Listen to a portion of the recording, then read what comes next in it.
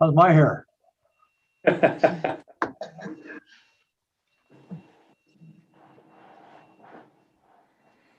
Leslie, your elk is impressive. Oh, thank you. Yeah, you can't even see the whole thing. There you go. It's yeah, my husband got it in 2016. Okay, ladies and gentlemen, you are now live on YouTube. All right. I think it's the top of the hour, so I'm going to call the meeting to order. And we're supposed to have an American flag this meeting for the Pledge of Allegiance. So not sure who's taking care of that for us. We have a flag to put up, Shauna? I just asked Shauna, she says she will have one. Oh, All right. There Here it we is. are. Perfect. Perfect. All right, we'll stand for the Pledge of Allegiance, everyone.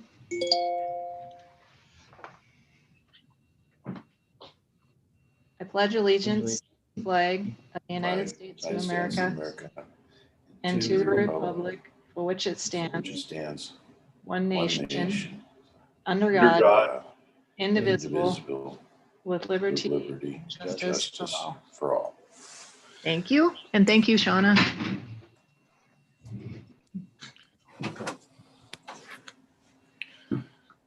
All right, we're going to jump right in here.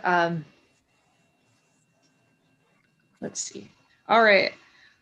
What I'm going to do is just take nominations from the floor for vice chair. We'll take care of that first. So are there any nominations for vice chair of the commission? Madam Chair. Commissioner Siebel? Yes, I'd like to nominate Commissioner Tabor for position of vice chairman. Okay. Are there any other nominations?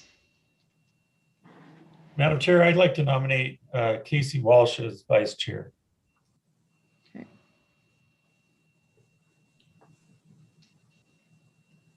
All right. Are there any other nominations? Any other nominations? Okay. So I looked it up, Robert's Rules of Order. We are supposed to vote first on the one that was nominated first. So the first vote will be for Commissioner Tabor as vice chair of the commission. So if we could just raise our hands, then I could probably just count that way. So all in favor of Commissioner Tabor as the vice chair of the commission, please raise your hand. So, all right, we have all those opposed. Okay. All right. There's 3 for Commissioner Tabor, so that would be, I don't think that we would have to go with the second vote because that's the quorum or the majority, I guess. So I think with that, Commissioner Tabor, you will be our new vice chair of the Fish and Wildlife Commission. Congratulations. Thank you, Madam. Thank you, Madam Chair. Okay, next we have approval of the minutes of the past commission meetings. So moved.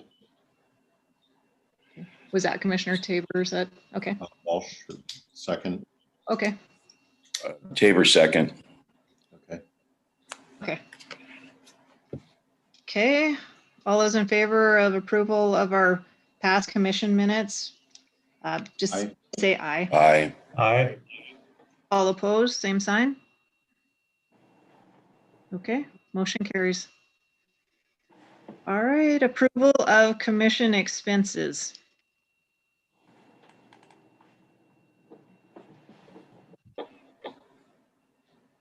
I guess I didn't really see that there were any new expenses that were expended.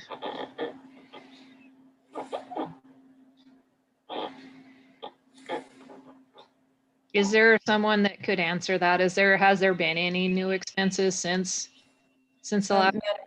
Madam Chair, there has not been any expenses since the last meeting. Okay, thank you.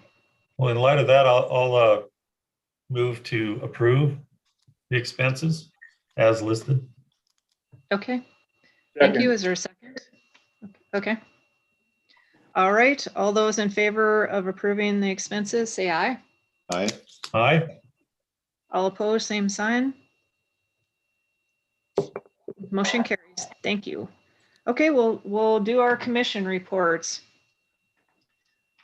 Commissioner Byerth, would you like to start, please? Thanks, Madam Chair. Welcome to the commission. It's Oh, thank you. glad to work with you and that we're all in place now.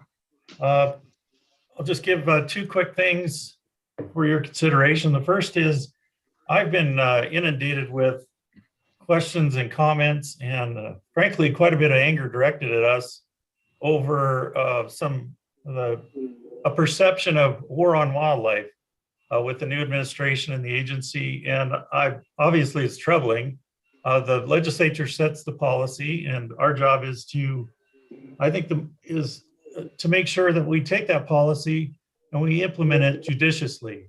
So I think with this group, it's an intelligent group, a thoughtful group. We take and weigh the facts, we listen to the public comment, and we make comments. And I think if we do that, our institution, the commission itself, will do the work of the people. This comes up again I attended the public land or private land public wildlife PLPW council meeting back in early March. A commissioner was appointed to that board. That was Commissioner Stuker, who loyally performed that function for quite a while. I stepped in because I was available at that time, and just want to report that the PLPW council is doing great work, and along with the staff, there's a lot of things happening, and I'll just quickly run down through what I learned from them. The first is the PALA, and I'm going to blow the acronym. Basically, public access to public land via private land through agreements will be entering a new cycle. And the council, along with staff, developed a great template for scoring and prioritizing those projects. I was really impressed at the thought and the extent of the work that went into that. And I think we're in a good place to get a good set of projects. We heard from both the BLM and the Department of State Lands representatives are both excited to participate along with the PLPW and the staff. Lindsay Parson gave a rundown on the elk management planning, and we'll hear more about that today. And then finally, Alex Bear is out of Lolo, Montana, will be developing a video and an outreach materials for via the Hunter Education Association or in collaboration. And it's an impressive movement. It's all about trying to ethically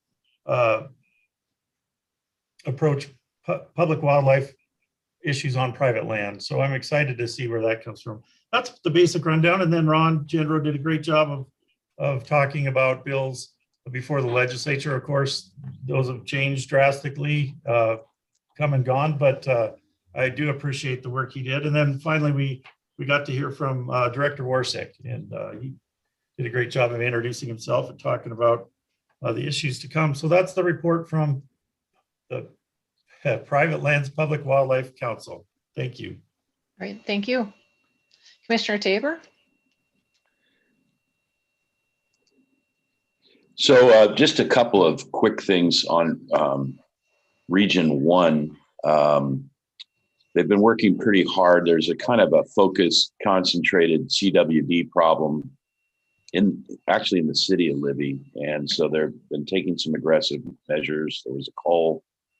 They continue to monitor the situation, but high level of confidence that they're getting after it. Other somewhat really big event is a private citizen bought a very substantial chunk of land that used to be part of that was Weyerhaeuser. It's gone through a series of hands, and now it's in the hands of a private family. They call it Flathead Ranch. This has been probably one of the most major pieces of land west of Kalispell, accessed by public hunters, everyone, for quite some years. So there's obviously a great deal of concern whether or not they're going to maintain access for now. They have said they would. A great deal of it depends on the behavior of the public and how they treat their land, which I think we've heard that before. So it's the public's to lose is really what it comes down to. They are going to enter into the block management program for 1 year and see how that goes. But there's hopes, and the staff in Region 1 is working pretty hard at trying to securitize a longer term agreement. And I think a great deal of it just depends on how it plays out and how the public treats these new owners. And but it's really probably one of the most significant elements going on up in that region. And that's about it. Everybody else is doing quite well. There is a working committee that's kicked up in Region 2 to start really looking at the setback issues and for trapping. A lot of passion around that issue, especially in that district. There's an incredibly diverse group of people on this working committee, trappers, NGOs, you name it. Everybody's represented, and they're trying to collaborate and work together to come up with some very specific recommendations that they bring forth both to the department and to our body. That's all I have. Okay, thank you. Commissioner Siebel.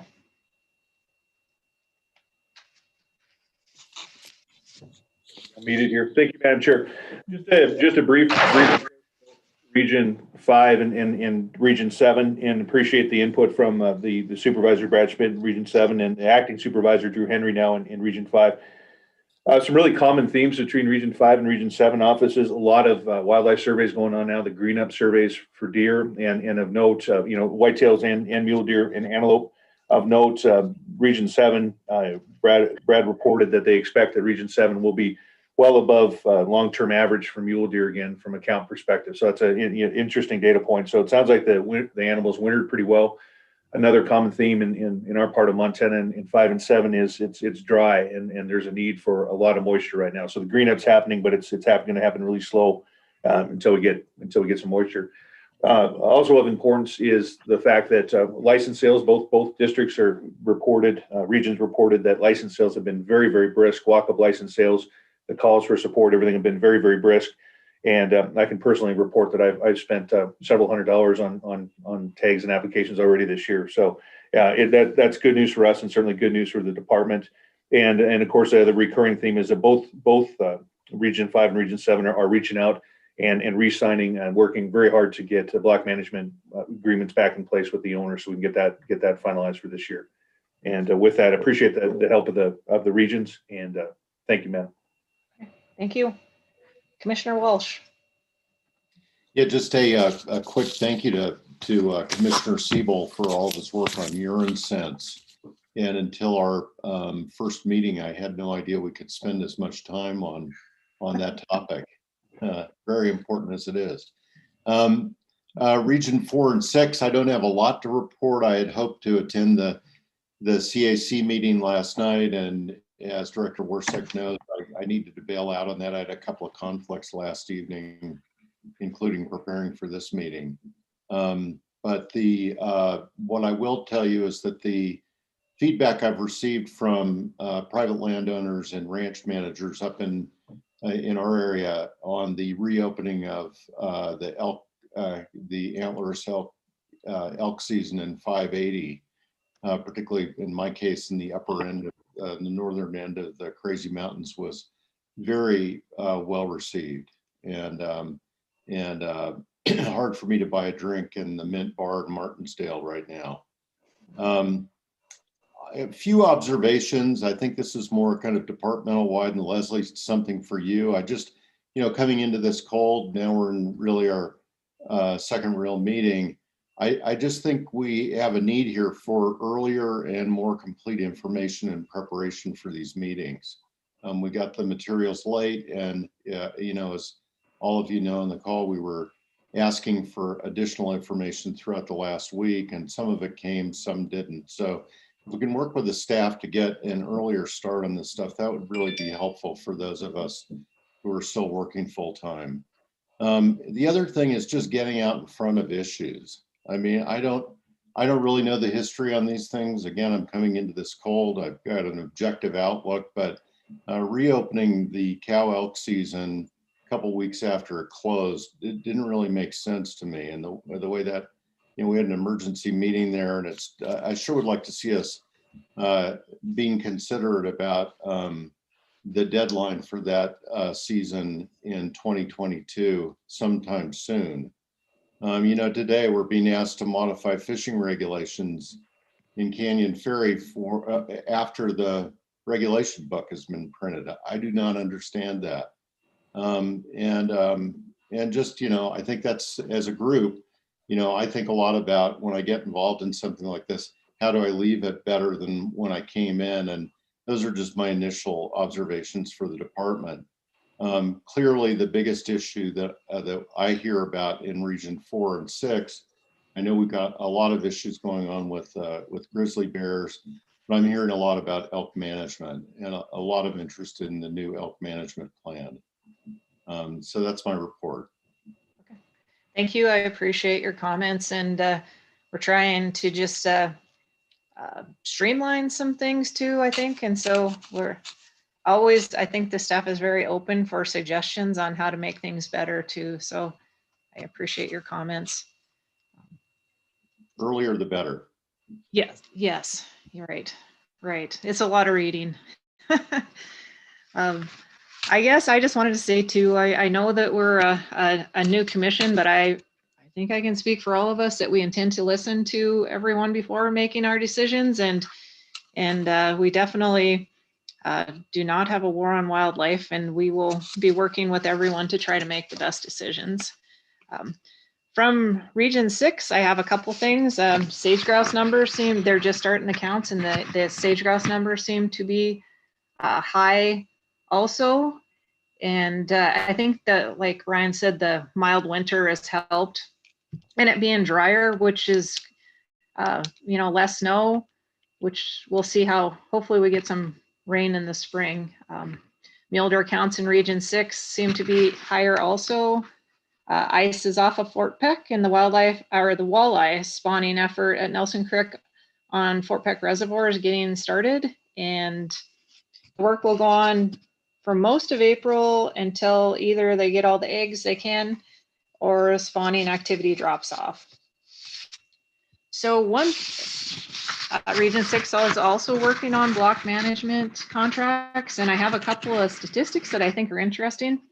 In 2020, they had in Region 6, 74,214 hunters sign in to Region 6 block management. 63% were residents and 37% were non-residents. I hear a lot of complaints that there's a lot more non-resident hunters, but the statistics show that by far they were mostly residents. Hunter days totaled 79,060, and that is a 34% increase over 2019.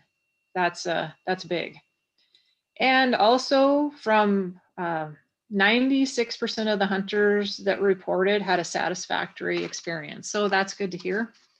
And hopefully this year will be the same. And that's all I have for report from my area.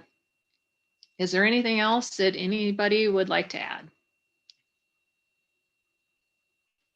All right, so that concludes our reports. I'll turn it over to Director Warsick for your report for us. Morning, Madam Chair, members of the commission. So we've it's been really busy here with the session going in. It's going pretty good. Our budgets are going through as expected. A lot of hard work to get them through, and we're doing really well on that. A lot of the bills are popping pretty quick, so we have to run over and testify, on a short notice on a lot of this stuff. So it's all going pretty good from that perspective. One of the commitments I made to the governor when I took the job was to try to increase customer service And one of the things we put into place right away was the license sales. So I appreciate that Commissioner Siebel and other people have noticed that, because what we asked for is a full court press with all the front desk staff to help on the call center. And we went from as much as 46 people on call down to 0. And it's staying pretty close to 0. And our sales are at an all-time high right now. We're at 45 million. We're 45,800,000 right now. It's about a 34% increase in applications. So even though it's a higher number, for the non-residents, we have a cap. So there's only so much we can sell no matter how many people apply. But other things are increasing as far as the applications. And so that's going really good, really busy. It's the highest we've had on a deadline like that on the 31st. So we'll see what today does.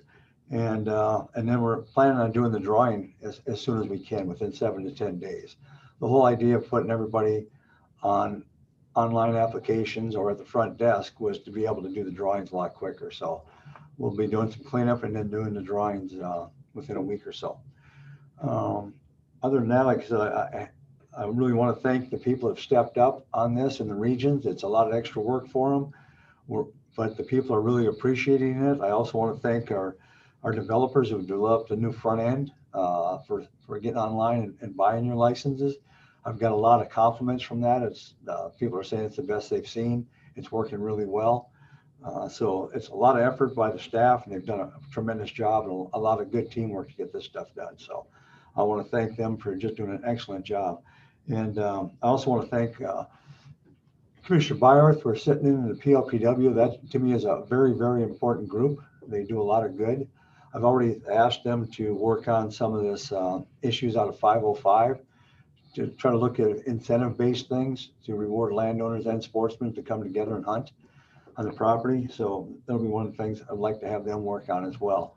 But try to keep it short. That's what we've got. And as far as I appreciate the suggestions of what we can do better, I agree that these shouldn't be surprises to anybody. We should be a way ahead of this and have information to you in a timely manner. So we will focus on that and ensure we do a better job on that. So that will be my promise to you, is to do this a lot better. And please bring up any comments or questions you have on that where we can help. Questions? Thank you. Oops. You got Commissioner Walsh, you had a question? Yep, Director Warsack, thanks for the positive report. I'm just super interested in fishing license sale trends. You know, I'll get them. I'll have somebody send me. I'll give you those numbers today, what they're doing. Okay, thanks. Commissioner Shaver. Director Orsak, I'm curious. I've gotten this question in a variety of different settings. The CACs, PLPW, most recently the Elk Working Group. What is the process or procedure the department has planned for either restaffing or recharacterizing or remixing these groups? Some of them were appointed under the previous administration. Some are volunteer. And so I've been fending a lot of calls and concerns relative to are those groups going to be updated, or are they going to be changed at all over the next 12 months? Commissioner Tabor, very good question. And yes, they are. So we have to reappoint members in the PLPW. That's appointed by the governor. So we've got people, I've asked people to see who wants to stay on, to put their name in. And that'll be in the July timeframe is when some of those are off. So we have to reappoint them. As far as the CACs, we are looking at a standard charter for all 7 CACs. And what we're going to do is have them with a standard breakdown or makeup on what it is. And I want to use the CACs as more of a sounding board for a lot of the like season settings and stuff like that. So we got more input on it. And then depending on what happens with these bills, as far as 7 commissioners, that would, if it goes through, that would work where we'd have a commissioner for each CAC or each region. And that way it'd feed in. It's gonna be a little bit bigger commission meetings, but it'll be more focused where some of you have to go across a couple different regions. This will simplify that and make it for each region. And once again, there'll be more of a sounding board for the commissioners, which bring it into the commission then.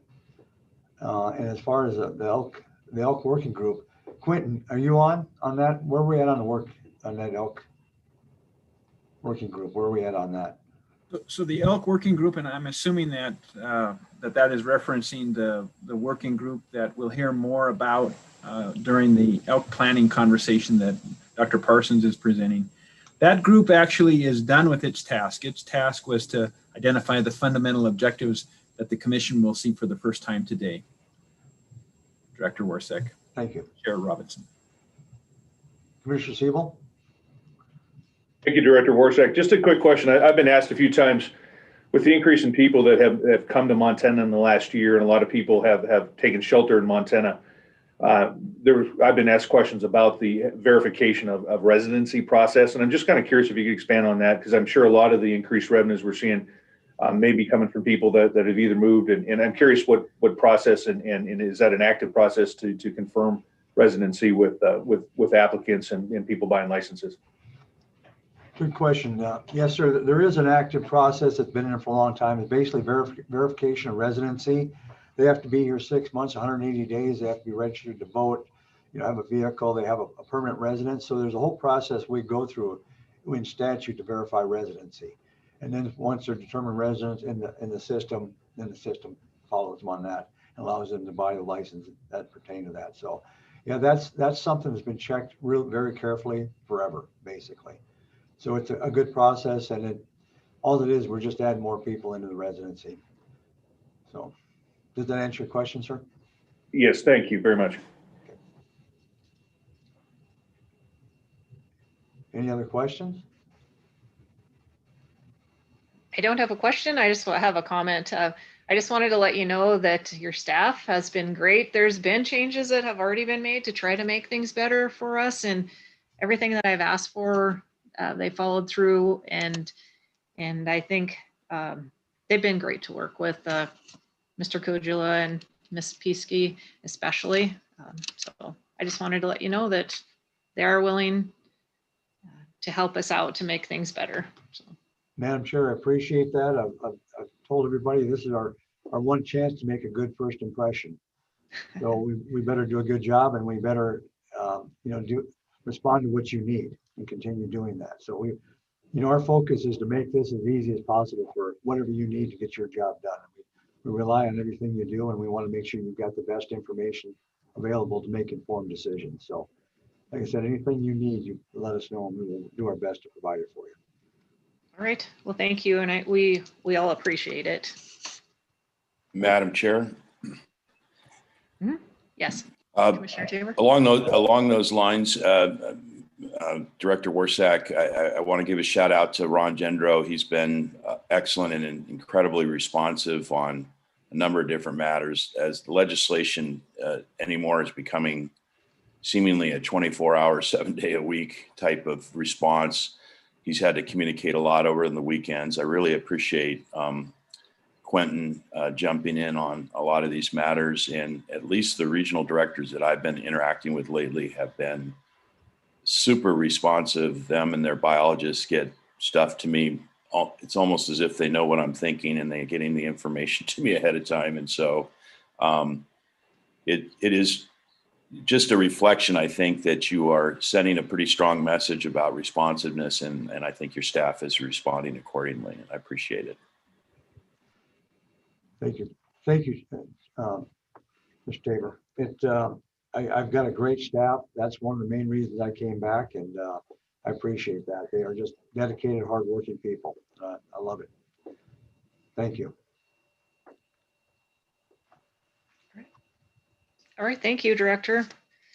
Okay, we're going to jump into enforcement. If Sergeant Kilbreth, if you'd like to start in on the first item on the agenda. Chair Robinson, members of the commission, Director Warsack. For those that haven't met me, my name is Phil Kilbreth. I'm the operations sergeant at headquarters, Fish, Wildlife and Parks. One of the many hats I wear is I handle a lot of the administrative rulemaking and voting regulations. So you'll probably see me from time to time. I have 3 items for you today. 2 are public petitions that the previous commission received, and 1 is a proposal that the Department Enforcement Division, specifically in cooperation with Fisheries, brought forward. Chair Robinson, in the past, when we've dealt with public petitions, we've given a brief overview of the public petition process for the commission. And for anybody that might be listening, if you would like, I'd be happy to do that again, or I can move on, your choice. Sure. Since it's a new commission, it wouldn't be a bad idea if you could briefly just run over what the process is. Certainly. So any member of the public can submit a petition to the commission to change the administrative rules. Typically in enforcement, we deal with voting regulations, which are what we're going to be talking about today, but petitions could cover a variety of different things. When a petition is received through the department, it is evaluated by our legal department to make sure that the petition meets the requirements set out in statute. And provided they do, then it goes before the commission. Commission has the opportunity to hear the department present on the petition. Oftentimes, the petitioners themselves will present the petition or their part of it to the commission, and then the commission can vote to initiate rulemaking or not initiate rulemaking. If they vote not to, the petition would then be dead, so to speak, or would not move forward. If the commission does initiate rulemaking, then the department takes on a public comment period where we collect public comment, including having a public comment hearing where the public can come in person, or as recent time, we've done these over Zoom and submit comments. We generally receive the most written comments, but we also get a few people that come to the hearings. Once those comment periods are concluded, we will go ahead and summarize the comment, give it back to the commission to review.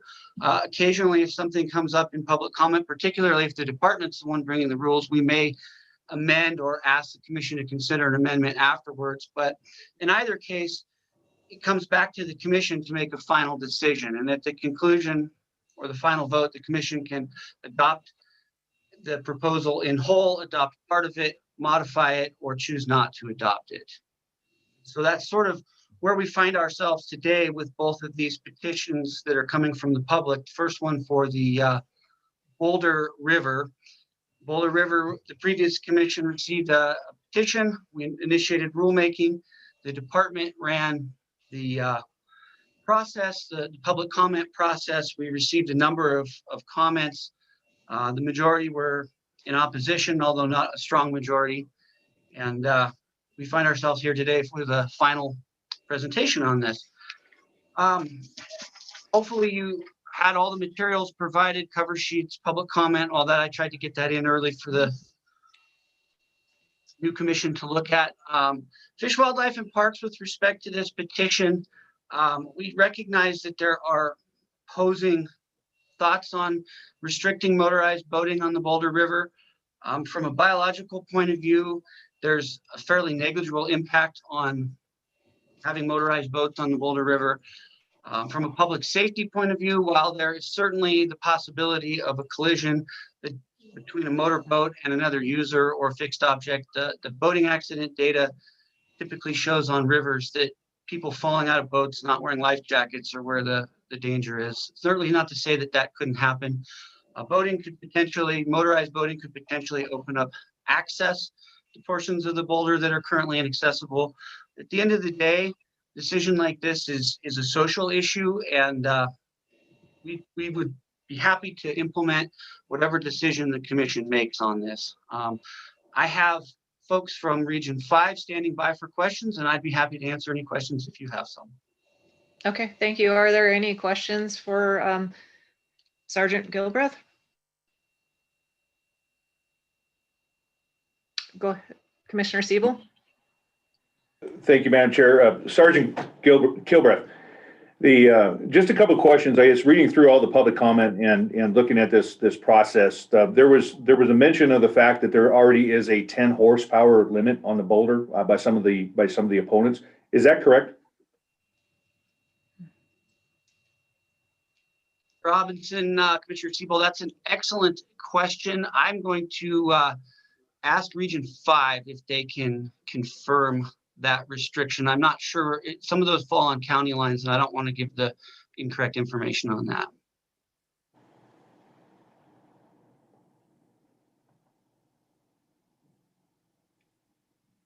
Region 5, you're muted. Oh, yeah.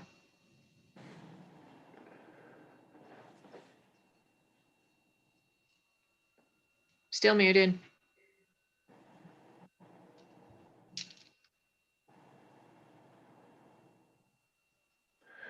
While they're getting unmuted, Madam Chair, I could ask another question. Sure, please. Follow up, please. Sergeant Kilbreth, I guess another question was brought up by one of the opponents. There was the reference to, and this may be a question for Ms. Doctor as well. There was a reference to the Department Administrative Rule 1211-425 that calls for the creation of citizen advisory committees when there is a change to river recreation management plans, especially those that have significant interest to the public, which I think, by the number of both proponents and opponents to this, it seems like this may be one. Was there any reason that 1211-425 was not recommended as a course of action? Is there any reason that we can't do that? And I'd ask you that, or Ms. Doctor. Chair Robinson, Commissioner Siebel, I can answer that question. That is a river recreation management rule that is applied on broad scale river rec management plans. For example, the management or the Madison River, when those were done, the CAC was pulled together, 2 of them perhaps, and negotiated rulemaking. You know the history of the Madison River. That was a circumstance where the river recreation management plan rules were applied. The language of that rule itself is for watershed, widespread type of management, and not the piecemeal individual rules that are suggested through a petition process. It's really when the department is proposing a planning process for changing the rules. So we have in the past had this confusion, and so it's not unusual that this would be brought up. And so thank you for that question and the ability to actually put it on the record and clarify that.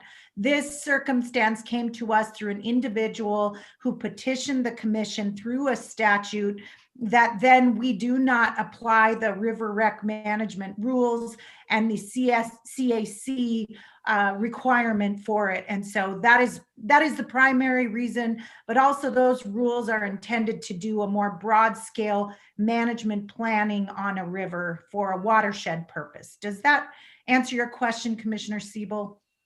Yes, thank you, Ms. Doctor. Follow up, please. Follow up, Commissioner Siebel. And Ms. Doctor, I see Region 5 is off of mute, and I guess one follow-up question for Ms. Doctor. The idea, and I went back and actually watched the testimony and the original meeting from this, and also ask commission. Can you hear? We can. I'm sorry, I didn't I didn't have. Sorry, I was answering Region 5. The question I have is this. It was brought up and it was pointed out by the commission that this petition is essentially a copy of the Shields petition, which is efficient. And from my perspective, and seeing the number of opponents and proponents for this is something that's going to become a statewide issue, potentially with every watershed that we have. And I know that this is a specific rule, but is there any reason that we couldn't, as a commission, recommended the department to create a advisory committee to see if there's middle ground to be found as a solution versus us having to vote either yes or no on this issue? Chair Robinson, Commissioner Siebel, you have identified something that has been an issue identified within the department as well.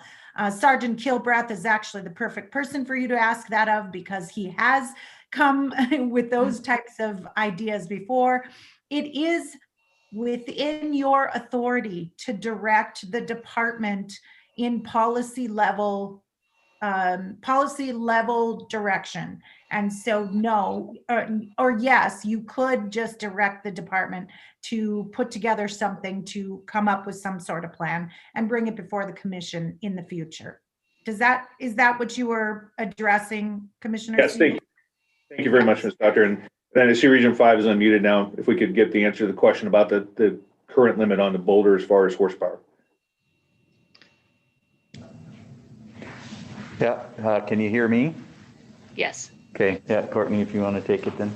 This is Sergeant Tyree from Billings, and right now there are no motorized restrictions on the boulder. So.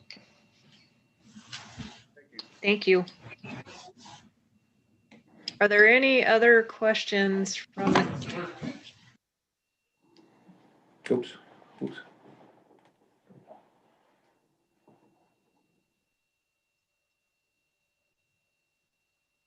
Okay. Yeah, Leslie, do you want to call on us if we have our hands raised, or you just want us to shout out questions? So I cannot see on here if are you talking hand raised as far as the Zoom hand, or do you just want to raise your hand? Yeah. Zoom hand. I can Yeah, I raise my cannot hand. see that for some reason. So Okay. yeah, so if you could just raise your hand, that would be great. So yeah, go ahead, Commissioner I'll Walsh. start doing that. Yeah. Just a couple questions. Sergeant Kilbreath,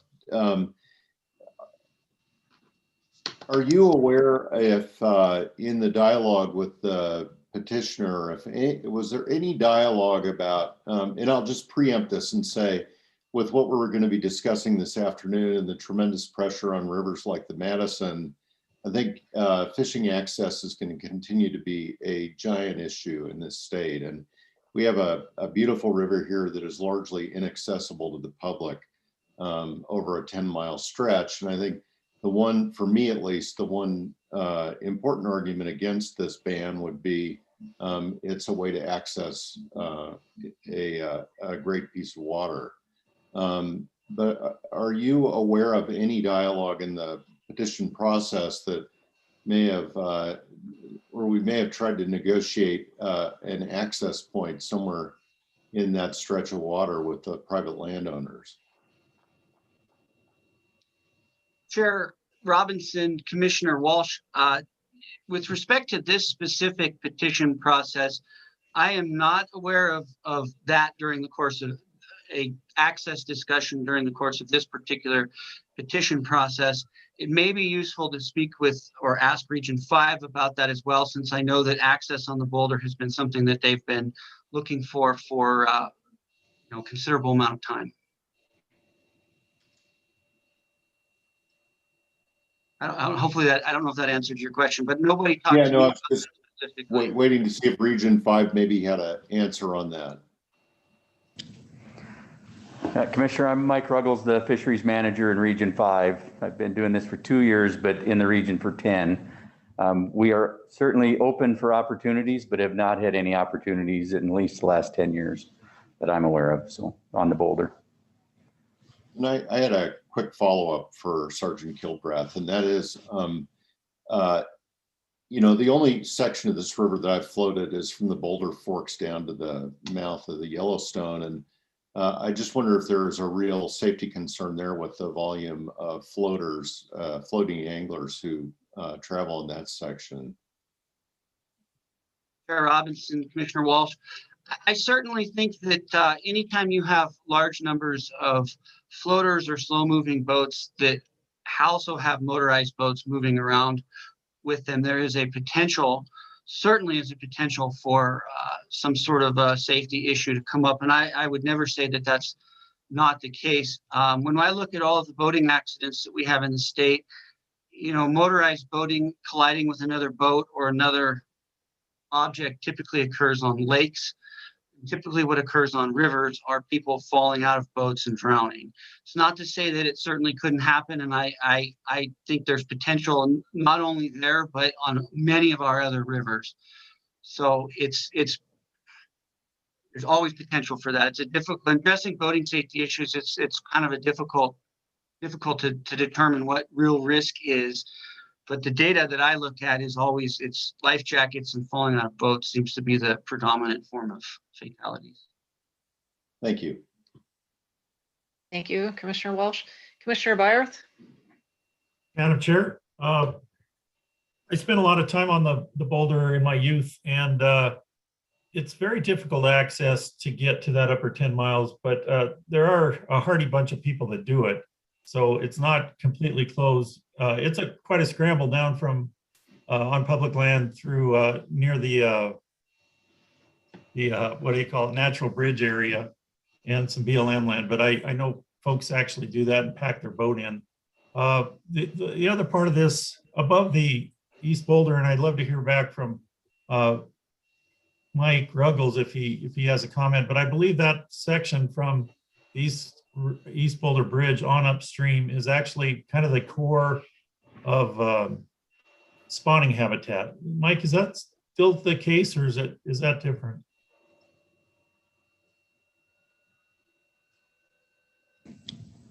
Good. Commissioner Byworth, there is spawning up there as well as in the tributaries. There's also spawning that occurs downstream, but yeah, there's some good spawning areas above the East and West Forks. So does that answer your question? Yes, and follow up, Madam Chair? Yeah, follow up. Mike, if I recall right, the floating season is actually pretty narrow, isn't it? Once low water hits, it's very difficult to navigate with a drift boat or a raft. Is that the case, or is there? Are we seeing a broadening of the floating season, and are we concentrating boats and jet boats at the same time during that narrow window, or not? Is that old news? Yeah, and I might defer some of that to Courtney, but at this point, the floating season has expanded a little bit. There's a little more use further downstream, the upstream some. Jet boats, that's a very limited time period where we have even heard of a motorized craft up there. So it is limited, but potential typically would be a higher water event on the boats. At the confluence in the summertime, you would have to climb your jet boat up a pretty good drop to even enter from the Yellowstone. So Courtney, you have anything to add? Okay, yep. Okay. Does that address your question, Commissioner Byworth? It Chairman? does. Thank you, Chairwoman, Mike. thank you. One more follow-up? Yes, follow up. Go ahead. This is for any Sergeant Kilbreth or any of the staffers, department staffers. I noticed that about 24 of the comments were a form letter. How does the department usually treat those kind of comments? Is that I know it's not a vote, but do you look at that as one or many, or how do you tend to treat form letters from the public?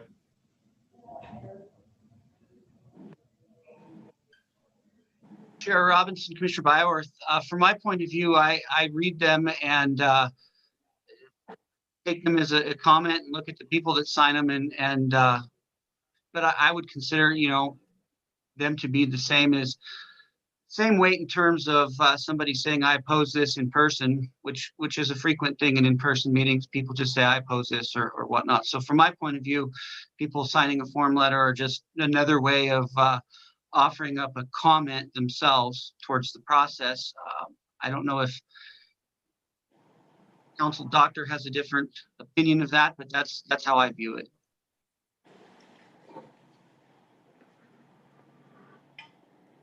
All right, thank you. Thank you. Ms. Doctor, do you have a different opinion on that, or? Okay. Chair Thank you. Robinson, I don't. Thank you. Okay. Commissioner Siebel? Madam Chair, just a comment, and then I'd like to entertain I'd like to put forth a motion if it's allowed.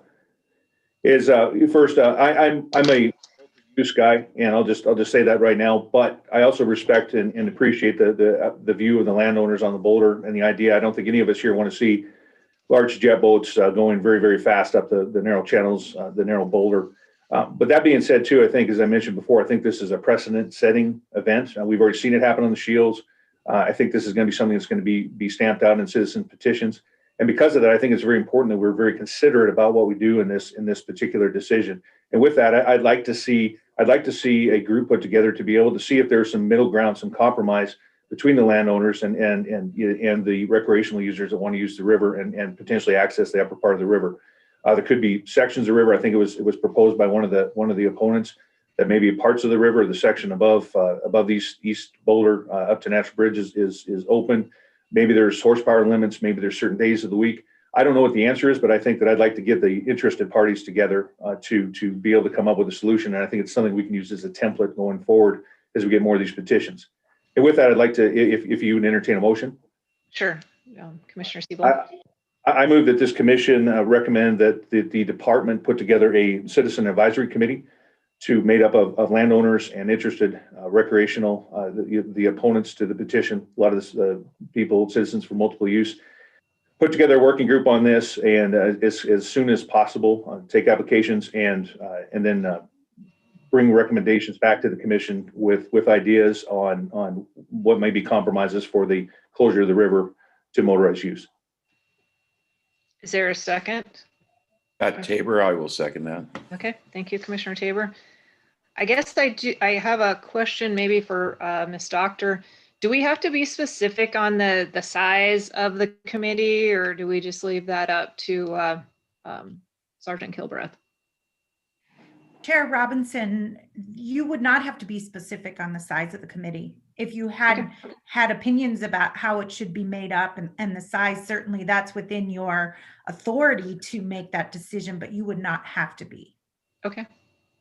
Also, Chair Robinson, may I also offer a suggestion for what's on the commission and the agenda before you right now? Please, yes. Chair Robinson, Commissioner Siebel,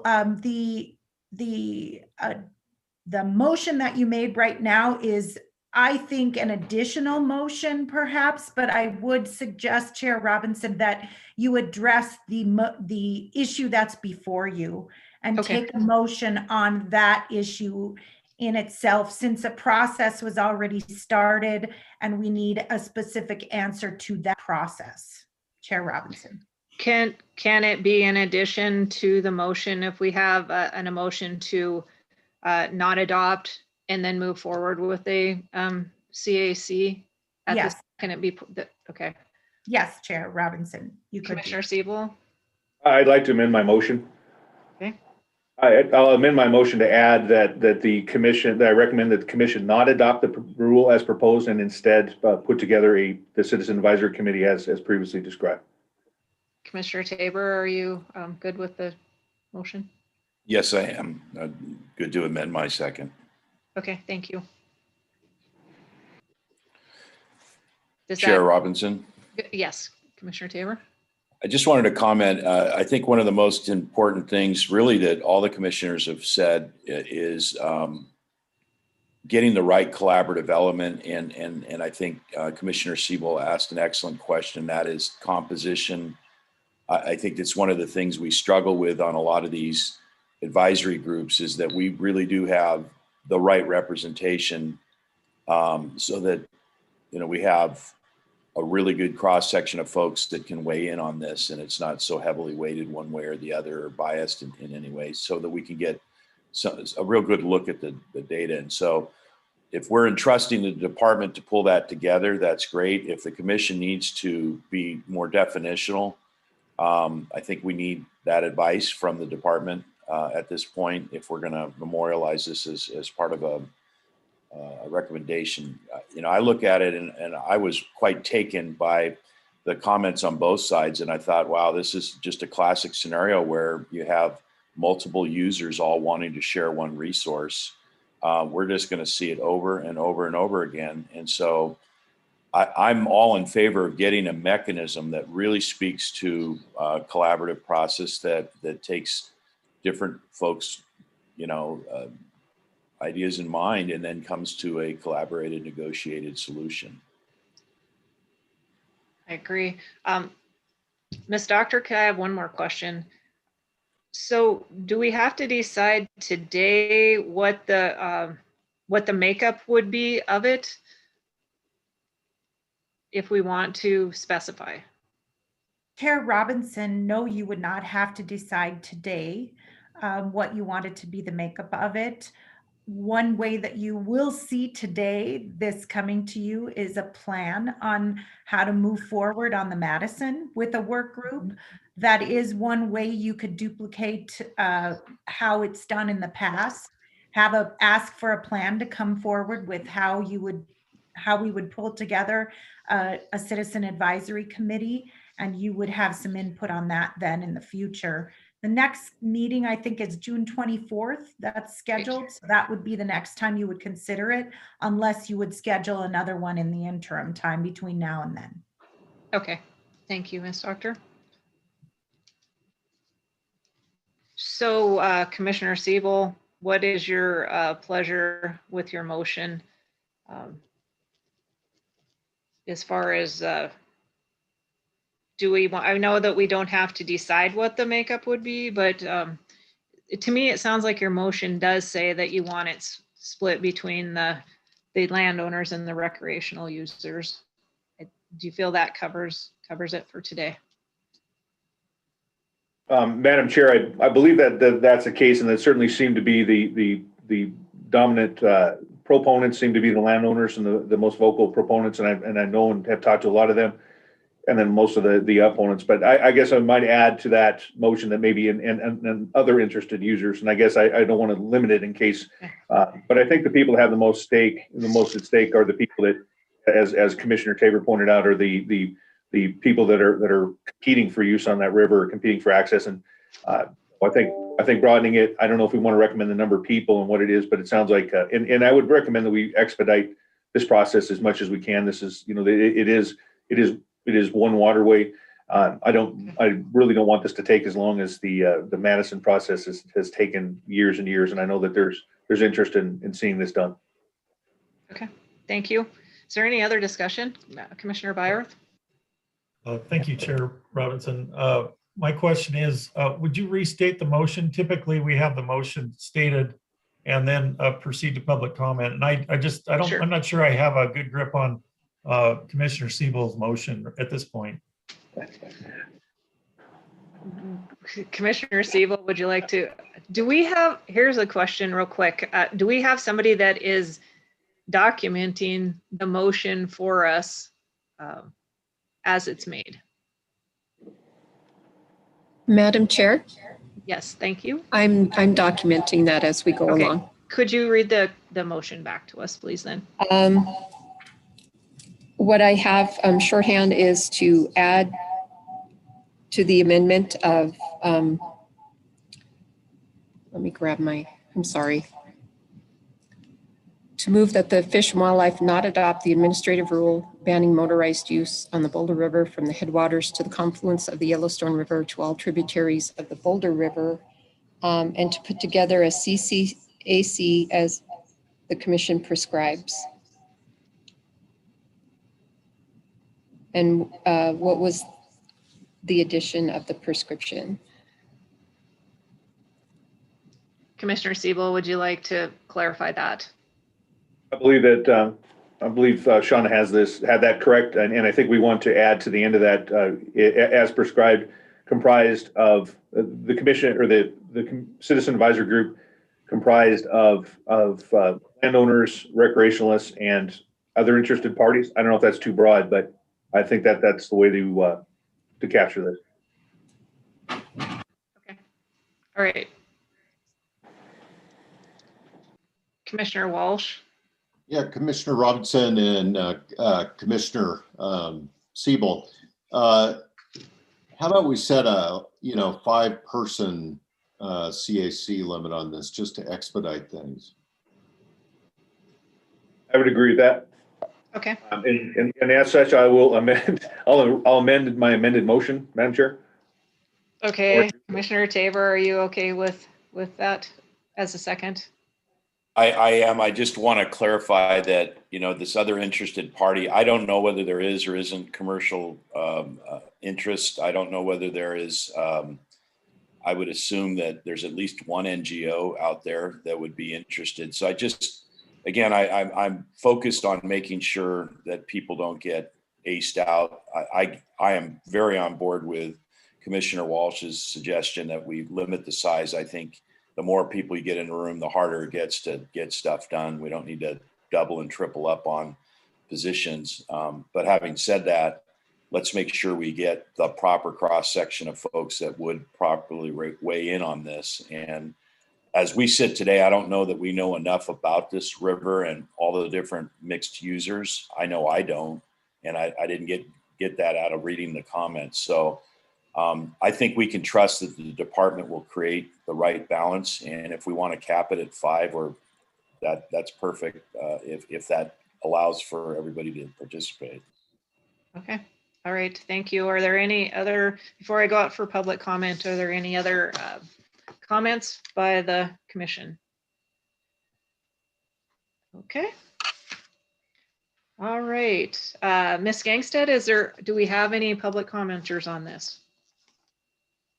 Chair Robinson, members of the commission, Director Warsack, thanks. I'm Katie Gangstead. I'm just helping out with the public comment today. I would first just like to really quickly read out loud that comment dial-in information, just in case there are folks watching on YouTube that may not have seen it on our website.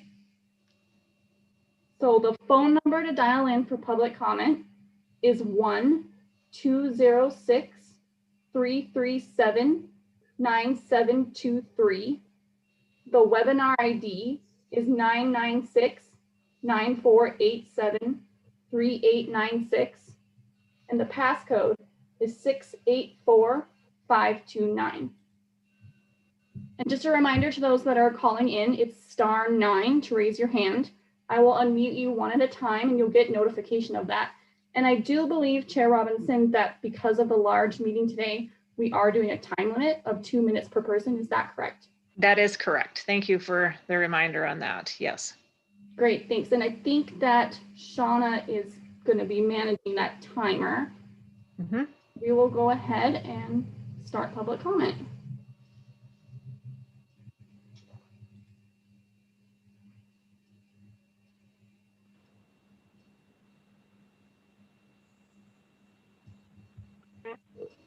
Hello. All right. When the public comment, could you please give your name when you start your comment, please? Okay. Dan Rostad from Big Timber, representing the Boulder River Watershed Association, which is the group, 20-year-old group now that's represented landowners and residents in the Boulder River corridor. And if there's to be a committee to work on this, I would appreciate it if someone from Boulder River Watershed Association would be included in that. Okay. Do you have any further comment? Well, I had comments written for the petition itself, but if you're not going to hear that today, I'll wait till the next time. Okay, I appreciate that. Thank you. Are there any other commenters? Chair Robinson, members of the commission, I'm seeing none right now. I do see several people dialed in, so I'll just put out the reminder that it's *9 to raise your hand.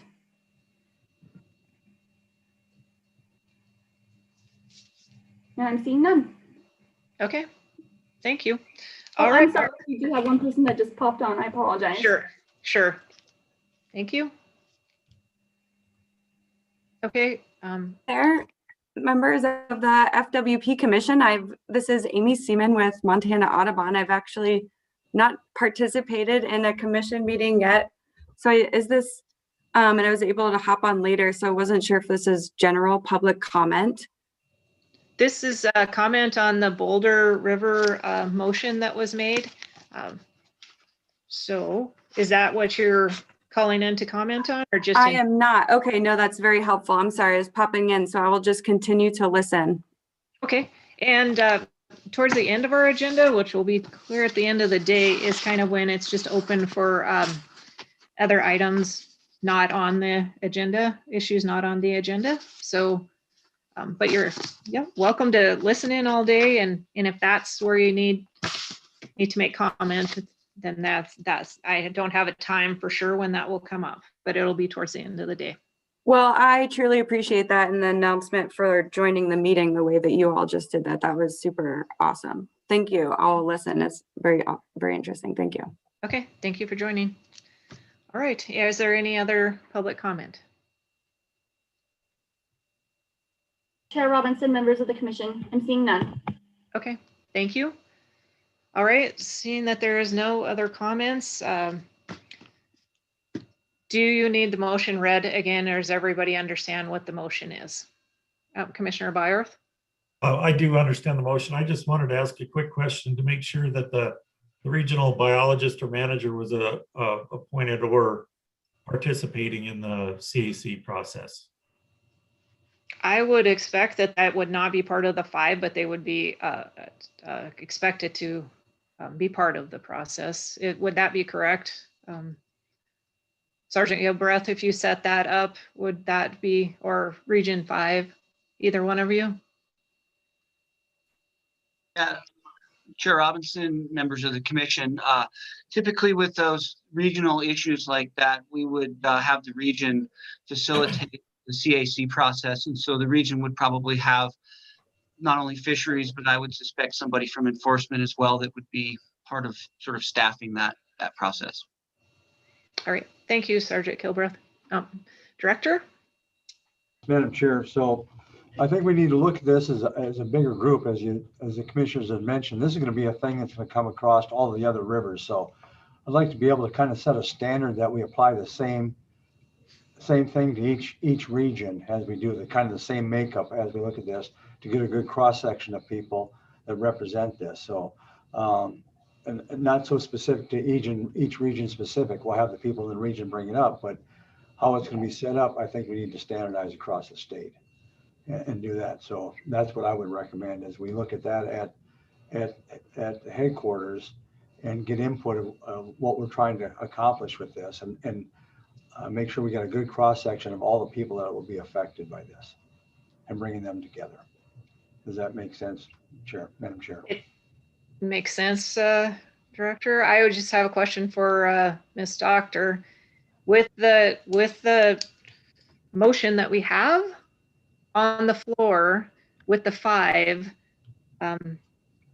it would delay. If we don't go with the 5, then it's going to delay it till the June meeting for us to set up the actual makeup of the committee.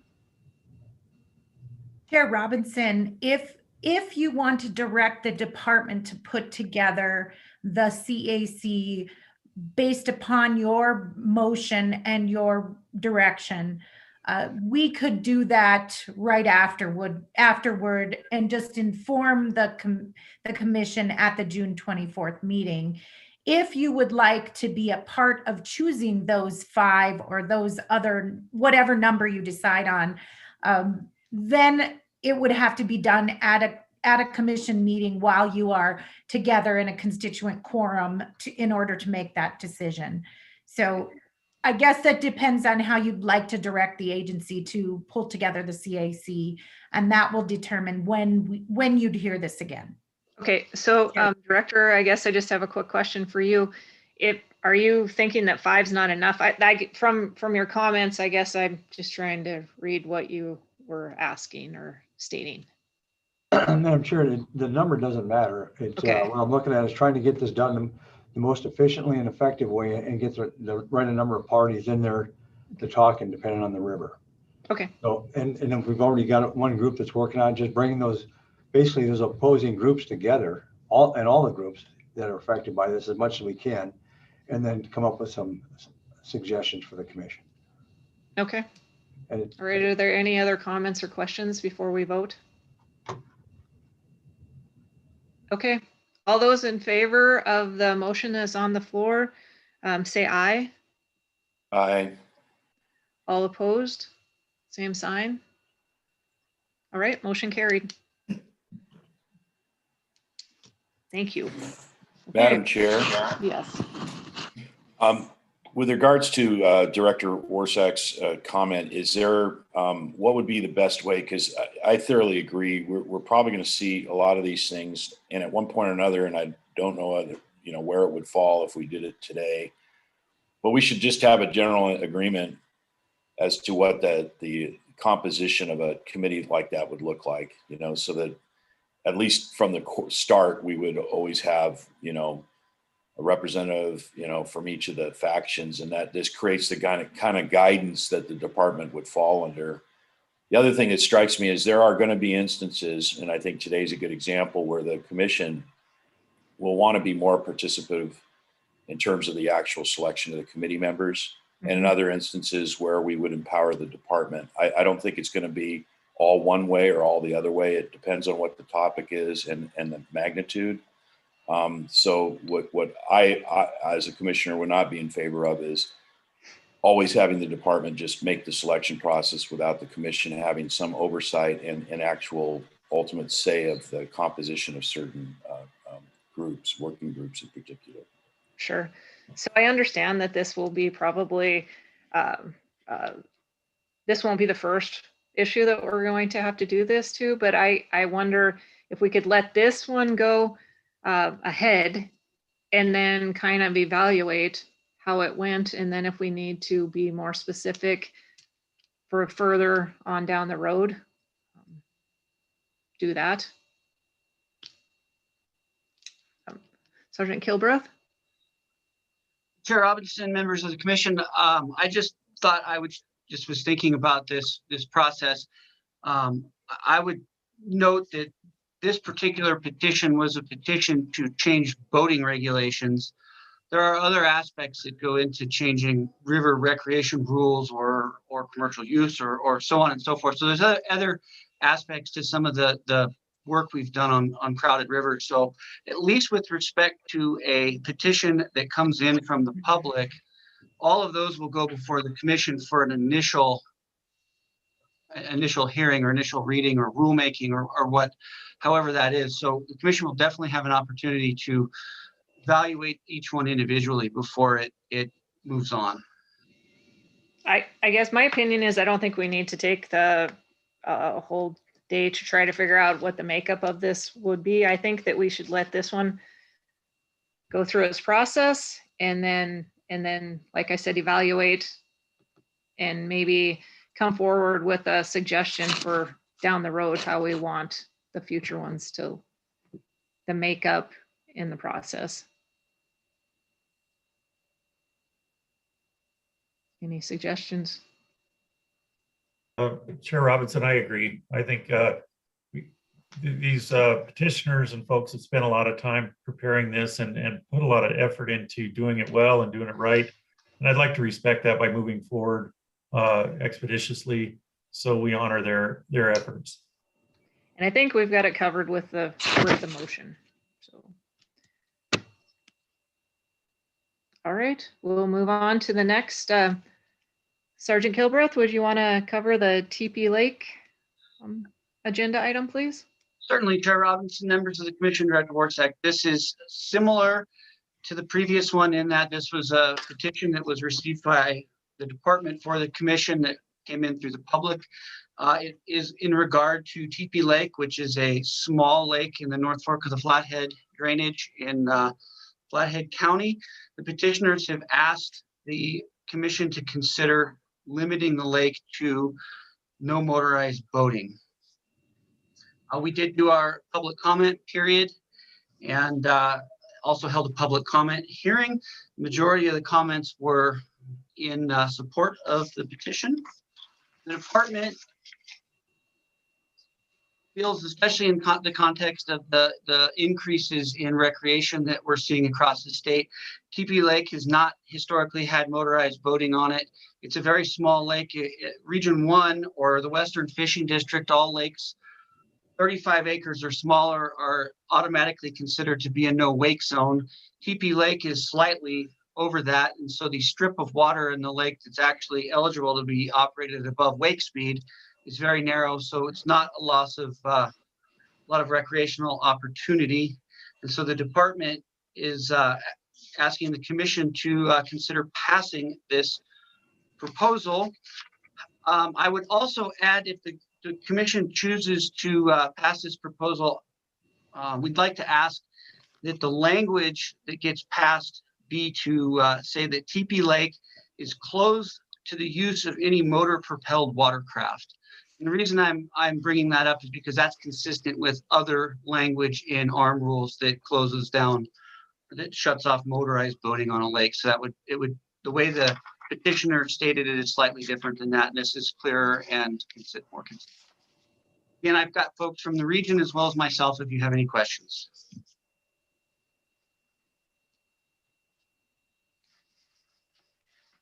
Okay. Are there any questions or comments for Sergeant Kilbreth? Commissioner Siebel? Madam Chair, Sergeant Kilbreth, just a quick question. One of there didn't appear to be any opponents to this particular petition, but there was a concerned landowner, it sounded like a historic landowner on the lake that was concerned about the process. And can you comment on, if you saw that comment, that they weren't notified about this petition or the process?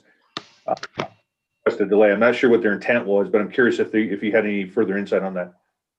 Chair Robinson, Commissioner Siebel. We did receive and spoke to the individual, and I had offered that they would have an opportunity to comment today. So hopefully they're here and may be able to better speak to their concerns than myself. But I think, you kind of got the gist of it, is that they are one of the landowners on the lake, and they were unaware of the process until it was moved farther on beyond the initial point of it. And I think they become aware of it after the public comment period was over. They did provide a letter to their feelings on that, which we included with your public comment. Thank you. Are there any other questions or comments?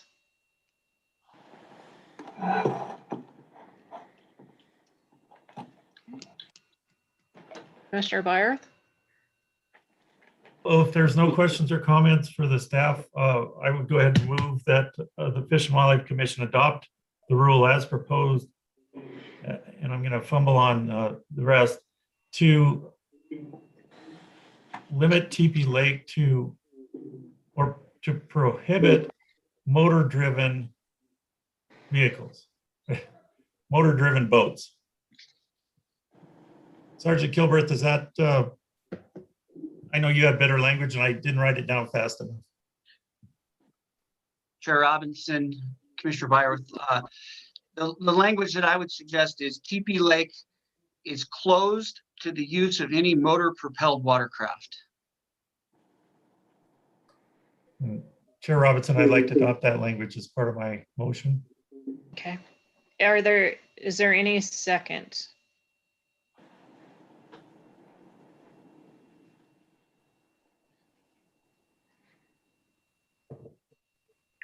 Commissioner Tabor? Yeah, I will second that. Okay. Commissioner or Chair Robinson, Commissioner Byerth. Is it okay, Chair? Yes, go ahead, Commissioner Tabor. The recommendation came in the packet, said, I move the Fish and Wildlife Commission adopt the rules proposed to limit Teepee Lake to manually operated watercraft. That just feels better languaged. So I don't know if you want to adopt the recommended language that came in our packet. I think, and I'll let Sergeant Kilbreth speak to that, but I think that what he was offering was what matched what their regulations are. So would you speak to that, please, Sergeant Kilbreth? Chair Robinson, members of the commission, absolutely. I apologize that I didn't get this as a material that was that I put out ahead of time. We've recently been undergoing a review of our administrative rules. And so in looking through our administrative rules pertaining to lake closures for boating, there are about 20 or 25 small lakes that are closed, and they all have the same language, which is, such and such a lake or water body is closed to the use of any motor propelled watercraft. And so the reason I asked for that was so that the language for Teepee Lake would be consistent with the other rules that we have. And also we've found over the years that it's often easier to specify clearly what is prohibited, closed versus say limited. It's a minor detail, but for consistency's sake, that's why I had asked that or made that suggestion. Thank you.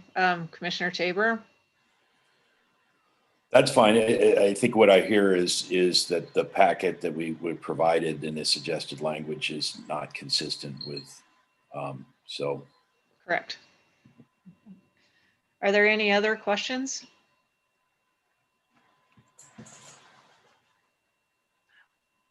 Chair Robinson, may I offer just an explanation about the packet and just how that comes to you? Yes. The language, Commissioner Tabor, was offered by the petitioner, and oftentimes because the petitioner is offering and hasn't worked with the department through no fault of theirs, they're not required to by statute, we get language that doesn't adequately describe what it is they're trying to do. We have to, in the department, suggest different language. As Sergeant Kilbreath mentioned, the language that he came up with was through another effort, a separate effort, in looking at the rules, and we did try to make sure that they are consistent. And so that's how that came to you, and is an explanation of how it might come to you in the future when petitioners are describing these matters, and we in the department, along with the commission, try and come up with better and more consistent language. So, Ms. Doctor, I have a quick question for you. So in the future, will we have the motion in the proper language so that we, okay. All right. Yes, Chair Robinson, what I hear both from you and Commissioner Tabor, you'd like that language to be clear in front of you, perhaps in the motion or at least an alternative, so that you can see it there before you. And that is a good suggestion, and we'll make sure it's there. Okay, Thank you. Thank you. Any other questions or comments? All right, well, I'll open it to public comment. Ms. Gangstead, is there anyone up for public comment on this issue? Chair Robinson, members of the commission, I'm seeing none right now, but I just offer it out again that it's *9 to raise your hand. Madam Chair, in the interim. Yes, Commissioner Biles. I got a text from a constituent who said there's quite a bit of a delay in raising hands. So I know we can't wait long. We have a long agenda, but we need to give a couple minutes. Sure. Thank you. Yeah, thanks, Commissioner Byarth. And it does look like we do have a hand raised now, so. Okay. Make sure that you are off mute, please. Yeah, and I think it's *6 to unmute yourself. So phone number ending in 384. Hi, this is David Brooks with Montana Trout Unlimited out of Missoula. Can you hear me okay? Yes, we can. Thank you. Chair Robinson and commissioners, I apologize. It did take me a while to get properly dialed in. I actually wanted to just thank everybody on the Boulder River CAC idea that there is agreement on including all stakeholders. And I think in particular wanted to comment that I would like to see that include conservation organizations, because I do think there are some habitat, science, fishery issues at stake that need to be addressed in that kind of group setting. And so appreciate consideration of that when the 5-member CAC is put together. Okay, thank you. Do you have any comments on the TP Lake motion that is on the floor? No, ma'am. And again, I apologize for being late in commenting on what I was addressing. Thank you. Oh, no problem. Thank you. Okay, are there any other public commenters?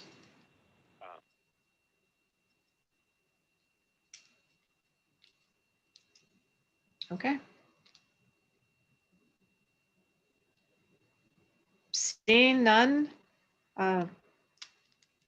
does anyone need the motion read back before we vote on the motion? Okay. Madam Chair, if you would be so kind to read back the motion. Oh, all right.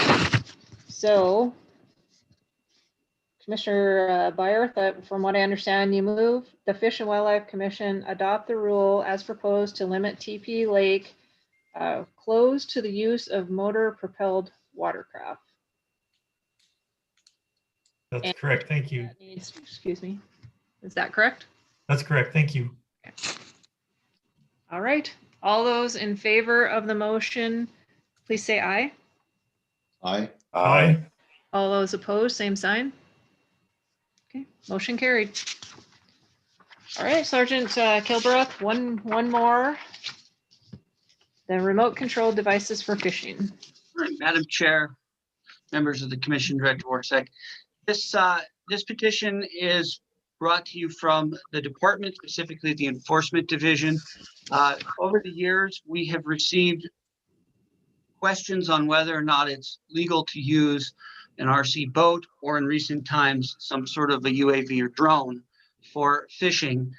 In analyzing the statutes that cover fishing, it's not completely clear whether or not that type of activity would be legal, but it is very clear that the commission can decide whether or not that type of activity is legal. So we had gone to the previous commission and I made a presentation to them. Enforcement made a presentation, which hopefully you were able to see. I tried to pass that PowerPoint along about some of the ways that the remote control devices have been or could be used for fishing, and then simply asked the question of whether the commission wanted to address the issue of remote control devices, and if so, what did they want? And so the commission had asked us to address the issue by prohibiting their use for fishing. So we then proceeded to bring a proposal, which they voted to initiate rulemaking, and we went through a public comment period. We received a number of comments. The majority of them were in support. There was a few that had some suggestions. Based on the suggestion, we clarified the language slightly to make sure that if this were to in fact pass, that an object like a drone would only be prohibited from, say, catching fish. Actually being in the act of catching fish, you could use it for other activities while you were fishing, carrying bait around or something like that. So if you don't have any questions, pardon that, I'm happy to answer any questions, but Fish, Wildlife, and Parks Enforcement and the rest of the department would ask that the commission adopt a rule to prohibit the use of remote control devices for fishing. Are there any questions? Commissioner Siebel? Madam Chair, Sergeant Kilbreth, has there been an acute problem with regards to this? Is this, I read the comments, and is this an acute problem as far as actual fishing? We read a lot of comments about people being buzzed by drones. And as I understand what we're proposing, ban, of course, that won't have any impact on people's ability to use drones or use remote control boats on lakes. Can you talk more about the actual incidents? So, Chair Robinson, Commissioner Siebel, this was intended to be more of a proactive approach to this particular question. As technology becomes more advanced and more prevalent, the question has come up to us repeatedly. And so our original presentation, or the original question we asked the commission is, does the commission want to weigh in on this? Do they want to make it legal, not legal, ignore it? And so I would categorize there as particularly not an acute problem. I've personally witnessed RC boats being used under Libby Dam once or twice. I've never witnessed a drone being used. I've not heard of that being the case, but generally speaking, it was more of a proactive thing. Follow up. Madam Chair, Sergeant Kilbreth, was there any consideration when this proposal was written that there may be a difference between the use of this on rivers? A lot of comments about people not wanting to have motor, disturbances while they're fishing on rivers, which I completely understand. But having grown up fishing lakes in central Montana from the shore, I was curious if there's any consideration given into potentially not prohibiting them on lakes, especially if you're fishing from the shore. And I'll get on my soapbox and say, looking at this and looking at the impacts as far as being able to take your crappie rig out farther in the lake to catch trout, or even having a remote control boat, I see this as a potential way to even attract young people that are very tech savvy and are interested in this into fishing. So I'm curious if there was ever any discussion or thought about separating rivers and lakes. Chair Robinson, Commissioner Siebel, we did not specifically talk about distinction between rivers or lakes. It was more of just a generalized, should a remote control device like a drone be allowed to be used for fishing? And it was more in the context of, maybe the question would, some new type of implement or new way of fishing rather than thinking in terms of rivers or lakes being different in that regard. But that's certainly something that I think the commission could consider. And also, there has been a little bit of discussion on what you mentioned about a way to bring young people into it. And that's certainly something that we considered as well. And ultimately, I think, again, it's as a means of fishing, this is something that is well within the purview of the commission to address one way or the other. Thank you. Commissioner Tabor? Madam Chair, so I guess the general question, and I don't know, Sergeant, if you could answer it or somebody could, but I still a little unclear as to the problem that we're trying to fix. It seems to me that in a lot of promulgation, what we're really trying to do is put some sideboards on or create policy that where it's clear if we don't, we're going to have an issue of public safety, health, and welfare. That doesn't pop for me right now in this situation. I don't really understand why this is even coming about. And innovation is just going to be the trend of the future. It's interesting that Commissioner Siebel brought up the possibility of having more success in certain types of low water years and things like that by maybe being creative and what have you. I'm a little leery about this because I don't know why we're doing it. And, I really usually don't like to pass rules for things that aren't solving problems. So can you speak to that? So Chair Robinson, Commissioner Tabor, the problem as it would be on the ground in terms of like, is there an issue that's occurring that we're getting complaints and there's conflicts over or whatnot? I don't think that issue has come to bear or is not out there.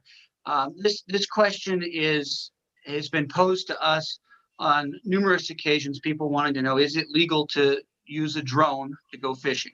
Can I use my drone to go fishing? And based on the regulations and the statutes, that whether using a drone as a means of fishing is not something that's completely clear in the regulations, whether it is or isn't allowed. And so that was the question that we posed to the previous commissioners. Do you want to weigh in on this so that we can answer the question? And their input was, yes, we do want to weigh in, and we don't feel that a drone should be allowed to be used for fishing. So I think it's the actual problem is not on the ground, is not there, but the question still remains, is it lawful to use that as a means of fishing? Is it not? Chair, follow-up? Follow-up. Commissioner Byorth, I don't know if you were there at the time. Can you shed some light as to what the thinking was?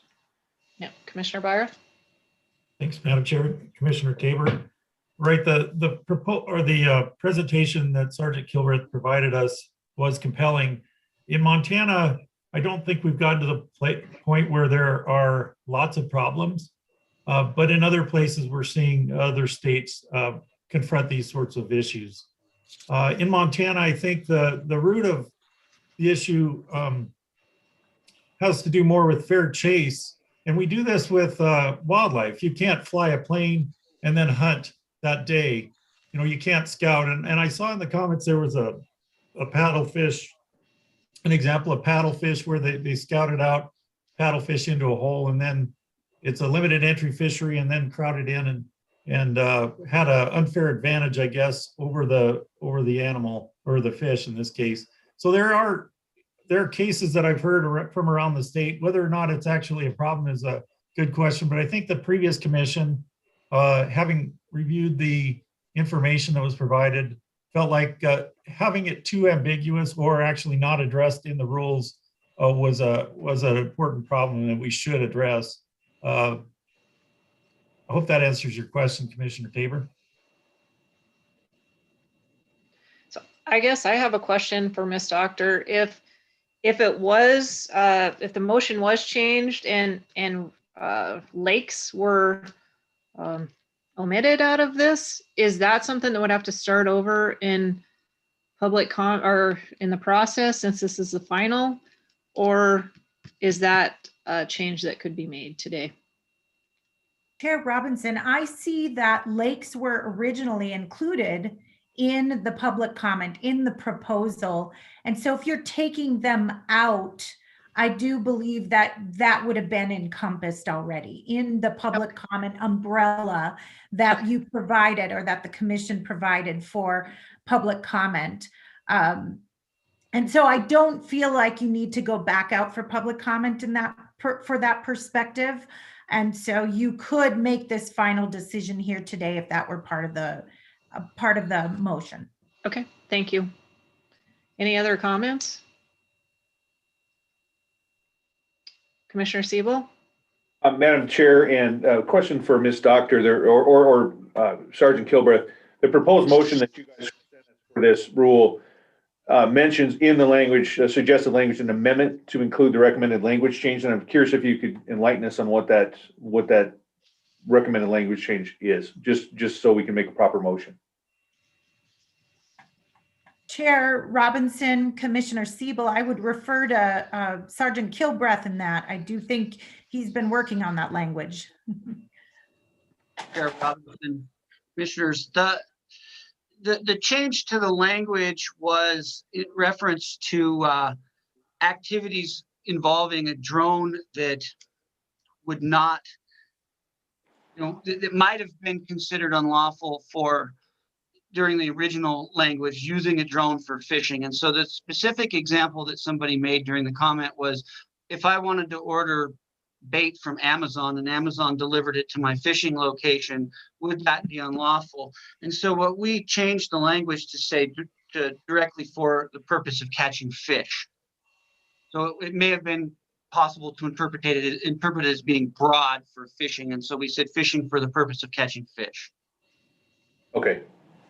Thank you. Madam Chair. Okay. So this is kind of the second time this has happened to us, and I hope in the future we can get better. It's not helpful if we're trying to vote on something and we don't have specific language that I don't want to cobble together language in a meeting. Right. Because it's going to be my mistake. I also want to avoid what I've heard is a kind of a common complaint in past commissions where it was interpreted to be something and the final administrative rule didn't have the exact consistency with the commission intent. So I just feel like we got to get better at this. Having said that, Sergeant, I'm going to ask you one more time. Can you just state what it would be that you'd want us to pass? What would how would it read? What would the motion say today?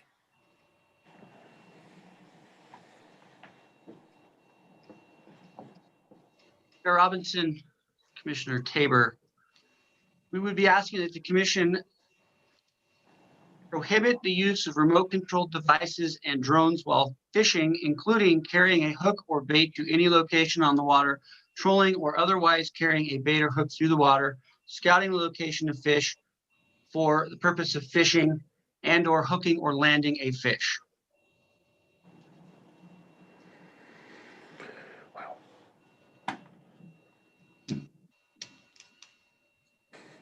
Commissioner Walsh, did you have a comment?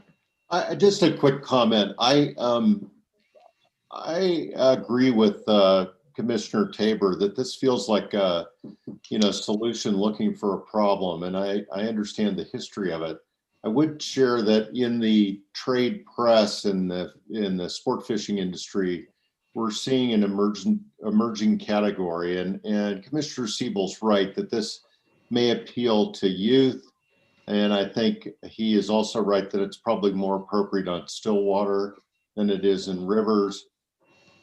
I guess I'm uncomfortable bringing a motion on this one or voting on it until we have a little more information. And I'd also add that I know many states have implemented regulations around this. I would, personally like to charge Sergeant Kilbraith or whoever in the department is responsible for this to consider what's going on in other states and what the challenges have been that they've faced, and come back to us with a more fulsome proposal at a future meeting. Would you like to put that into a motion, Commissioner Walsh? I guess the motion would be, I would move that we table any motion related to rules prohibiting the use of remote controlled devices for fishing until the department provides a more fulsome review and the actual language that they want us to move on. Pat Tabor, I'll second that.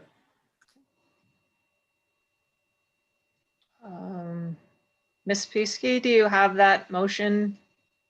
Do you need clarification? Madam Chair, I have that motion. Thank you. Okay.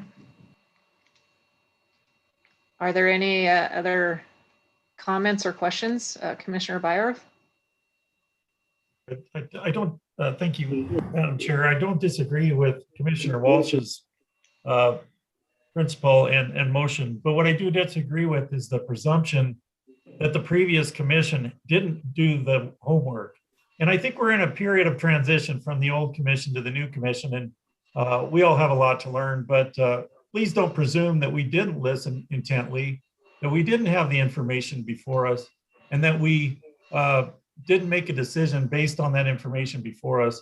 I don't want to, I know this will fade away as those transitional decisions,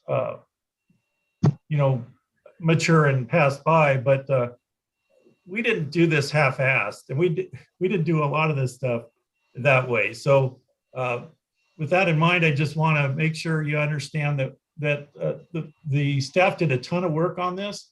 The commission did a lot of work and listened to a lot of people on this. I don't disagree with the motion to table it and learn more and help you all learn more, but I do not want you to presume that we walked through this lightly, and a lot of the other decisions as well. Sure. And Commissioner Byerth, I don't think that we feel that way, but there may be different perspectives or different views that this commission has, or different questions. So I think it mimight be more of that rather than questioning that you did your due diligence on it. But are there any other, Commissioner Walsh? Yeah, Madam Chair and Commissioner Byerth, I appreciate that comment a lot. And this really gets back to my comment during the commission reports that I can assume that you considered this and had reason to bring this forth, but it was not reflected in the materials that we received. So I'm not pointing fingers or trying to be critical. I'm just saying I hope we can get better as we move along. Of course, understood. Thank you. Okay. All right. Is there anybody who would like to make public comment on this issue?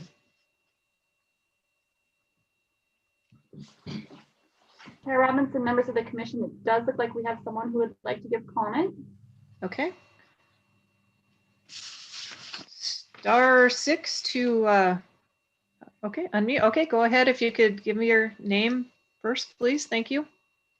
Yes, this is David Brooks again with Montana Trout Unlimited. Thank you, Chair Robinson and the commission. I just wanted to reiterate that I also think that the motion to table and certainly look at other state laws could be a helpful thing if that wasn't done before. Being thorough is always a good thing.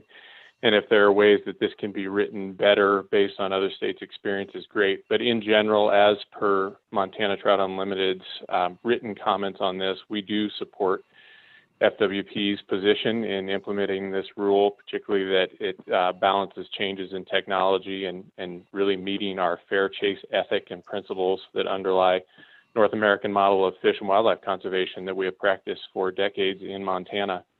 And as far as it being a solution in search of a problem, I also think that this is forward-looking and should be. We believe strongly that those fair chase principles are also, grounded in the work to protect and conserve Montana's world-class wild and native trout fisheries. And the rule meets the precautionary principle that we will be proactive and address issues before they cause harm, not wait until they do cause harm.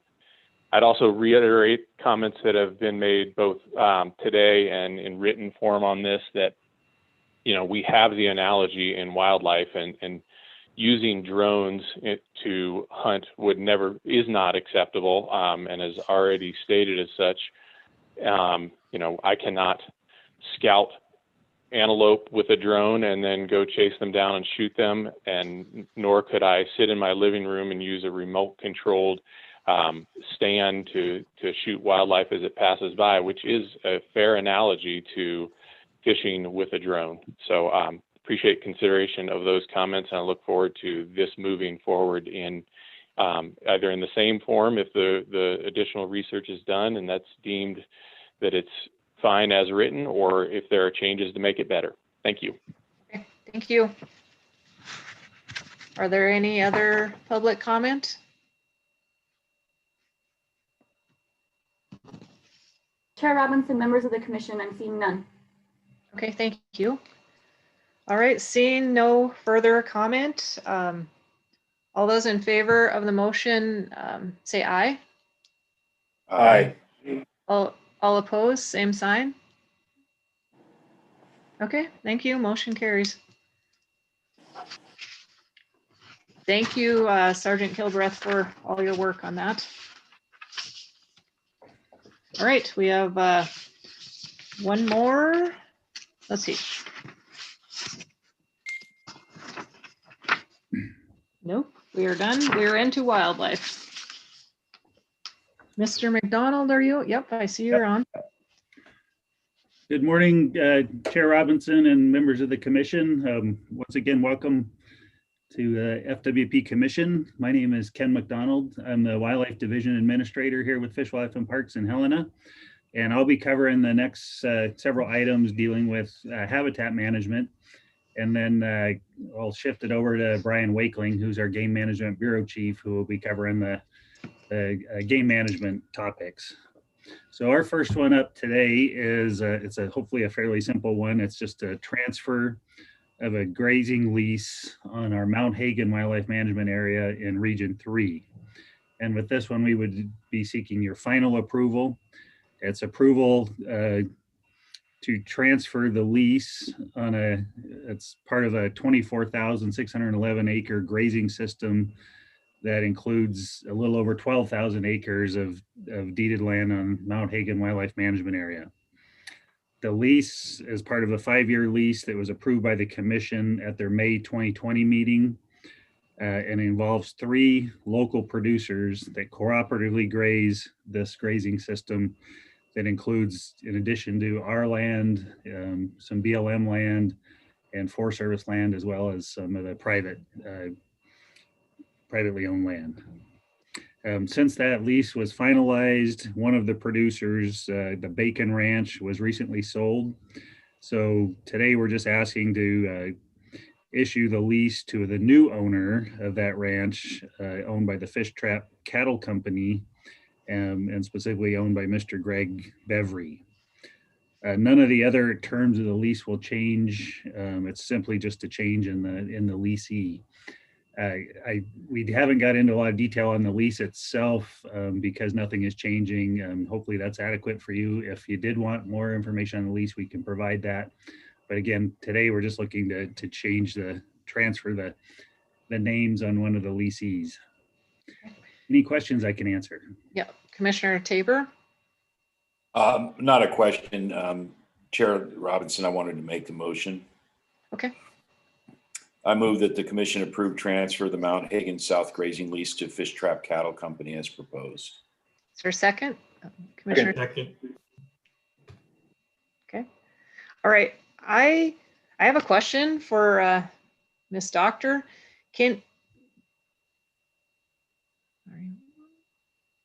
Okay. Can we do all of the motions for these final hay leases and then go to public comment for all 4 of those before we vote on those motions? Or do I have to go to public comment each time?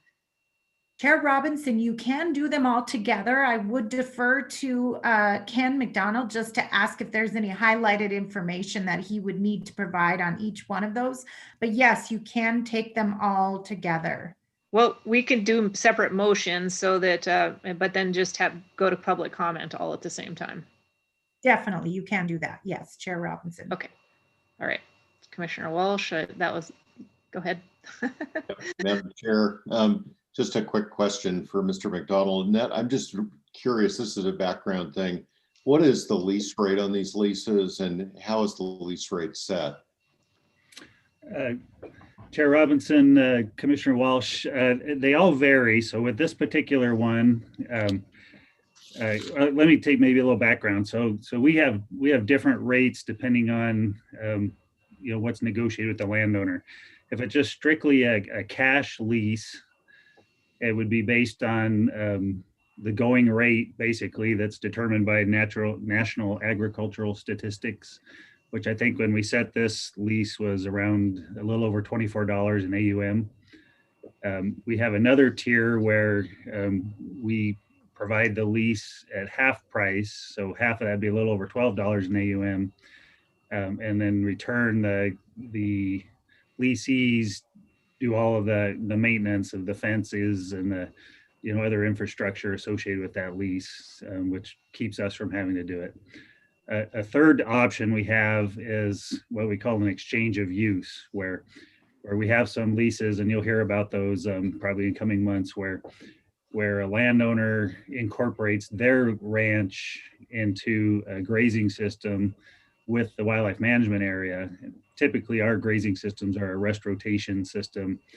And so as part of that rest rotation system, in any year or once every 3 years, their ranch would be rested. Another year, their ranch would have a late graze, and then the third year would have an earlier graze, and same with the WMAs. And so depending on what's negotiated. With this particular lease, the majority of it is a cash lease at the half rate, and then the leasees maintain the fence and other infrastructure. With the exception, there's a portion, about a little over 2,000 acres, that's part of an exchange of use with one of the leasees. Hopefully that answered your question. It did. Excellent. Just a quick follow-up. Go ahead. And that is whether this is 100% of those revenues come back to the department. Yeah, Chair Robinson, Commissioner Walsh, yes, they do. They come back to the department, and then they're any revenue generated from wildlife management areas goes into what's called the real property trust. It's actually established in statute. So the revenue goes back into this real property trust, and then those funds in that trust are available to the department for improvement of department properties. Not necessarily back to that wildlife management area, but it could go for improving the one of the regional offices. It can go for the wildlife management areas or other properties, but it does come back to the department. Excellent. Thank you. Yep. Any further questions? Okay. So I think what I am going to do is just let you go through each one of these, and we'll do a motion for each of them before I go out to public comment. So Mr. McDonald, you want to go on to Dome Mountain, please? Sure. So yes, thank you. The next item is, again, we're seeking final approval for the Dome Mountain Wildlife Management Area hay lease. And just as a note, as it looks like you've recognized, this is one of 3 such agricultural lease proposals we're bringing today. In all 3 cases, the fields in question had already been converted to agricultural fields when the department acquired the property. And so with that, our options are to continue to maintain them in ag production, but with an emphasis on mutual benefit for wildlife and working lands. Another option is just stop the ag production and do nothing, but that typically results in those fields becoming decadent and ultimately weed infested if they're not maintained. Or a third option is to convert those fields back to natural cover, which in some instances, as we'll see on the Creek Crossing one, still requires some maintenance to achieve the specific objectives. So we typically don't do the do nothing option. And so we're looking to either keep it in ag production or convert it back to native grassland or natural grassland. So with this item in particular, the Dome Mountain, we're pursuing that first option, which is we're seeking approval to renew a cooperative haying lease on a 150 acre field on the Dome Mountain Wildlife Management Area. This would actually continue a cooperative agreement that's been in place with the producer, Richard Kinke, that's been in place since 1989. And under this agreement, he irrigates and cultivates an alfalfa and grain hay field, and then he retains the first cutting. So he'll take care of the field. He'll cut the hay, and he keeps the first cutting. Then after that first cutting, he continues to irrigate the field through September, and the resulting crop is left standing and available as forage to deer, elk, and other wildlife. This results in an enhanced winter and early spring forage for elk and ungulates, and helps draw elk away from neighboring private lands and also from highly erodible native bunchgrass stands. So that's the proposal. It was an environmental assessment was prepared for this lease renewal with a 30-day public comment period. We received 2 comments. One was in support, and one was had more questions and was really outside of the scope of the project. No opposition. Based on the multiple benefits derived from the project, including the good relationship with the leasee, the decision was to renew the lease for another 5-year period with your approval. And so that's what we're seeking today, is approval to renew this lease for another 5 years. Okay, thank you. Are there any questions? Commissioner Walsh? Not a question. Why don't we go to Mr. Byer? Oh, Commissioner Byer?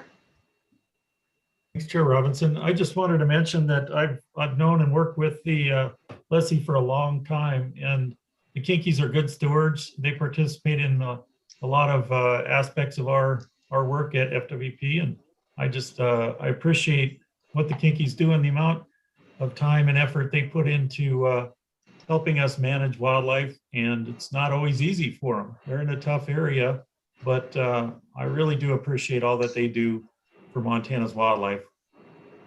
Thank you. Any other questions? Commissioner Tabor? Madam Chair, would it be appropriate to just tack this on or just make a new motion? Yeah, I don't know. I don't know if we're going to have a separate public comment on each of them. So if we could just maybe just do a separate motion, it won't take that long to vote on them. Okay. I move that the commission approve the lease, lease renewal as proposed. Is there a second? I'll second. Okay, thank you. All right. All right, let's move on to the Beckman WMA hay lease, please. Excellent. Madam Chair and Commissioners, our next item is the Beckman Wildlife Management Area Agricultural Lease. This is in Region 4 in Fergus County. And what we're seeking is final approval on a 6-year hay lease on 75 acres of the 6,600 acre Beckman Wildlife Management Area. This is another example where we're attempting to continue haying on fields that were already hay fields when we acquired the property back in 1999. The idea being providing habitat, in this case, primarily for deer, and then also opportunity for, continue working lands with the neighbors. Similar to the Dome Mountain project you just heard, this is where we're looking to keep fields in ag production for the benefit of wildlife and hopefully a local producer that would benefit as well. Right now, there is no long-term leasee on this property. We've had some fits and starts with this particular area just because of its remoteness. So if you approve continuing to keep these 75 acres in a cooperative haying lease, we would put it out to competitive bid. And through the bid process, what we would expect is the leasee would submit proposals for how they would make the hay lease work with their operation. And then FWP would be looking for the proposal that provides the most beneficial use for wildlife. Some of the parameters of the lease would be that the leasee must irrigate and manage the hay crop consistent with the productivity of the site. We would provide the irrigation equipment and water through our existing water rights. But other costs and inputs would be the responsibility of the leasee, such as the farming equipment and the equipment necessary to haul that hay out, as well as any fertilizer, field renovations, those kinds of things. The leasee shall harvest not more than 2 cuttings. Our preference would be 1 cutting and then leave a second growth to wildlife. But again, and trying to work with producers to see what has to pencil out for them as well. So part of this bid process would be seeing what's the best deal we can get that works for both parties. The final cutting must be harvested and removed from fields by August 15th, and then we would ask the leasee to continue the irrigation through September 15th. We put this concept out in an environmental assessment with a 21-day public comment period in March. We received no comments. So based on the benefit of the proposal to deer and other wildlife and no anticipated significant environmental impacts, as well as positive partnership with local ag producers, the decision was to accept the EA and approve a 6-year haying lease on the Beckman. And then we were just looking for your final approval as well. With that final approval, we would put this project out to bid and see what kind of a interest there is. Okay. Happy to try and answer any questions. And we do have staff from Region 4 available if you have specific questions as well. Okay. Commissioner Walsh. I move the commission approve a 6-year haying lease on the 75 acres of the Beckman Wildlife Management Area as proposed. All right. I'll second that. Okay, Commissioner Siebel, second it. All right. All right, we'll move on to the Cree Crossing one, please. Okay, our final lease item is the Cree Crossing Wildlife Management Area lease in Region 6 along the Milk River. Again, this is a final approval. And this one, we're just seeking approval on a 1-year lease to hay about 43 acres of what's dense nesting cover on the 397-acre Cree Crossing Wildlife Management Area. The 43 acres are part of 2 separate fields that were previously cropped, but were converted to dense nesting cover after the department gained ownership of this lands. They were converted back in 2009 and 2013.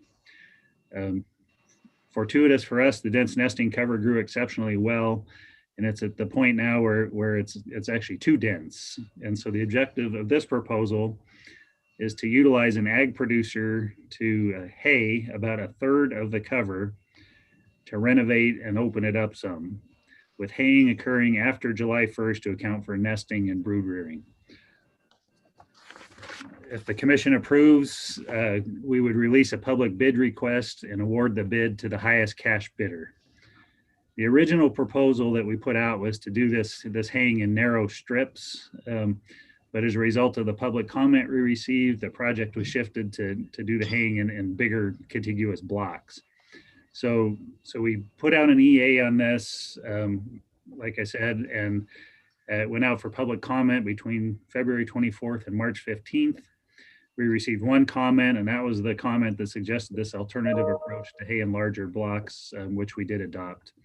So based on the positive decision notice, we're seeking commission approval to proceed with this lease. And again, it's going to be a 1-year, during which time we'll evaluate the effectiveness towards meeting the wildlife objective, and then determine whether to continue or not. If it looks like it's working well, we would probably be back next year with an additional lease to continue doing some of the haying and the other portions of those fields. Any questions on that one?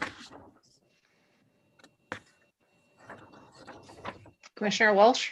I do have just a quick question on this one, and that is on small acreage plots like this. And you don't have to answer this today. I'm just curious Region 6 is exploring converting those over to grains or other food plots for upland birds. Yeah, Commissioner Wallace, Chair Robinson, my understanding on this one is the primary focus was nesting cover, this dense nesting cover, and ensuring that there's, versus what was probably a hay field or a grain field, with the thinking that the cover is probably more limiting in that area than food plots or grain fields. Thank you. Mm-hmm. Any other questions? Commissioner Siebel? Madam Chair, I move that commission approve the haying lease on Creek Crossing Wildlife Management Area as proposed. Second? Second. Okay. Pat Tabor. Okay, thank you. All right. So we have the 4 different motions, and I'm going to open it up for public comment on all the 4 different hay leases. Chair Robinson, members of the commission, I'm seeing none. Okay. Okay, so just going to go quickly through these. The Mount Hagen grazing lease. All those in favor say aye. Aye. Aye. All those opposed, same sign. Okay, motion passed. Dome Mountain grazing lease. All those in favor say aye. Aye. Aye. All opposed, same sign. Okay, motion passed. Okay, Beckman WMA hay lease. All those in favor say aye. Aye. Aye. All opposed, same sign. Okay, motion passed. Creek Crossing hay lease final. All those in favor say aye. Aye. All opposed, same sign. Okay, motion passed. All right, thank you. And I'm going to ask you, Mr. McDonald, do you think that we could do the same thing for the recreation access agreements, the 3 that we have here, or should we be going out separately for public comment on those?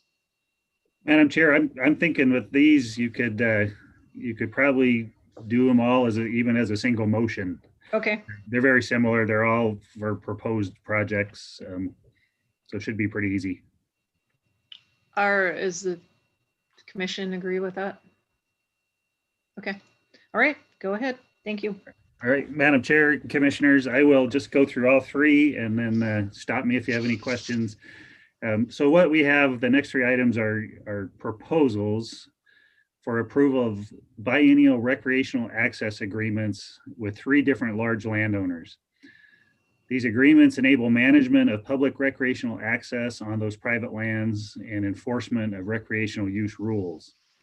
If approved by the commission, these proposals would go out for public comment, and then we would bring them back to you at your next meeting in June for final approval. So these would just be a tentative approval to take it out to public comment. The first agreement is the Avista Recreational Access Agreement. So this would be an agreement with Avista Corporation through a biennial rule covering the 5,029 acre Avista Recreational Management Area. The area is in Sanders County along the Clark Fork River near Thompson Falls, and it's heavily used by the public for year-round recreation. A biennial rule for these lands has been in place starting in 2014 with subsequent renewals in 2016 and 2018.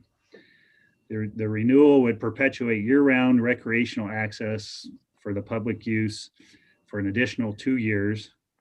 A copy of the rules are included in your packet, and they address a number of different items, including motorized vehicle use, hunting, fishing, trapping, commercial activities, including outfitting, and then camping, campfires, and other activities related to use of Avista lands.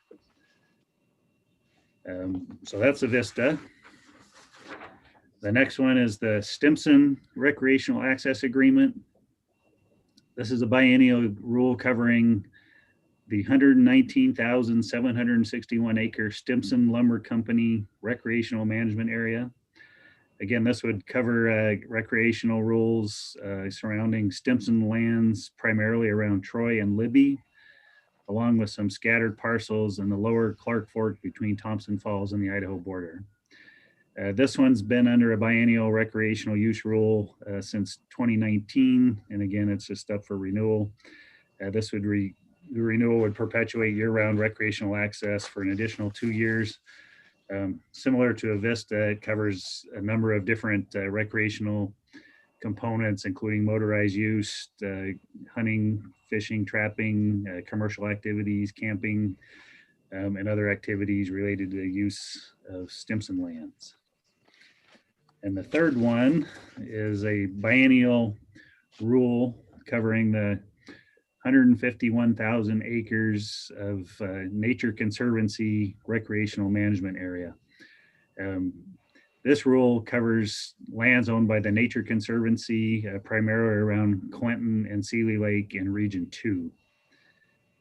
We've had a biennial recreational use agreement in place with TNC starting in 2015, and that's been renewed every 2 years since. And so this is just, again, another renewal for continued continued year-round recreational access for an additional 2 years. Again, the rules included in your packet cover those same type of activities. Just one point on this one is one change to the rule for this biennium. The proposed rule for this biennium is it would make it unlawful for a person to set traps or snares on TNC lands without a special use permit issued by TNC or the Nature Conservancy. So those are the three proposals. Again, if you approve them today, we would put those out for public comment, come back to you in June with a summary of that public comment and a final recommendation to approve or not. I'd be happy to try and answer any questions, and we have folks from Region 2 that helped work on these agreements and renew these, and they'd be happy to answer any questions as well. Are there any questions for Mr. McDonald?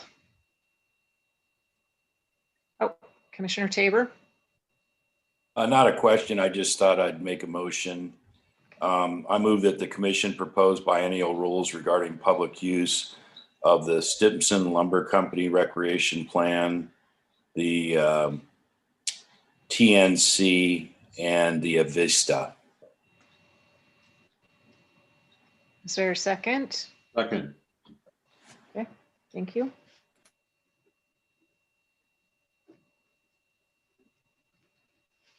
Okay, is there any public comment on these recreational access agreements?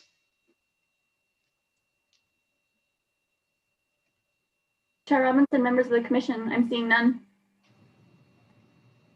All right. Seeing no public comment, is there any other comments or questions? Okay. All those in favor of approving the 3 access agreements, say aye. Aye. Aye.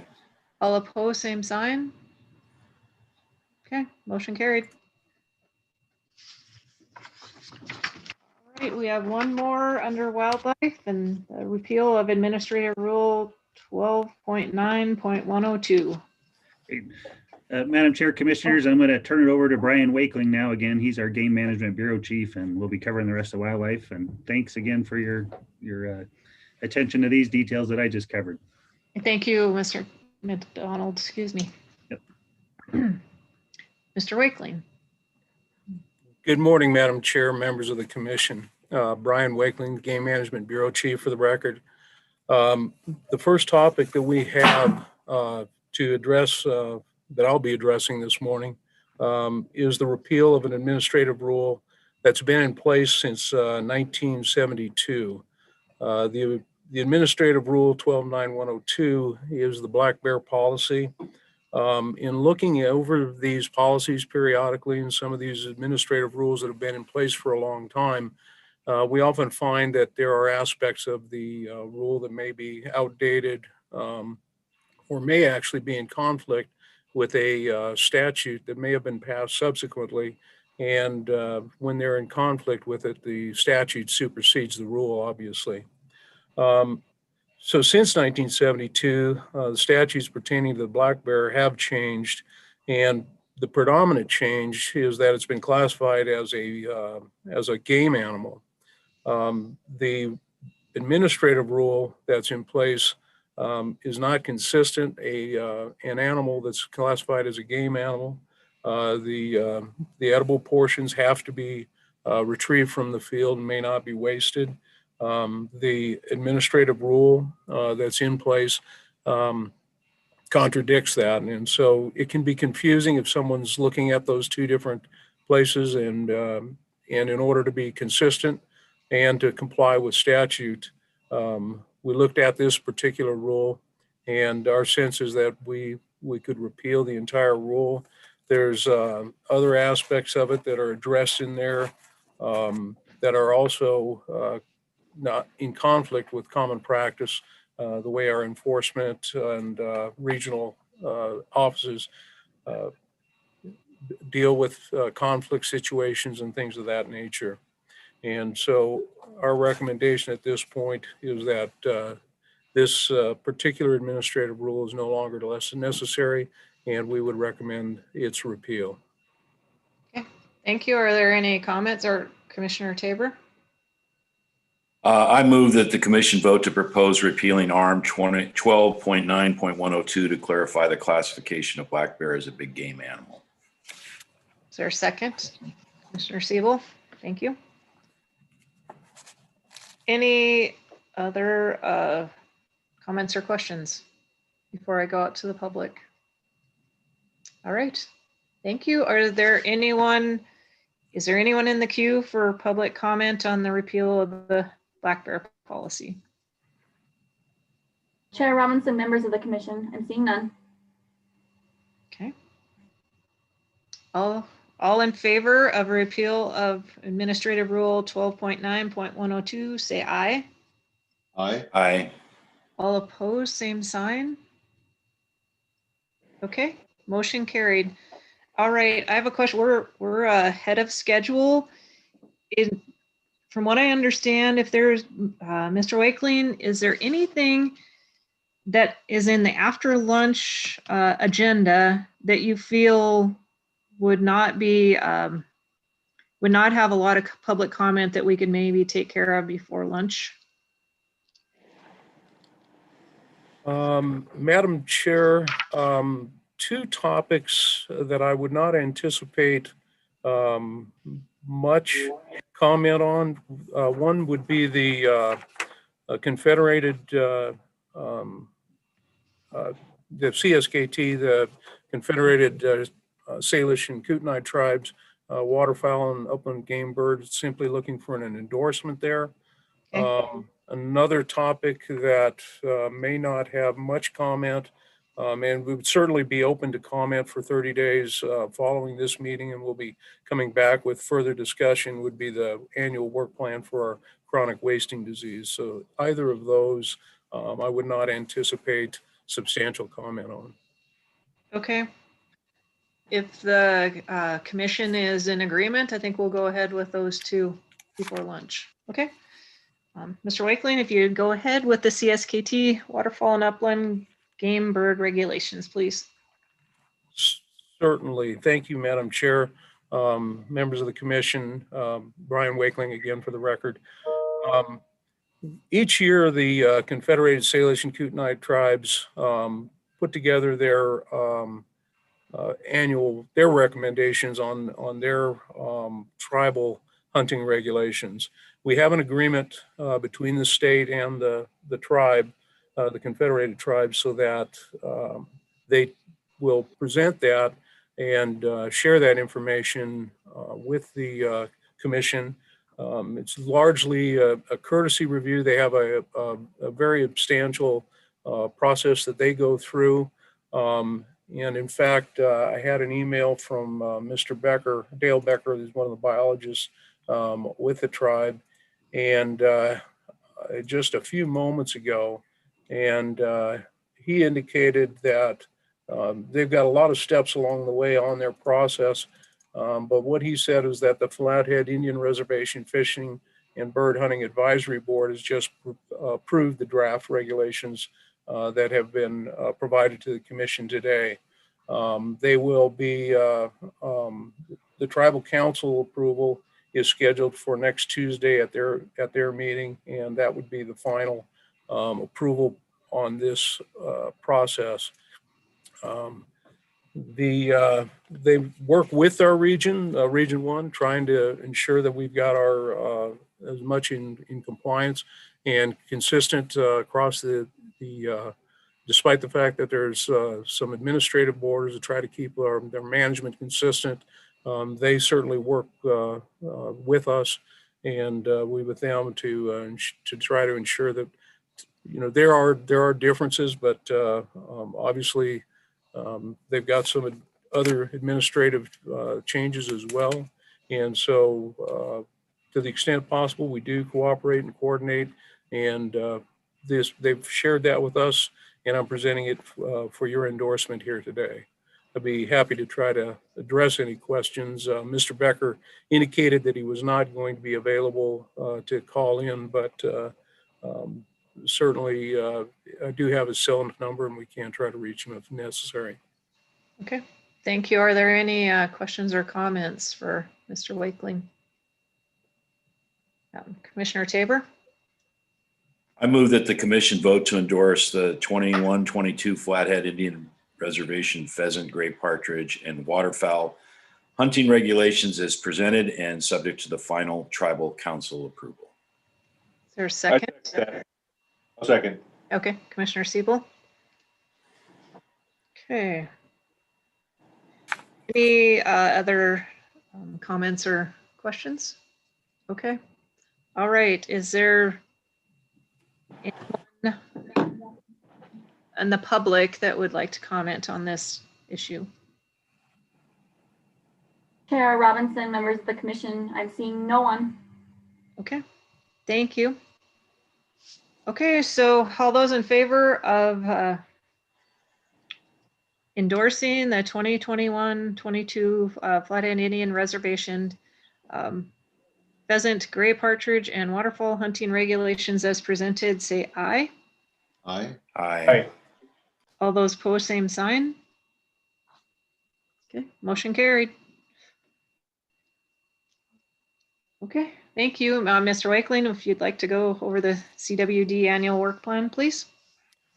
Certainly. Again, thank you, Madam Chair, members of the commission. The chronic wasting disease management plan is it's a management plan that's been established. It was first adopted in 2017, and it's routinely it gets a substantial update periodically when the needs certainly presents itself. This was just updated last year. We wanted to provide this for an opportunity for the commission and the public review of this as well. But there are likely to be very minor changes, largely just dealing with some of the changes that the commission has adopted regarding carcass disposal and potentially those who are dealing with regulations on glandular scents. But other than that, the overall management plan itself has very few changes that we're proposing, although we did want to certainly share that with the commission and also get it out for public review again. Largely what we want to do for certain is to update the commission on our annual work plan, and currently we're in the process of identifying the CWD sampling areas, where those will be. That's been informed by our surveillance risk model. We will be sampling at each of our regional offices in most of the area's offices again this year. We'll provide field check stations once we've determined those priority sampling areas. The legislative budget includes some much needed funding for additional technician staff, and pending approval of that, we'll be able to accommodate our hunter participation in sampling efforts.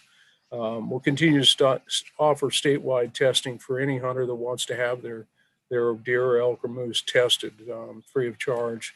And we'll continue with our existing CWD management. So a lot of that deals with some of the targeted areas where we've already detected CWD, and also some of our ongoing efforts there. Anything that may go on beyond this year that involves regular season setting, the commission will address that in the fall when we present that as part of it. On occasion, we do have a first detection, and if we do get a first detection, there are times when, as a result of that first detection, we'll have a recommendation to try to initiate a CWD hunt. If it's a small area, routinely at that point, those kinds of things are approved by the director, the regional supervisor, the wildlife program manager, and we always include the local commissioner from that area. That's part of that decision tree. And so definitely wanted to make certain that this commission was aware. It wouldn't be something that we would do without the commission's involvement.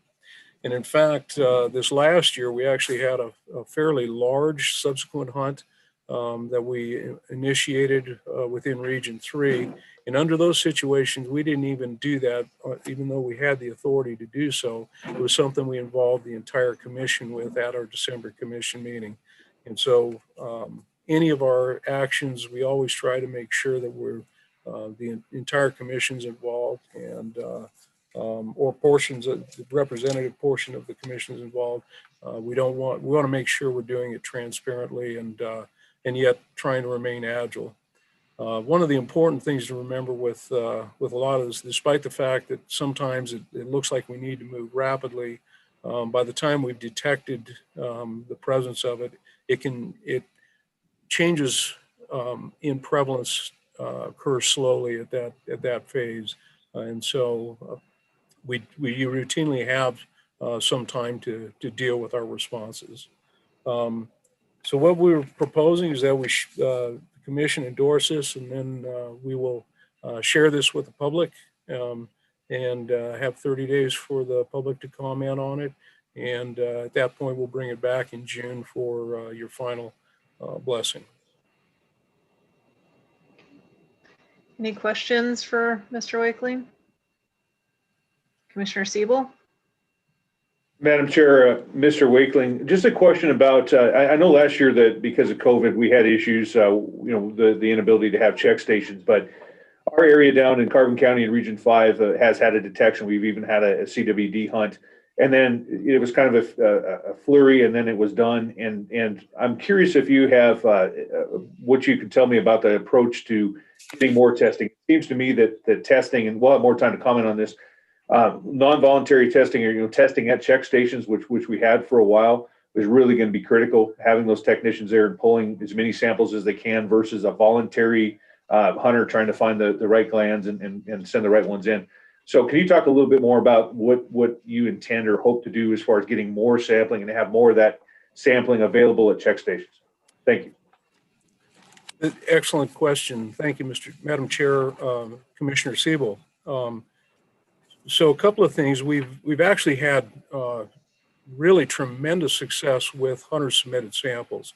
98% of the samples that they have submitted have been suitable for testing, and we've had a tremendous ability to rely on them to be able to provide that. Oftentimes, when as I mentioned earlier, we're in the process of identifying our priority sampling areas. And when we initiate a specific management action that we're hoping will reduce the prevalence, routinely what we don't see is the immediate year following that we would see a change in the prevalence overnight. Normally what we're looking at is a time frame of 3 to 5 years. And so we need to be able to keep a management action in place for 3 to 5 years to be able to detect if we're being effective at changing that prevalence. And so when we're using these voluntary check situations, in many instances, we are getting really good samples with our check stations. One of the things we learned this last year, even with the COVID situation, we were still able to put quite a number of check stations in the field, right where people could, and trying to do it on the weekends and when the hunters were in the field, so they could bring the animal right to that check station. I used one myself. Actually, I used two separate ones just to see how those things worked this past year. And even with the COVID situation, our technicians were capable of maintaining that social distancing, and it really didn't influence. In fact, this year we actually increased the amount of sampling that we did by over 13%. And so we got more samples with this additional technician, with the additional funding. I suspect that we're going to see substantial improvements again this next year. Thank you, Mr. Wakeland. Any other questions or comments? Just a quick one. Yep, Commissioner Walsh. Chairman Robinson and Mr. Wakeling, I'm just curious if we'll be getting annual reporting on CWD and updates.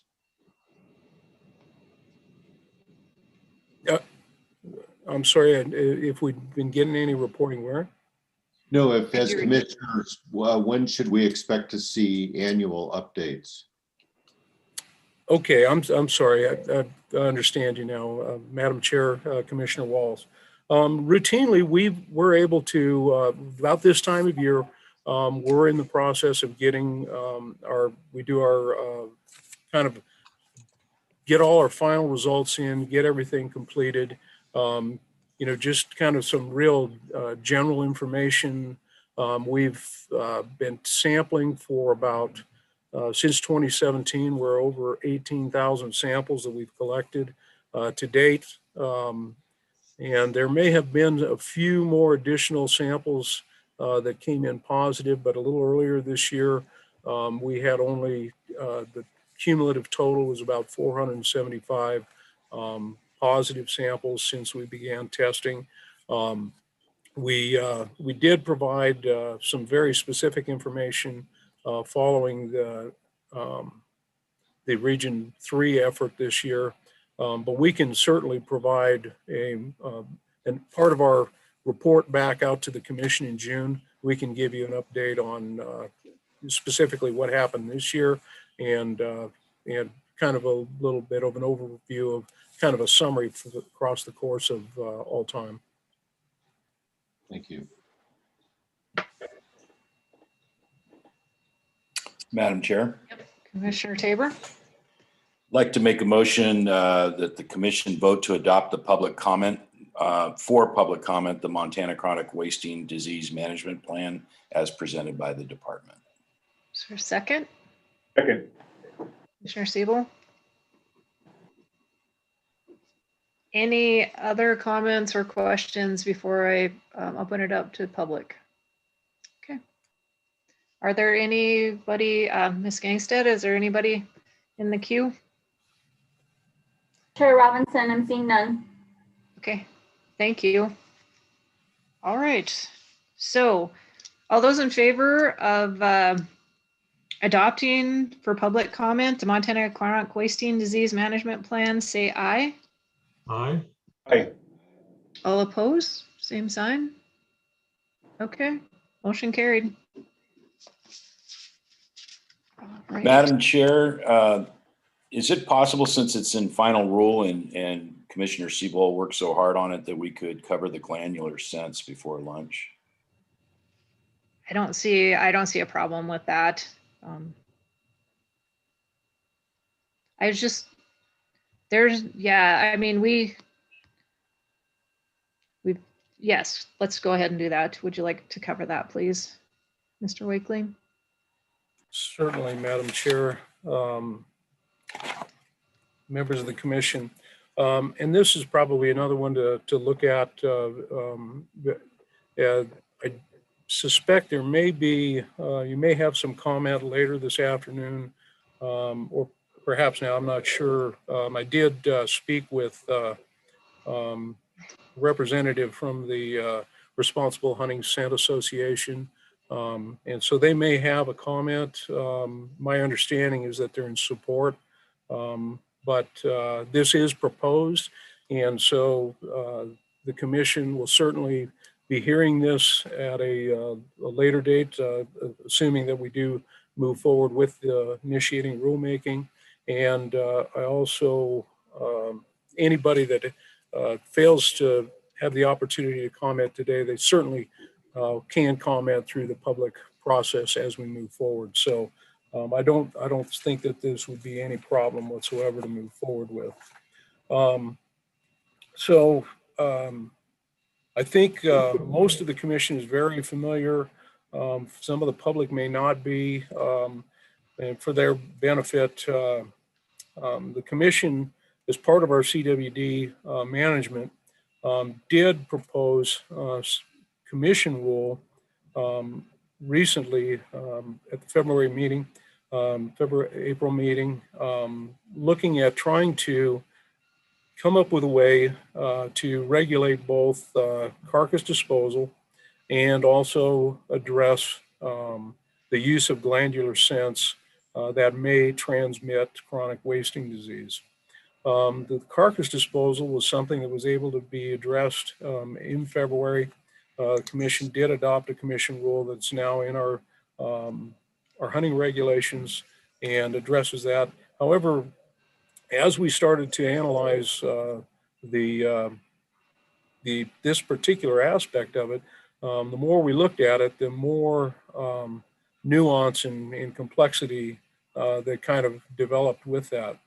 Our hope was that we could use the existing statute, the 87.6.221, to look at, help us define how we could move forward with glandular scents.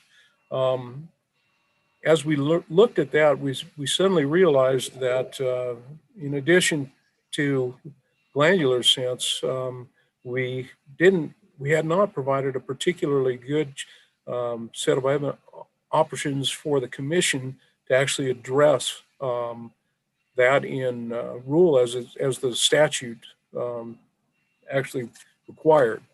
So what we're proposing here are actually 3 separate rules. The first 2 rules deal specifically with the actual regulation that had already been in existence, or the statute that had already been in existence. Specifically, the first rule requires that we identify, or that the commission identify, those states and provinces where chronic wasting diseases are found. If the commission does not actually do that, then the rest of it is largely moot. After that, the commission has the authority under that 87.6.221 to define those urine scents that may be used to mask human scent. And so the second rule addresses that aspect. The third one then finally comes back and really tries to address what the department had originally, at the behest of the chronic wasting disease working group, trying to come back and to clarify how scents, glandular scents, might be used as bait. And so those are the aspects of those rules that you see before you.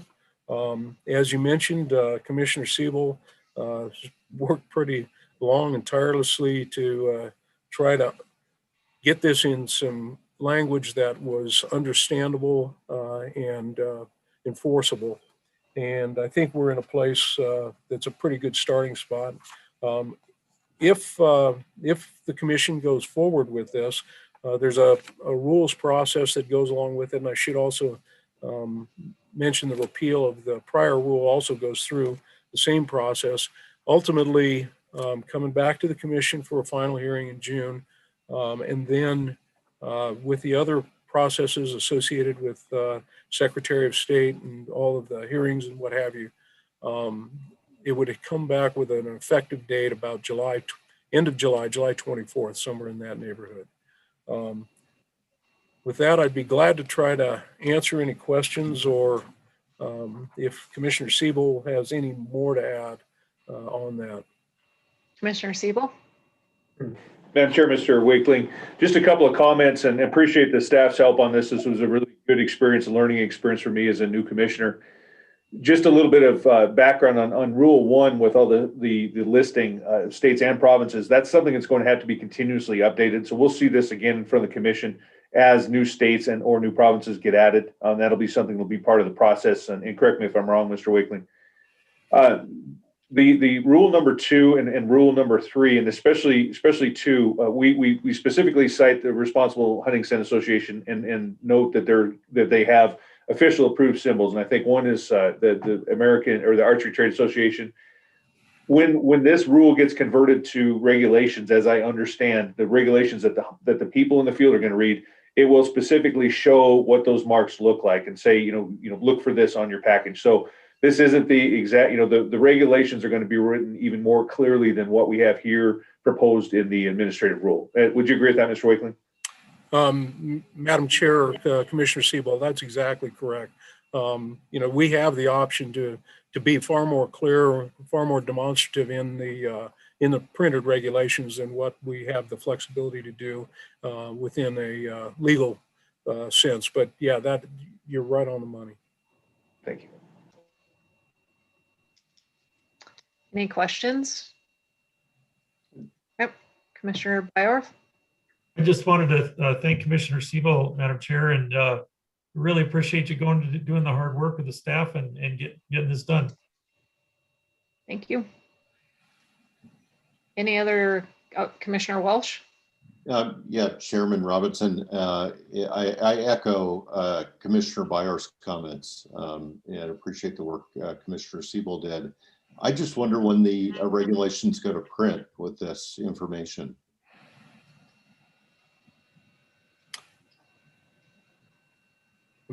I'm sorry, Commissioner Walsh, were you asking when this was going to print? Yeah, when do we need to finalize this rule or these rules, and when are you going to print with your regs for the coming season?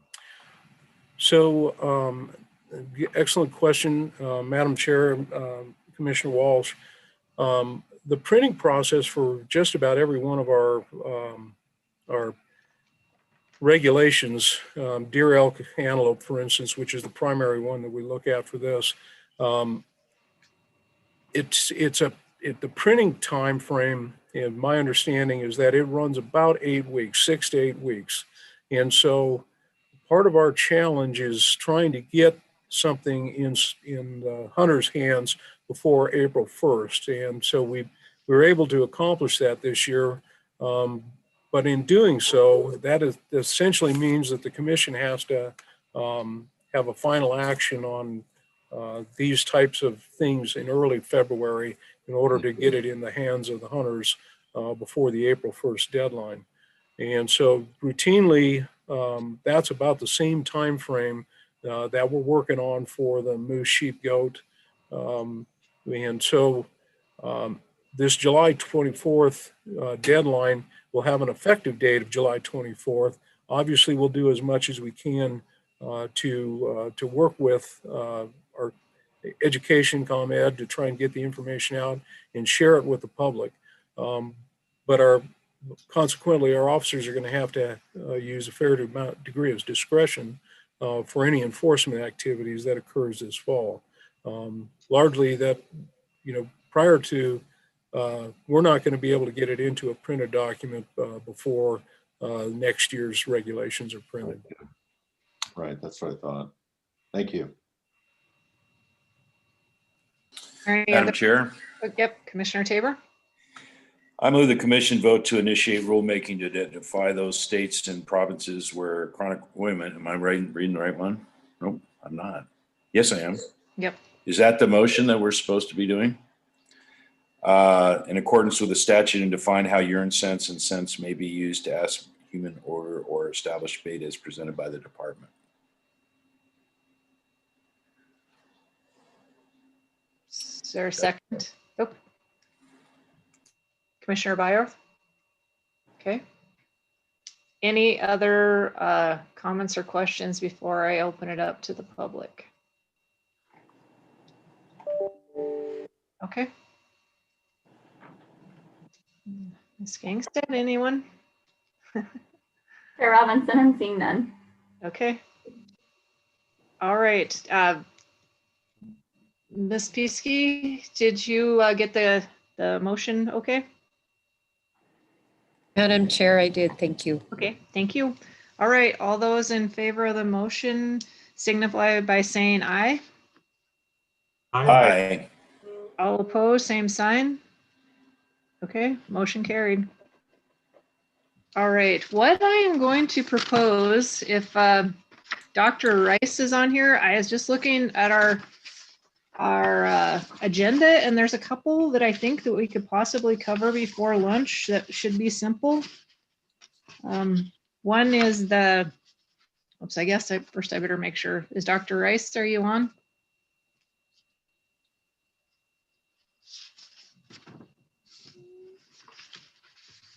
There she is. Okay, all right. sorry to jump around here, but I think there's a couple things that you could cover before lunch that would be simple, and then we'll leave everything after lunch for people that probably want to have public comment. One was the Upper Missouri River Fisheries Management Plan CAC reappointment. I thought maybe that might be a simple thing if you would like to cover that, please. Chair Robinson, members of the commission, I'd be happy to try to do some of those. That one was supposed to get done by Eric Roberts, but I can probably handle that. Although an easier one that would be really quick would be the Glendive Chamber of Commerce. Yep, that was the other one I thought of too. Yes. So if you don't mind, we can do that one. And while I'm talking, hopefully Eric Roberts will get on and can take the next one. Okay, thank you.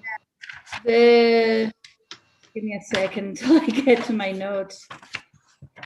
So the Glendive Chamber of Commerce appointments, this is for the Paddlefish Grant Committee. This is an item that you'll see from fisheries annually. Statute requires the commission to annually appoint the committee to solicit, and the committee must consist of one member from a nonprofit, 2 local government representatives, and 2 local anglers. The Glendive Chamber of Commerce recommends the following members: Mike Rowe, Kevin Dorwart, Tim Mort, Al Aldinger, and Jamie Tileman. The department recommends these appointments. I'm happy to answer any questions, and I believe we also have the Region 7 staff available if I can answer anything for you. Okay. Are there any questions or comments on this?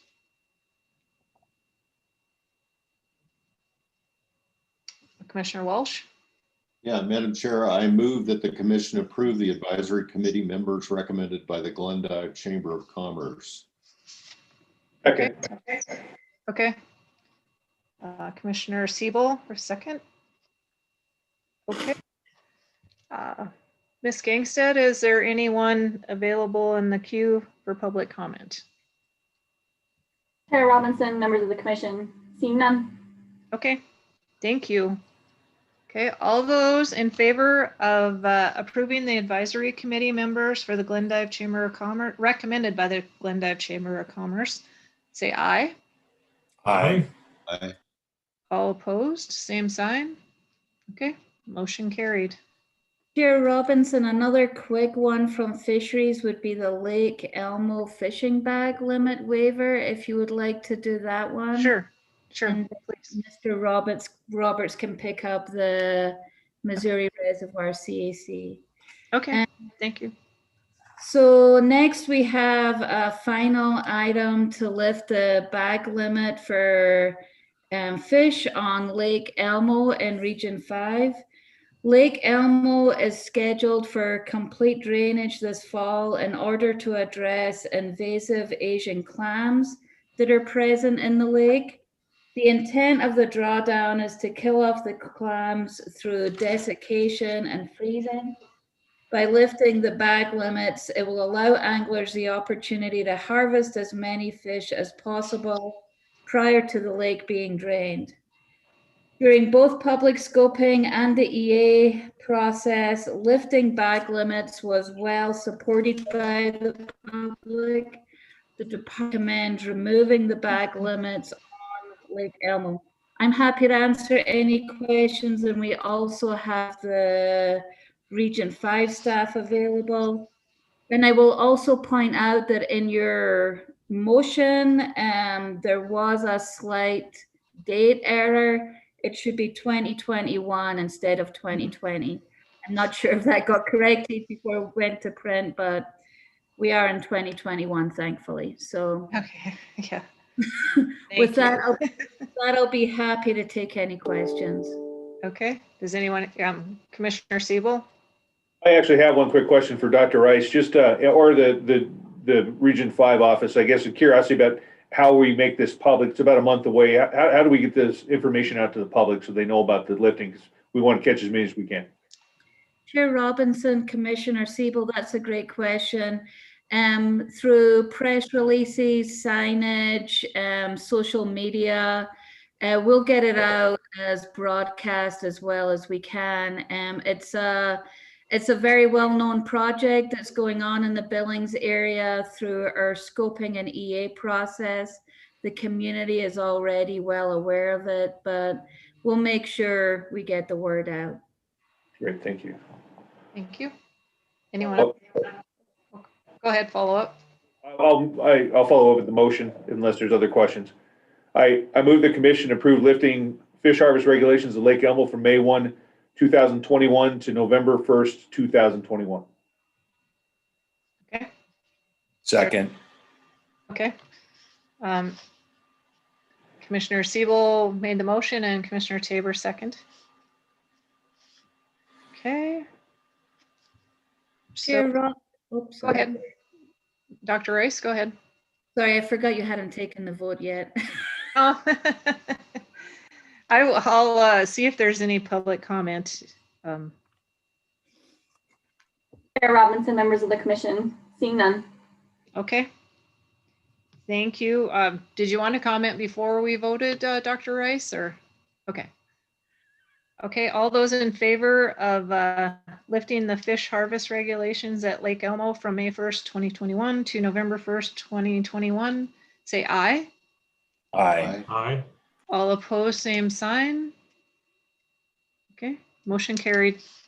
Chair Robinson, I have Mr. Roberts, the Fisheries Management Bureau Chief, available now. Okay, I think he can walk you. we should have enough time to cover that, if you would, please, Mr. Roberts.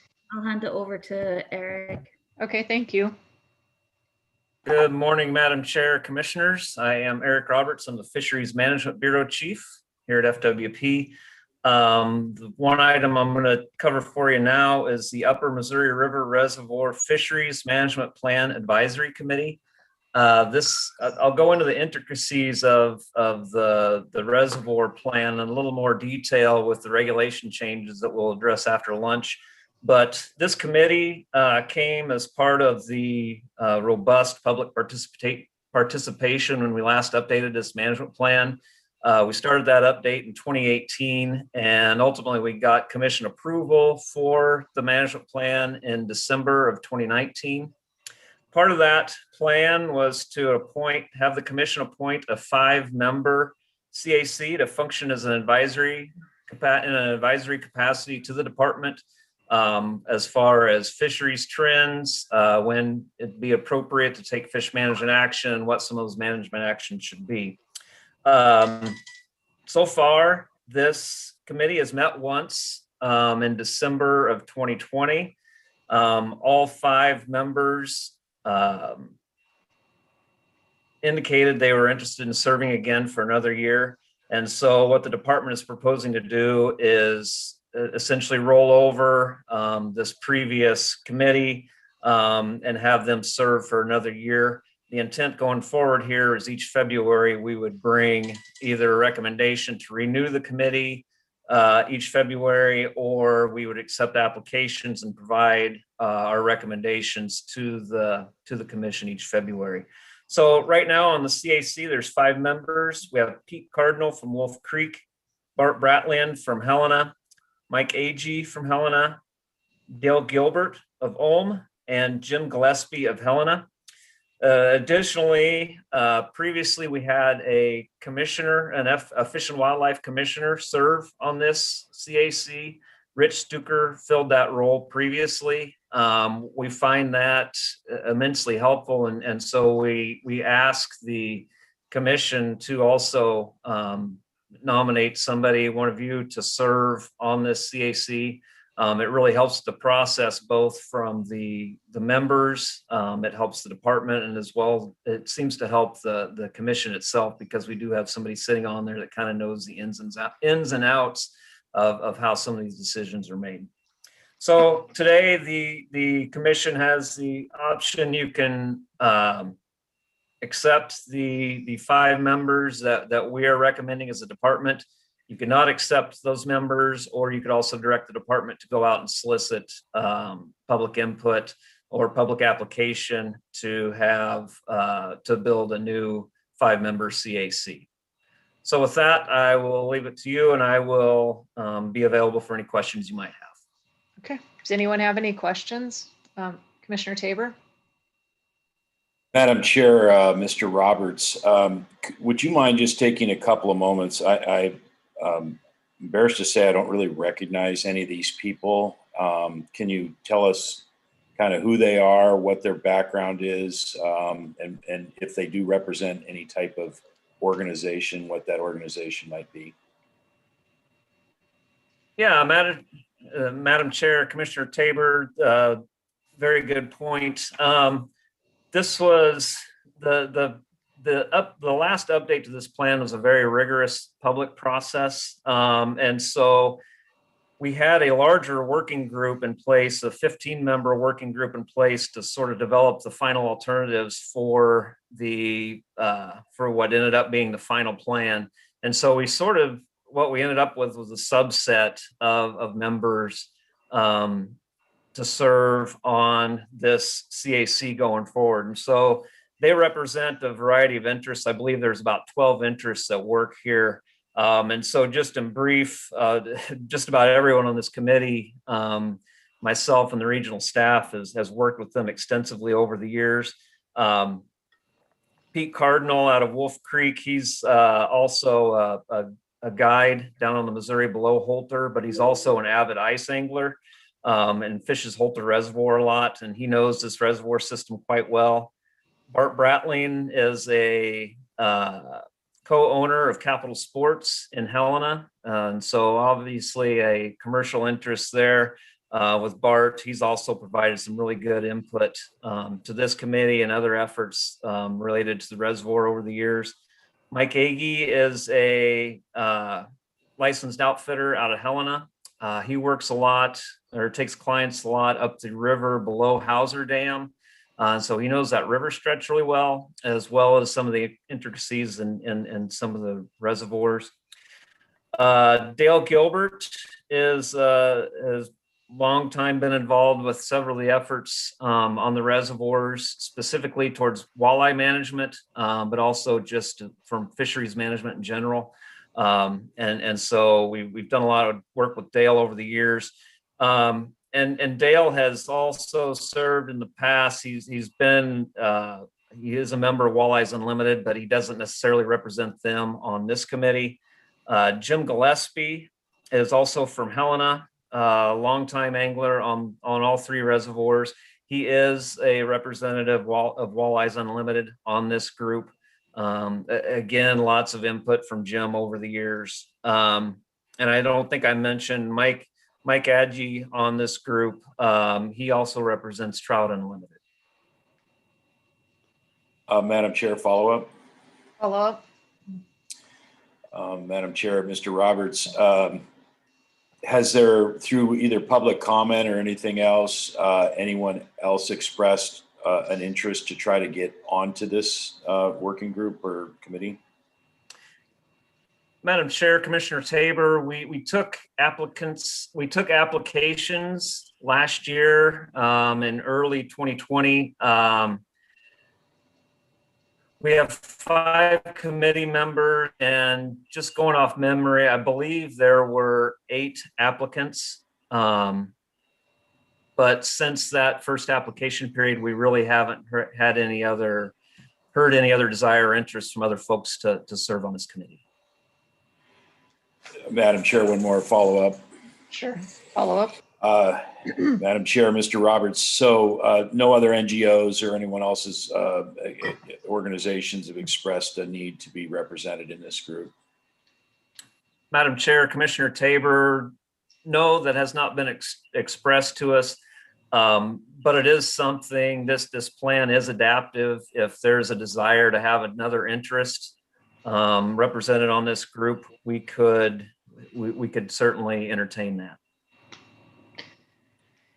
And this, Thank you, Mr. Roberts. This is a 1-year appointment, correct?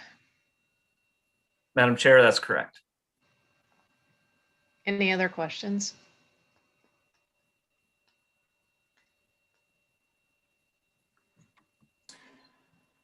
Commissioner Tabor? I move the commission accept the 5 recommended appointees. I want to clarify that.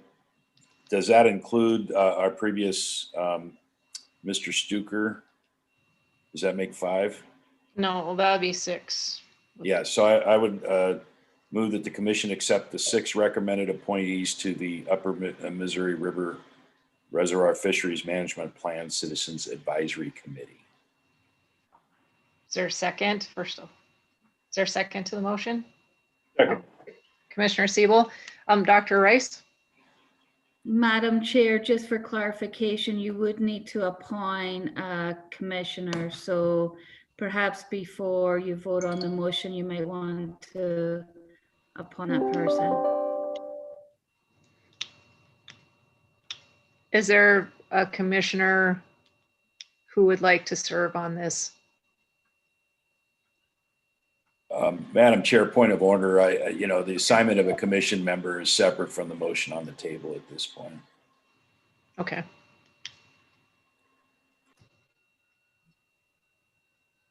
I just thought we could amend it if there was somebody that was interested. But okay, all right. Is there any other discussion? Commissioner Walsh?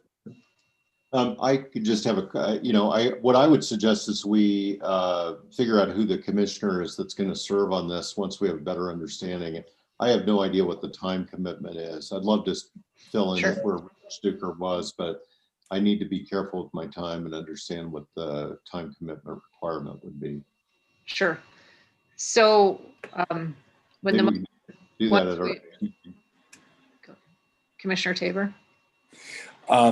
In direct response to you, Madam Chair, I agree that it would be convenient, but with respect to what Mr. Walsh said, there appears to be a wide number of organizations we need to represent, and I almost feel like we got to get them all listed and figure out where our coverage needs to be, because we're going to get spread thin fast, and so that's the only reason why I excluded it. I didn't mean to be curt in that response to you. I just no, that's fine. No, didn't take offense. So and that I have asked that question, and I'm not sure if anyone actually has a list, but it would be very helpful for all of us to get a list of what we are expected to serve on, so that we can decide who can do it without having 1 or 2 people covering everything. So that's kind of outside of this motion, but it is something, I don't know if Mr. Kujula, if you're, or Commissioner Byarth, do you have a comment? Madam Chair, I'm willing to step in to the CAC in the interim while we gather the other responsibilities, just so we fill the slot. And then if the commission so chooses, you can reappoint someone else at that given time. Right. And I'm not sure, we'll find out when they're meeting also. Commissioner Tabor. I realized I think I made a mistake. Okay. I read that to indicate that perhaps past Commissioner Stuker might have wanted to serve on the commission now that he's off, or on this committee now that he's off. Okay. And then I reread that and said, what "Oh you're saying. goodness, that was so." I would like to amend my motion to go back to the 5 recommended, because I don't believe that ex-Commissioner Stuker has come forth. I don't want to appoint him to something that he wants, hasn't expressed an interest. So I'd like to amend my motion to go back to the 5 recommended appointees to the Upper Missouri. Okay, and Commissioner Siebel, are you okay? You had the second, are you okay? Okay, good. All right, any other comments? And what I would like to do, Commissioner Byorth, is get that list, and then we can kind of go through it and see. And if there is a need for someone before we figure this out, I will keep that in mind. So, is there, Ms. Gangstead, is there anyone in the queue? Chair Robinson, members of the commission, there's not. Okay. Any other comments? Oh, Mr. Roberts? Yeah, Madam Chair, Commissioners, just a quick comment. This committee will meet at least annually, and just kind of depending on how other discussions go today, there may be an additional CAC. So it's not. I would say at most it's probably a 2 times a year type committee that gets together. Okay. If we can get, I'm sure, I think I asked Mr. Kujala, and then I did not call on you, if there is a possibility of getting a list of what the different committees that we are expected to take part in. All right. Chair Robinson will get that to you as quickly as possible. Okay, thank you. So the motion is on the floor. All those in favor of reappointing the 5? Yeah, is that correct? Yes. Okay. All in favor, say aye. Aye. All opposed, same sign. Okay, motion carried. I did get, before we break real quick, I did get a text from Quentin that some of the Boulder River commenters could not get online due to technical issues. So we will let them, if they choose, come in later with comments. That is not a problem. So. Thank you, Chair. All right, so everybody, let's break for lunch and be back at 1. Very productive, and go get some nourishment and see you. Thank you.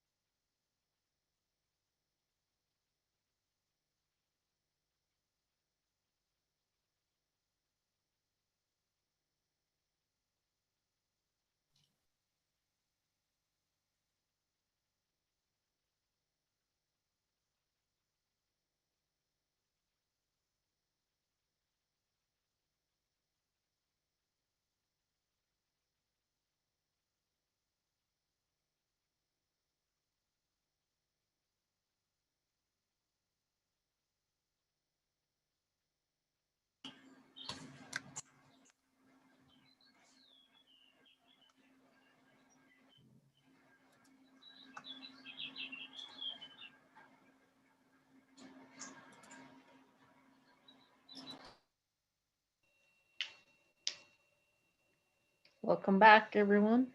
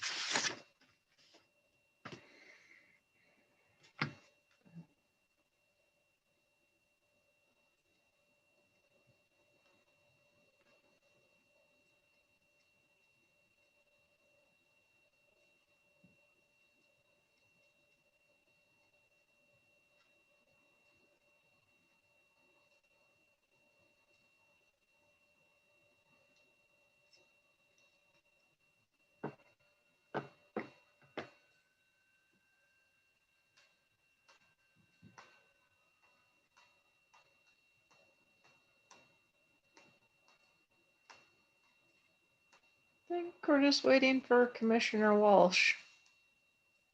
Oh, there I see you. All right, I think we will start the meeting again. And Mr. Wakeling, if you could start with the 2021 migratory bird regulation season closures, please. Thank you, Madam Chair. Good afternoon, members of the commission. Brian Wakeling, Game Management Bureau Chief for the record.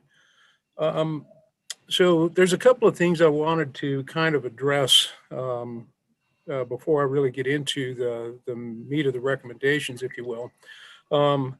Commissioner Siebel, I believe earlier you asked the question, you know, when you get like a form letter or something like that through public comment, you know, how that weighs in, how the agency might view a comment that comes in that way versus, you know, a more formal individualized letter. It kind of brings up a good point about ways that the department gathers input. Last year, while we were presenting the migratory game bird recommendations, there was a member of the public who asked a couple of questions, and the commission asked the agency, you know, when's the last time we'd asked some of these questions regarding through a more formalized survey. And so part of our outreach this year, as we started to work on this, it was during last fall, early last fall, we put together a human dimensions survey.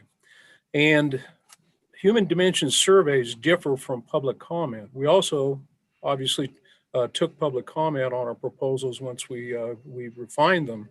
But public comment has a really good ability to tell you how, for people who are aware of the issue, they may have strong opinions on one way or another. And so it can pretty well do a good job of defining the sideboard, you will, or at least some of the really strongly held opinions, but it doesn't give you a real good idea of just how many people feel a particular way.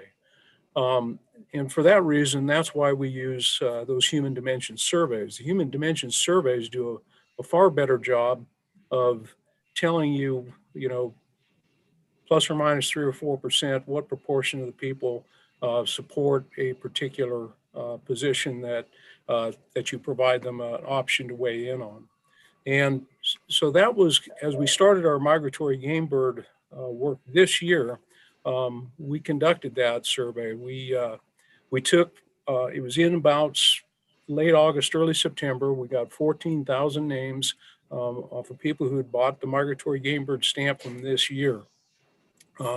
We took a subset of that number, about 3,000, And based on that 3,000, looking at return rates, we had about a 28% return rate off of the 3,000 that we sent out. And that gave us the ability to say probably within about plus or minus 3 or 4%, how resident Montana game bird hunters felt about the options that we presented. So there's that. And then we also afterwards put that out for public comment. And the public comment is not nearly as powerful a tool to be able to tell you what proportion of people feel a particular way. But it does tell you a lot about kind of the extremes, how people feel. Another thing that I might mention about migratory game bird regulations just in general, there's probably more needles that important that we thread as we start trying to put together the hunting regulations for migratory waterfowl, migratory game birds of any sort. First is we've got this, they're all subject to the Migratory Bird Treaty Act. The Migratory Bird Treaty Act is a treaty with 4 other countries. If memory serves, Mexico and Canada are obviously part of that, but also Japan and Russia. And so a lot of times we get comments from hunters who don't like certain dates. Like for instance, some of the comments we received on these regulations is, why don't you start the dove season on April 5th or August 15th? Well, Migratory Bird Treaty Act won't allow those seasons to begin before September 1st. In addition to the Migratory Bird Treaty Act, you also have federal frameworks and timing in which you have to be able to establish seasons. And for instance, one of our responsibilities with the season selections that the commission makes today, we have to provide that to the Fish and Wildlife Service by the end of this month, April 30th. If we miss that deadline, then we wind up without a migratory bird season this year. There's also, Montana falls in 2 separate flyways. The western half falls within the Pacific Flyway. The eastern half falls within the Central Flyway. Each of those flyways have different season lengths that are possible. A liberal season within the Pacific Flyway can go for 107 days. Within the Central Flyway, it's much shorter. And so you've got those differences. Also, you have to be able to define any splits, any possibilities of zones or any of that. Those are things that can only be adopted once every 5 years. So there's lots of challenges as we go through one of these recommendations, and that's just part of it. At any rate, routinely, we don't make very many changes among years to our migratory game bird regulations. This year, probably the more notable ones is we've had some relatively favorable conditions for some of our migratory game birds that are managed under this. One being Rocky Mountain sandhill cranes. These are often called greater sandhills. We have a hunting unit encompassing Cascade and Teton counties. And so what we have is an opportunity to provide a hunt there. This is something that had to be cleared with the U.S. Fish and Wildlife Service through the federal, through the flyways.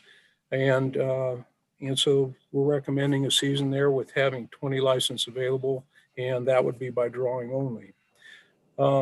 We've also had a tundra swan season in the Central Flyway. So this is the eastern part of the state.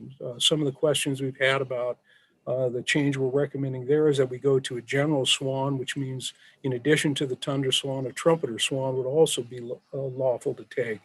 Some of the comments we've had about that, we certainly have some ongoing restoration work with trumpeters with some of the tribes in the western part of the state, but none of that's influenced by this recommendation. This is a Central Flyway recommendation. Also mentioned the survey, and the outcome of that survey is that a large portion of the public, the majority, not a majority, but most of the people that responded to the survey, the largest proportion preferred eliminating splits within the migratory game bird seasons. And so our recommendation within the Pacific Flyway and within the Central Flyway in Zone 1 is to eliminate those splits. When we looked at the public comment that came in, the public comment that we received, and we were trying to generalize where the comment came from and what the comment, kind of the preponderance of the comment that came from those areas. Based on that, our perception was that Zone 2 is probably more people from that area still favored retaining a split season. And so our recommendation is to go ahead and do just that. Other than that, I think that does a fairly succinct job of kind of covering the big changes that we're recommending, and we'd be happy to try to address any questions. We have representatives. I serve as our council member for the Central Flyway. Ken McDonald serves as a representative on the Pacific. But in addition to that, we also have technical representatives who really get down in the nitty gritty of what's all possible. There's little nuances about lengths of the season, when they can be split, if they can be split. And we have Mr. Jim Hansen, who's also available with us today if there's any technical questions, and he can certainly respond to those better than I. So certainly welcome to try to answer any questions that the commission may have. Does anyone have any questions? Oh, Commissioner Siebel? Madam Chair, Mr. Wakeling, just a couple questions. Can you explain the science behind the split season? The science behind the split season, Madam Chair, Commissioner Siebel, essentially what you're trying to do is capitalize on the ability to have an early season when some of the ducks and some of the waterfowl arrive. And then in some areas, waterfowl may stick around longer. So within Zone 2, for instance, a lot of the habitats there are more dominated by riverine than necessarily lakes. Rivers have a tendency to stay open and ice-free longer. And so they may actually hold waterfowl later in the season, and that allows hunters to participate in a later season hunt. There really isn't a whole lot of science to it, but what the federal frameworks give us is the maximum length the season can occur. They give us a maximum number of kind of the outside sideboards. It can start this early, it can end this late, and then you can if a split is approved, then you can kind of adjust those seasons and try to take advantage of as many weekend days as possible. There's a lot of, I'm not sure you'd call it science, a lot of art trying to capture what hunters' desires are associated with that.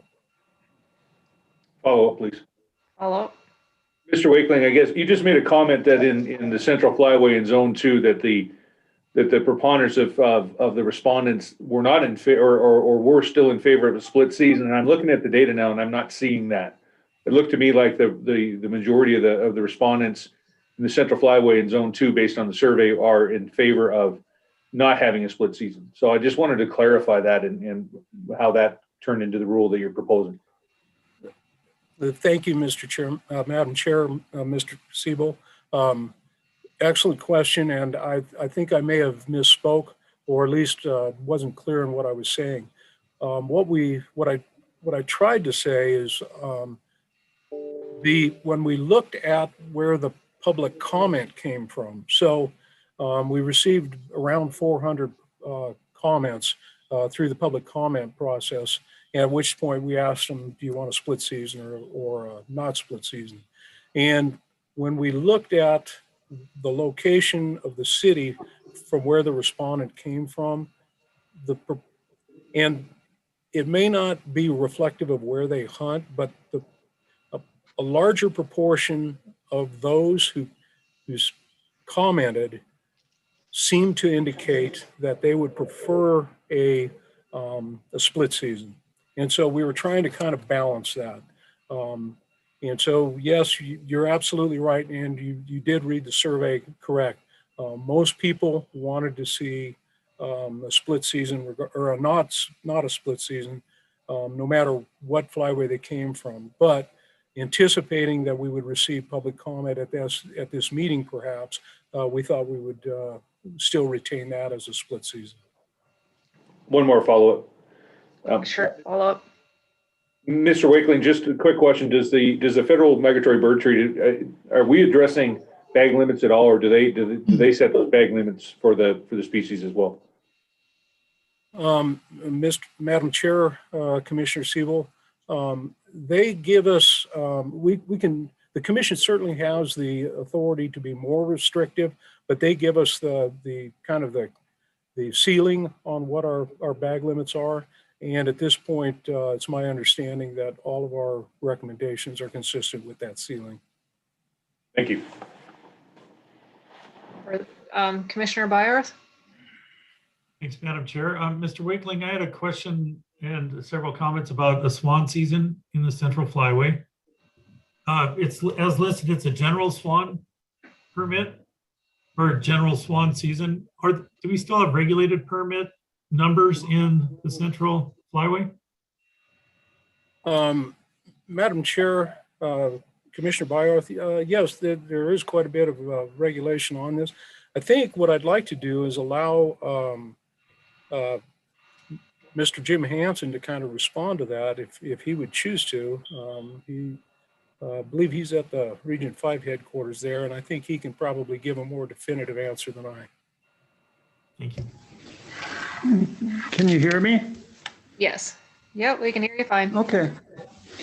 Yeah, we can have a maximum of 500 swan permits in the Central Flyway, and that won't change. We've been doing bill measurement cards for 35 years. Hunters get a little card and they mark how long the bill is, and then we can determine whether it was a trumpeter swan or a tundra swan that they shot. And having someone shoot a trumpeter swan in the Central Flyway is a pretty rare event, maybe about one every 2 years. I checked, and then over the last 10 years, there were 6 possible trumpeters shot. So biologically, this is a sound decision, and it relieves the hunters of the pressure or the stress of trying to tell one swan from another, because they are quite similar. But I'm confident that this will work out. The U.S. Fish and Wildlife Service did an environmental assessment on general swan seasons and released the results in March of last year, a little bit over a year ago. And we chose not to try to rush that, but to allow time for people to get used to the idea and to comment on it. So if you have other questions, I'd be glad to add to that. Jim, would you mind giving your title just for the record so everybody knows what you do? Yes, I'm Jim Hansen with an SEN. I'm the Central Flyway Migratory Bird Coordinator. And I've been in this position now for 30 years. I wasn't born in Montana, but I got here as soon as I could. Thanks, Jim. Any further questions? Oh, Commissioner Walsh. Chairman Robinson and Mr. Wake, I just had one question about the crane, the increase in the crane hunt and what the rationale for that was. We trying to hit a target? Madam Chair, Commissioner Walsh, I think we're not trying to harvest any particular number, but we're trying to begin with a conservative harvest approach, which is what we routinely do with most of these migratory animals, because they certainly change where they're going to be depending on a lot of conditions. And Jim, I don't know if you've got something more you'd like to add. Sure. We have survey data from the cranes in that area for over 15 years for each county. Surveys are done in September when the cranes are on the staging areas. And over the years, why the total for those 2 counties has been around 500 or 600. So this is an extremely conservative approach to opening a crane hunt there. We have 15 years of data, but we're just now doing that. One reason we're conservative is that we're never sure what the access will be like. We need to find willing landowners, and we don't want to overwhelm landowners with a bunch of hunters looking for a place to hunt. We don't really have a quota of how many permits we can issue. We have an allocation of how many harvested cranes we can end up with. And usually we've only harvested about 50% of our allocation. So as I say, we have been very conservative. And there are a lot of cranes up there, and we thought we'd give this a try and see how it worked out. There's some interest in the local area of people who would like the opportunity to hunt cranes. Thank you. Any other questions?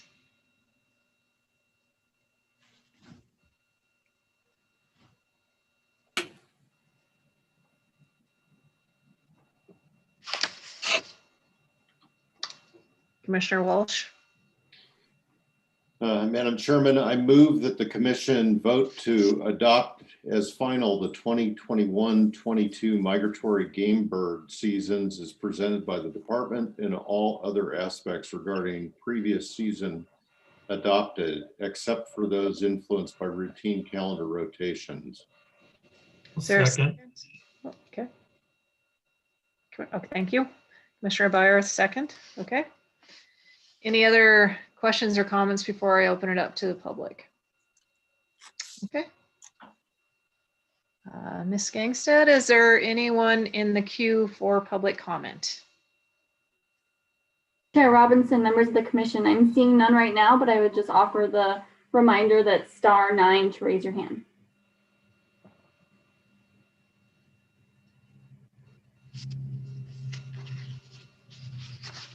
All right. Okay. Hearing no comment from the public. All those in favor of the 2021 migratory bird regulation season closures motion, signify by saying aye. Aye. All opposed, same sign. Okay, motion carried. All right, Mr. Wakeling, you want to go into the 2021 lion quotas, please? Thank you, Madam Chair. Members of the commission, Brian Wakeling for the record. Thank you for the opportunity. This quota setting approach and season and kind of the combination of hunting districts and stuff, things that we recommend through this process, this will be the first time that you hear this. So this will not be a final. This is simply proposed. Once we finish with this meeting, this will be out for public comment for a period of 30 days. We'll compile comment on that and we'll bring it back with a final recommendation based on the direction the commission provides today at the June 24th commission meeting. A couple of things, again, I just give a little bit of background on that's probably not covered within the cover sheet. We manage mountain lions according to a mountain lion plan that was developed and approved in 2019. That plan has kind of changed the way we've kind of been started to look at our population densities, monitoring, and our approach to the season setting process. So what this involves is some additional public input and some additional research. And so what we have started conducting and collecting, we've had a couple of years of data now, starting out in Region 1. It's called spatial capture and recapture, and you might hear it called SEEKR, SCR is the acronym. And so what that is helping us do and it's using biopsy darts and trying to get a better idea using mark recapture genetic data to give us a better handle on how many animals are on the landscape, especially densities across an ecoregional basis. We're also using some ecoregional planning teams to help us evaluate where we are and where we'd like to go. So the effort in Region 1 is just beginning, and with that eco-regional team getting together and kind of trying to identify, say for instance, trying to reduce the population by 10%. What we do with that information then is take that and help guide where we want to go with our management. And so with the population model, the information that's we obtained through the mark recapture gives us a good idea of what the density is. We're able to model what level of harvest would be necessary in order to achieve the objectives that we're trying to get to from a population standpoint that's established by that ecoregional planning team.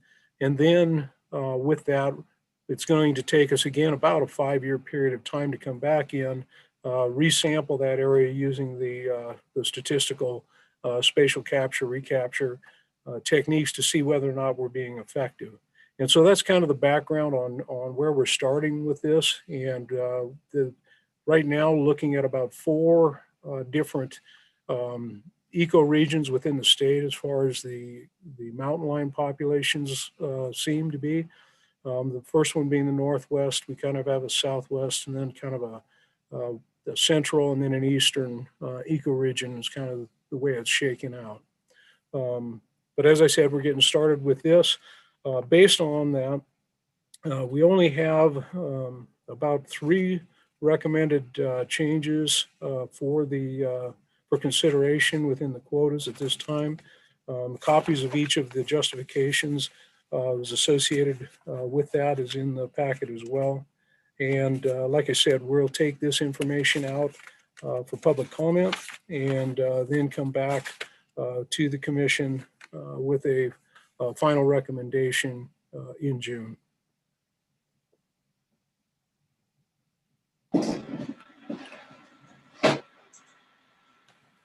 Sorry about that. I couldn't get unmuted.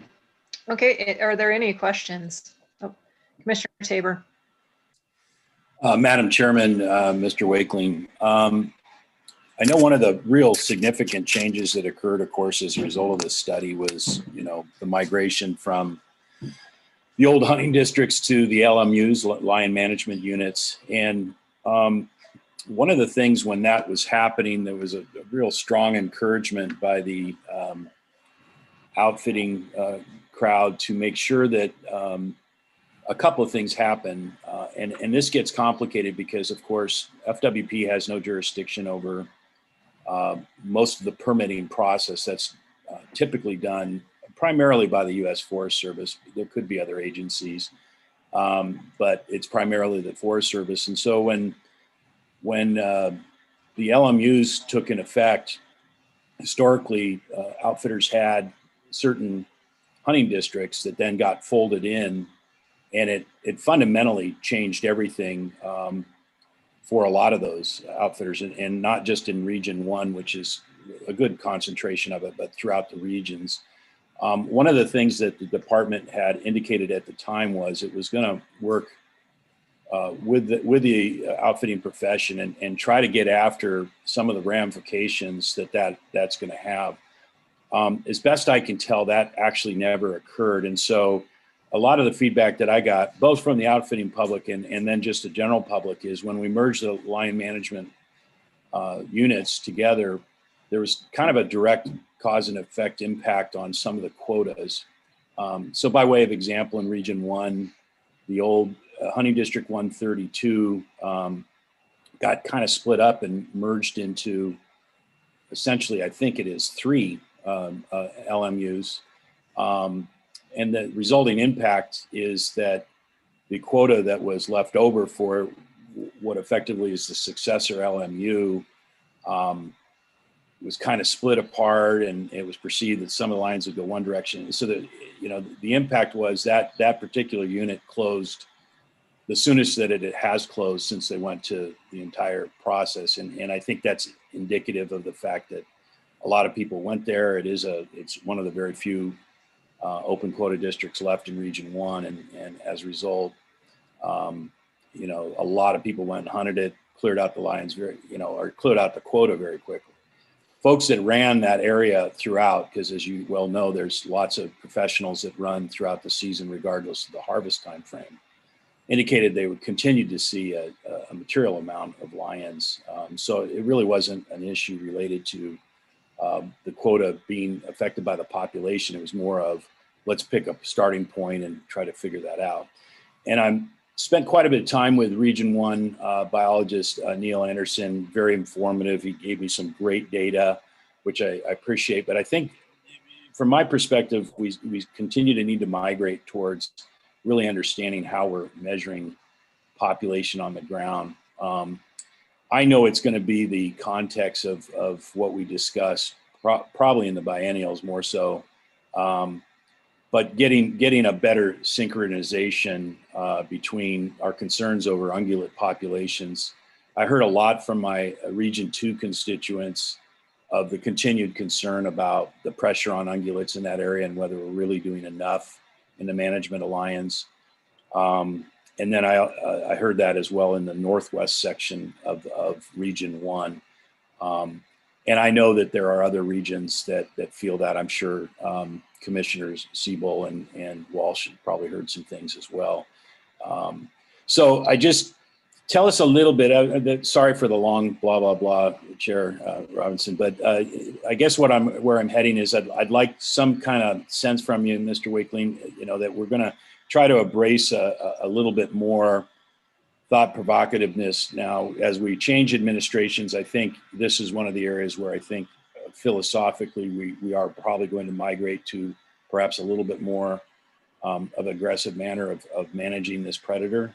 And I just want to kind of hear how that affects not only the rule we're looking at, but potentially what we can see from you in the future.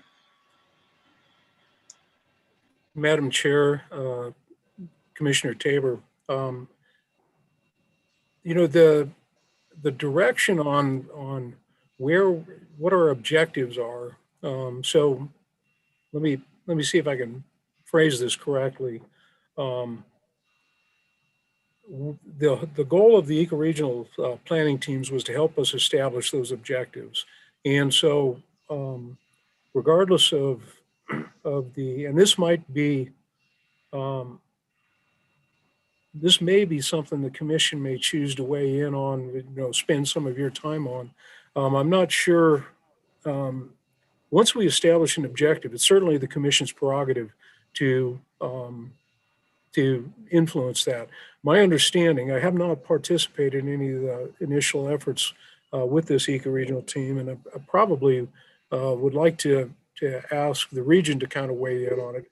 But from my perspective, just to state at the beginning, once the commission establishes an objective, we're going to do everything in our that's available to us to try to achieve that objective.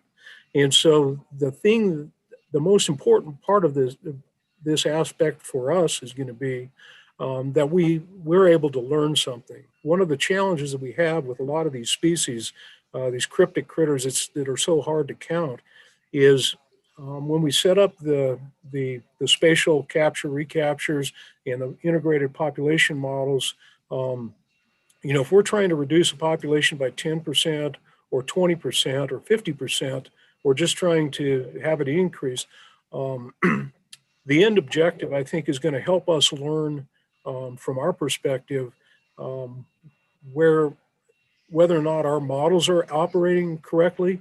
That's why we keep coming in with the spatial capture recapture, identify a particular objective. We use the models to detect, to help direct where we're going to try to go and make our recommendations. So if it's, you know, 10% reduction requires the removal of 20 animals, Or is a population reduction of 20% going to remove 40 animals? Either one of those are functionally operational for us. We need to know what the objective is, and we need to be able to keep it in place long enough for us to be able to do that. And so regardless of how aggressive we are on managing a particular species, if we know what that objective is and we're managing toward it for a long enough period of time, that's going to help us learn. If there's someone from Region 1 on that would like to speak to that, I certainly would love to hear their input. Thanks, Neil. Appreciate it. Sure. If you may, Commissioner or Chair Robinson, members of the commission. So I would like to clarify one thing. So the Northwest ecoregion is where we're starting, and it does include the northwest portion of Region 2 as well as all of Region 1.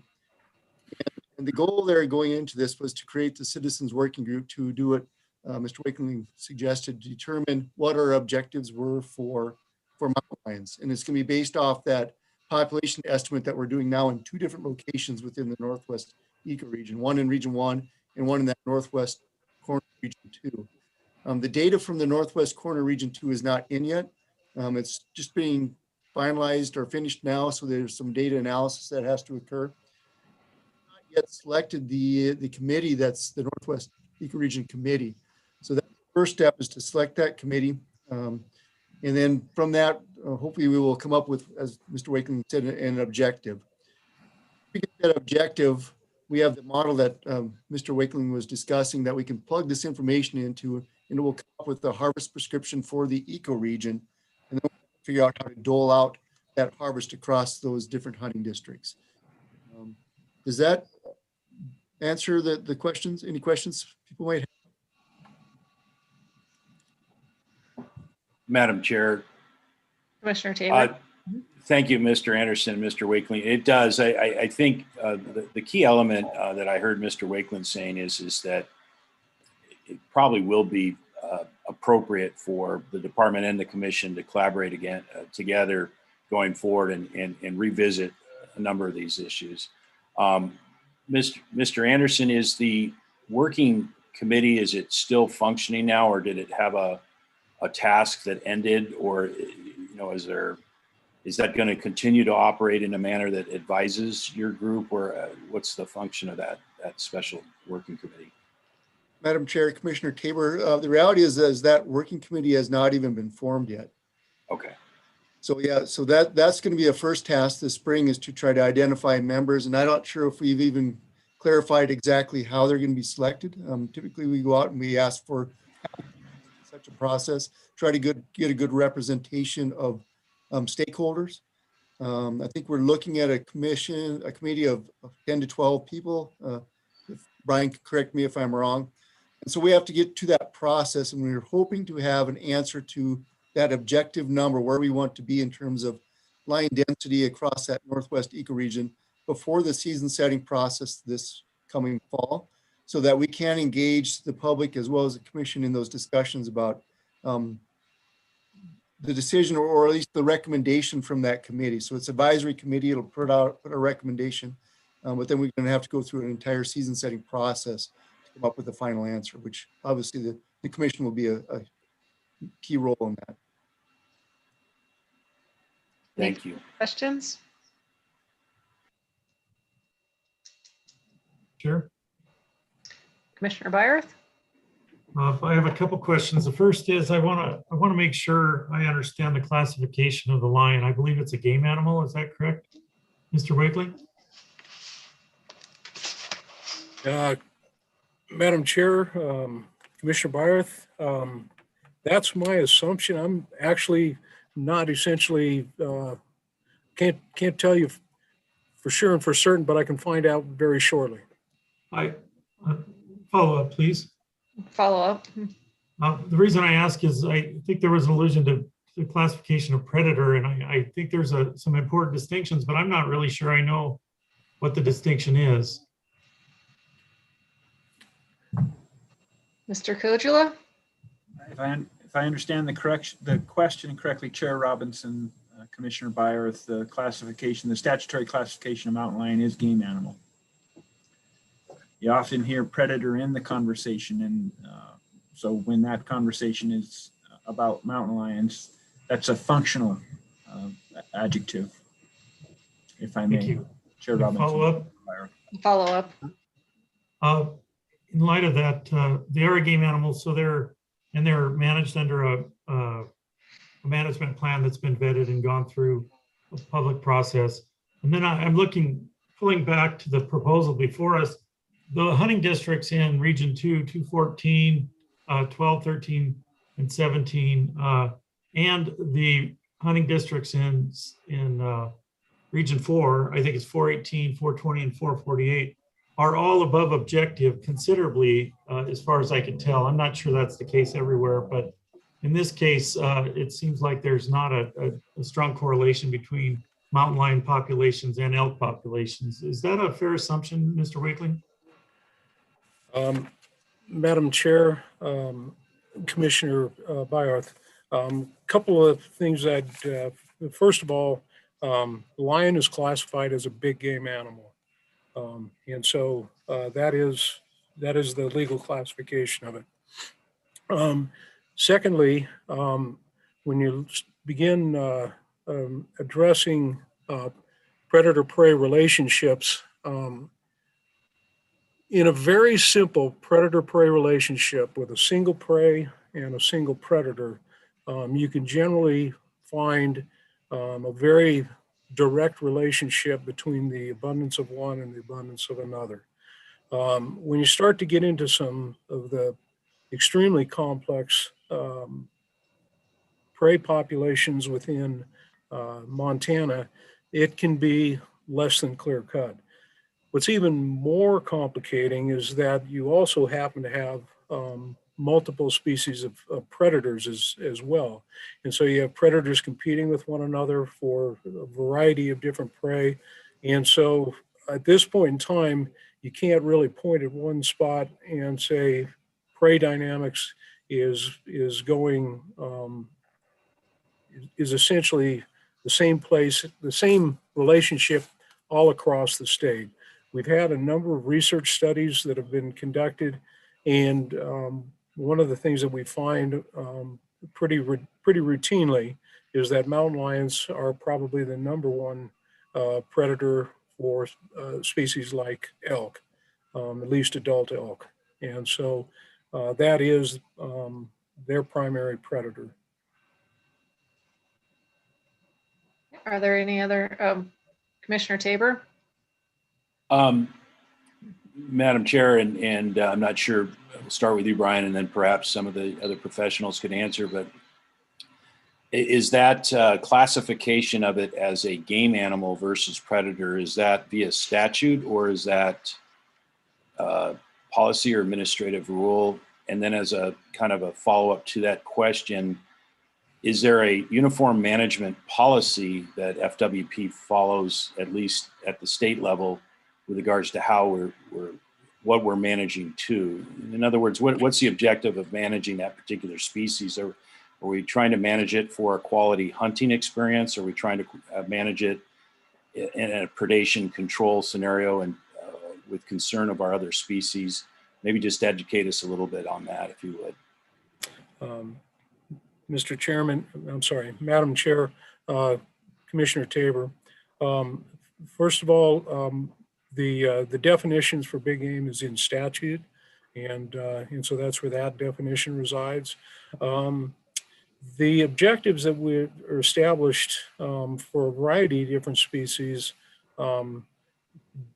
is largely tied to some social aspect in most cases. So in a lot of cases, be it a deer population or an elk population, most of our ungulates are managed towards some number that has some social relevance. Either that was the number that was historically there, that's a number that provides a hunting opportunity. Some of our adjustments then, when we start managing some of our predator populations, are definitely influenced by where our prey populations are in relevance to those populations. Neil, I'd give you an opportunity to kind of weigh in on this as well. Mr. Anderson certainly has a wealth of experience with this. Yes, thanks, Mr. Wakeling. Commissioner Tabor, Madam Chair. So yeah, I think Ryan summed it up quite a bit, that it depends on where you're at in the region and different perspectives based on social preference. Northwest ecoregion up here, Region 1, we have a very vocal, very passionate group of houndsmen who can continually push back on us if we start to increase quotas.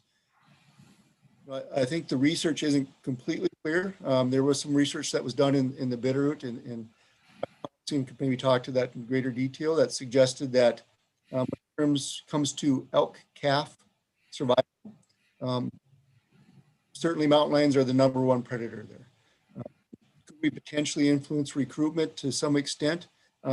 Possibly, especially in these more timbered habitats where, you know, the ability of a mountain lion to prey on those species is probably enhanced just because of the cover and the habitat type, maybe. But it's not 100% clear as to whether that will actually increase or influence prey populations. So yeah, it's a little bit of mix of both. It's like everything we do in terms of management is based on science as well as that social aspect of what people would like to see in the landscape, and those folks that participate in that effort, or at least have an interest in that species. So I don't know if that answers your question, but it is definitely a mix.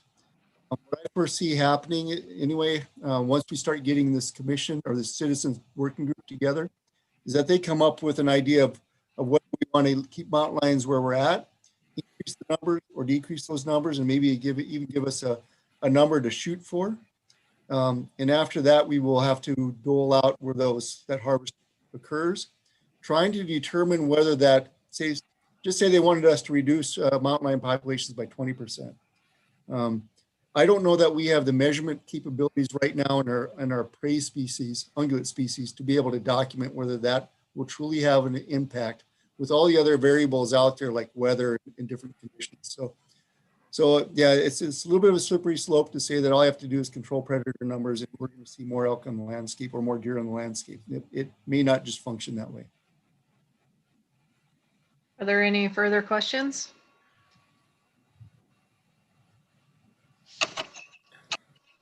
Madam Chair? Yes. If I may, did have some information from our Region 4 as well regarding some of the issues with some of the elk and deer numbers in like 418, 420. Those units are not over objective for elk or deer. And apparently there is some local houndsman and landowner support for the recommendation that they put forward. It's an isolated mountain range, and the foothills are all private land. And so they have just some support on that. And I just thought I'd share that. Thank you. Madam Chair, if you're ready, I'll propose a motion. Yep, I would.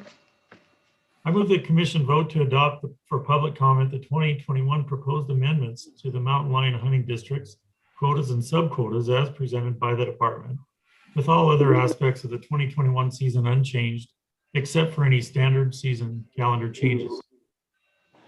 I second. Okay, we have Commissioner Siebel as second. Commissioner Byerth made the motion. Okay. Any other questions or comments before I open it up to public comment? Okay. Ms. Gangstead, is there anyone in the queue to comment on this subject? Chair Robinson, members of the commission, I am seeing none. All right. Okay.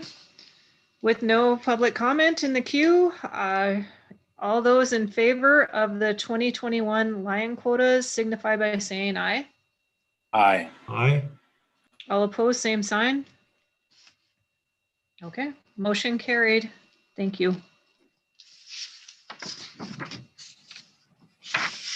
it looks like for our next thing is elk management guiding principles and Dr. Parsons.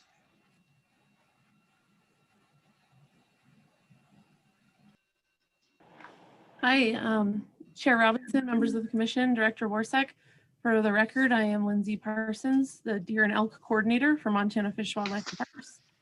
I'm here today to talk about the elk management planning process that we've been going through. So first, to provide a little bit of background, the elk management plan that we currently operate under was adopted in 2005. And so many changes that have happened on the landscape since then have prompted the development of a new elk management plan. And so last April, we came to the commission and proposed sort of a general overall process description for developing this plan. And that overall process description included regular check-ins with the commission. So unlike some previous management planning efforts where the agency will develop a plan with the public and then bring the final product to the commission, we thought it might be a better approach to build the public and the commission step by step with check-ins before and after each step, so that everybody was along through the entire process. And so, so the first step in that process that we brought to the commission last year for endorsement was the development of a citizens group. And the citizens group was meant to be diverse and represent different backgrounds and different elk management challenges that we see across the state of Montana. And so the citizens group was to be tasked with identifying and articulating issues with elk management, and then also defining some principles regarding the future of elk management in Montana. And so last April, when we brought that plan to the commission for that first step, they did proceed with endorsing it. And so we continued on and we held a 30-day application period. And during that period, we received 59 applications. And then from those applicants, 14 individuals were selected by former Director Martha Williams with input from FWP staff. And so we did develop, or we did assemble a diversity of perspectives within this group. There was landowners, hunters, outfitters and guides, backcountry users, wildlife enthusiasts, generally interested members of the public. And so this group met virtually for 5 days using the Zoom platform like we are now. And they used a structured and facilitated process facilitated by external facilitators from the University of Montana. And they did complete their task of articulating elk management issues and then also defining those guiding principles. And so now that their task is finished, we want to move on to the next step. And just to be clear, because the group has finished their task, we don't plan on revisiting with that exact group in that same format in the future, but rather in future steps, work on developing the plan with the broader public. And so because these products were developed by the hard work of the citizens group, we have several volunteers from that group that are here today to present those products. And so just to be clear on what we're asking for, we're asking that these guiding principles be adopted for public comment so that the broader public can have input on this. We did offer some public comment opportunities during their citizens group meetings. However, the timing of those was not at times where the products were complete. So, so with that, I'm going to go ahead. We have several members of the citizens group on, and if each of you want to start off by, if we can introduce all of you to begin with, and then you can proceed with your presentation. So I see Ed. Do you want to go first, Ed?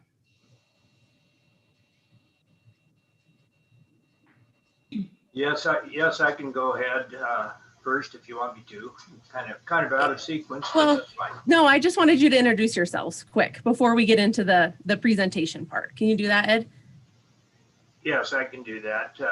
For those of you who don't know me, I'm a retired rancher. About 40 years of experience in private industry cattle ranching.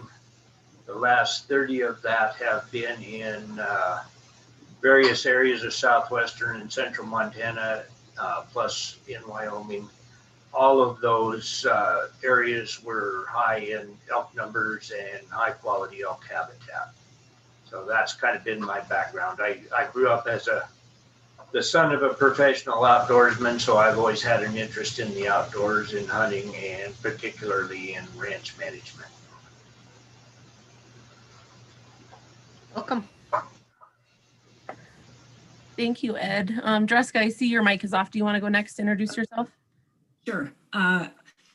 Good afternoon, everyone. Thanks for having us. I am Druska Kinky, and I'm a livestock producer in Paradise Valley. Been there almost 40 years. My husband born and raised there. So we've seen lots of changes, as you guys can all imagine. And we have lots of elk and lots of different issues. So I was happy to be part of this group and have a platform actually to have discussions about elk management.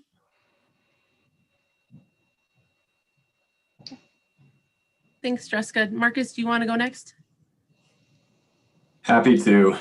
Madam Chair and members of the commission, thank you for having us here today. It's a real honor and pleasure to be able to share all this hard work with you.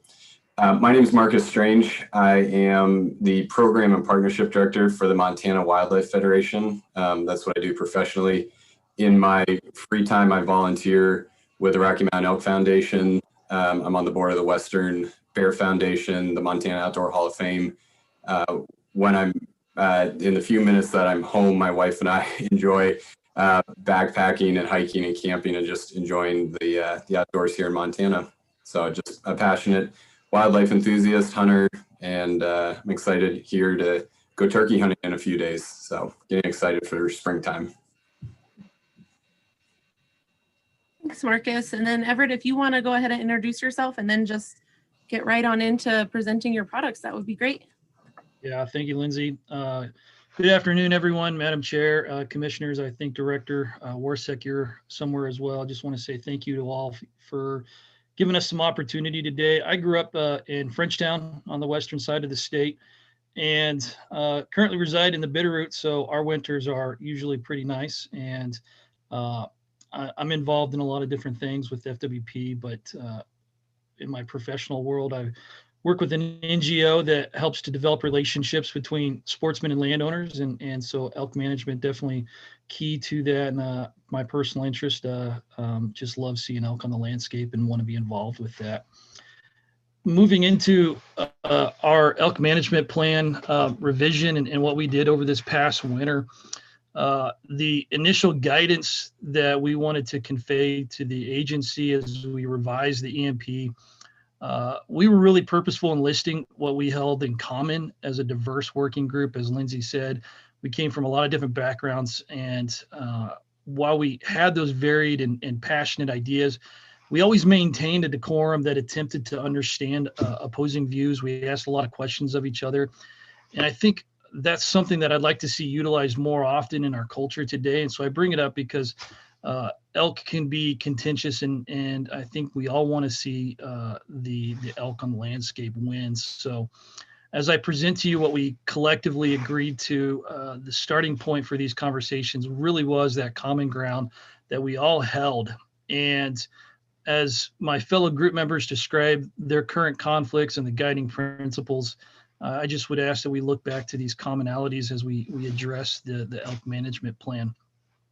And so to move right on into that plan, we have listed at the very beginning to succeed in developing and implementing the Montana EMP, FWP must collaborate with diverse stakeholders. And so we began to list out just the things that we saw everybody working together, what they wanted to see happen. And the value of elk on the landscape was something that continued to come up.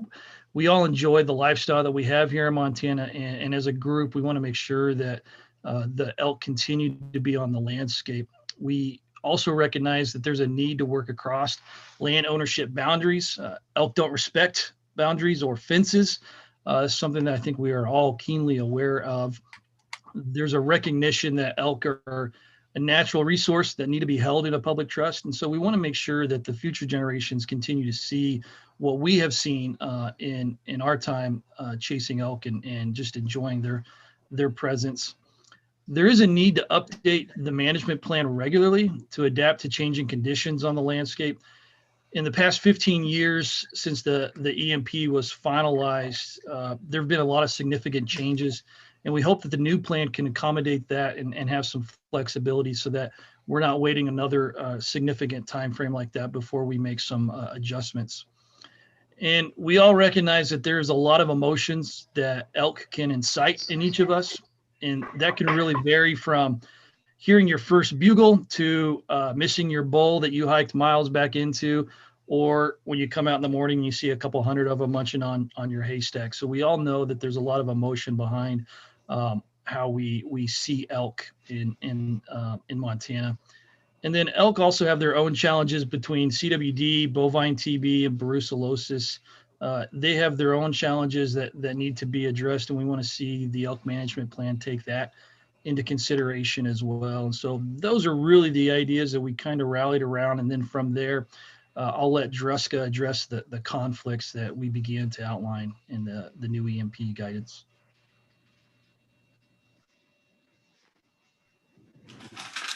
So what I would say first is that even though I have the conflict section,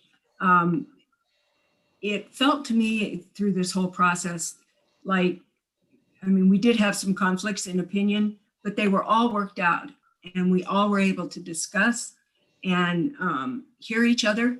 So whatever it said about, you know, our format that we used really created a product and people working together. So that was very encouraging. So in the conflict portion of our work, one of the things that circled around many times in all of the conversations was how important the relationships and communication are between the landowners, the hunters, the public at large, our area biologists, and all of the agency personnel. Any lack of listening skills or that lack of communication sets up the barriers that we see in elk management right off the bat. So I just say that in that I wanted everyone to be clear that all of these conflicts talked about relationships. So the first one refers to disagreements about population objectives and how they are set and implemented. Just briefly, a little bit of narrative with that was that the disagreement equals distrust, and people felt like there was a lack of transparency in the process for objective setting. The conflicts over concentrations and distribution, that created a lot of discussion. And one of the big things that came out of that was that, well, I'll just go through A. So A, separation from livestock during the critical abortive time period. For a lot of livestock producers, the fact that elk carry brucellosis and possibly other diseases equals no tolerance. And so we need to find a way to work with that as partners with everyone that I listed. So we need the tools for separating elk and cattle. And we have to be sure that these tools are flexible and that we have enough tools. There was a discussion about poor distribution on public lands and that creating safe havens. And that all happens because of land use changes that are out there. Elk impact on agricultural production. So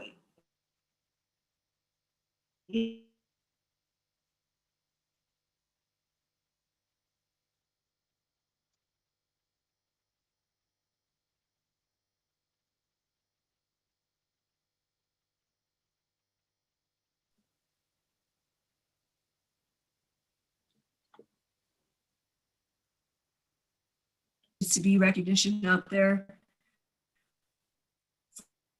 for the role that private lands play with public wildlife. And that came across. There's also discussion about inaccessible elk, and that sort of plays into, the land use changing and how that plays a part in elk distribution. And then you have landowners who have different tolerance. So a lot of that goes together in that we have a lot of working lands that are not traditional ranchers anymore. And so you have various tolerances for elk, and that creates potential safe havens. It creates maybe lack of hunting. So the fact that there's land use changes out there and that those landowners have different interests with that concentration and distribution becomes a huge issue as we go forward with an elk management plan. And then predator management was an issue. And the one and only public comment we got through our whole process, gentleman called in and he said that there was no representation on our committee of non-consumptive users. And his concern was about large carnivores actually needing an elk population as a food source. So I only throw that in there after your last discussion about lions, plus it was one public comment. And from the conflicts on concentrations, then we went into disease conflicts. Mitigation is huge in disease conflicts. The CWD potential is out there. The brucellosis issue is really front and center for a lot of us in Paradise Valley and anywhere in those 4 counties that have DSAs. Part of, I think, as we talked through all of this, was that, you have all of these repercussions that come from brucellosis or CWD, or for that matter, what elk do to range and crops. And a lot of times FWP ties their mitigation to access. And as a group, if we're trying to do relationships, that can get in the way. Number 4 was season length and structure. Some of the talk associated with that had to do with opportunity to hunt versus quality of hunting. There was comment about shoulder seasons versus extended seasons, and just sort of the general feeling that because you can hunt elk from, archery clear through till February 15th in many areas, is that too long of a season, and does that cause too much stress on elk? There was also the belief that with an increase of technology, we're going to have an increase in conflicts. Number 5 was recognizing landowners for habitat possibilities. And that's where the landowner tag came into play in our discussions, plus possibilities of direct compensation. And hunter behavior was our last one. And there was a really strong opinion in our group that fair chase was super important. And then there were comments about, are we killing elk versus hunting elk? And a comment was made at one point, are hunter values, concerns, and objectives the same as they were in 2005? So in all of these conflicts, which play into how we set up the guiding principles that Ed is going to talk about, we worked really, really hard to work through those conflicts.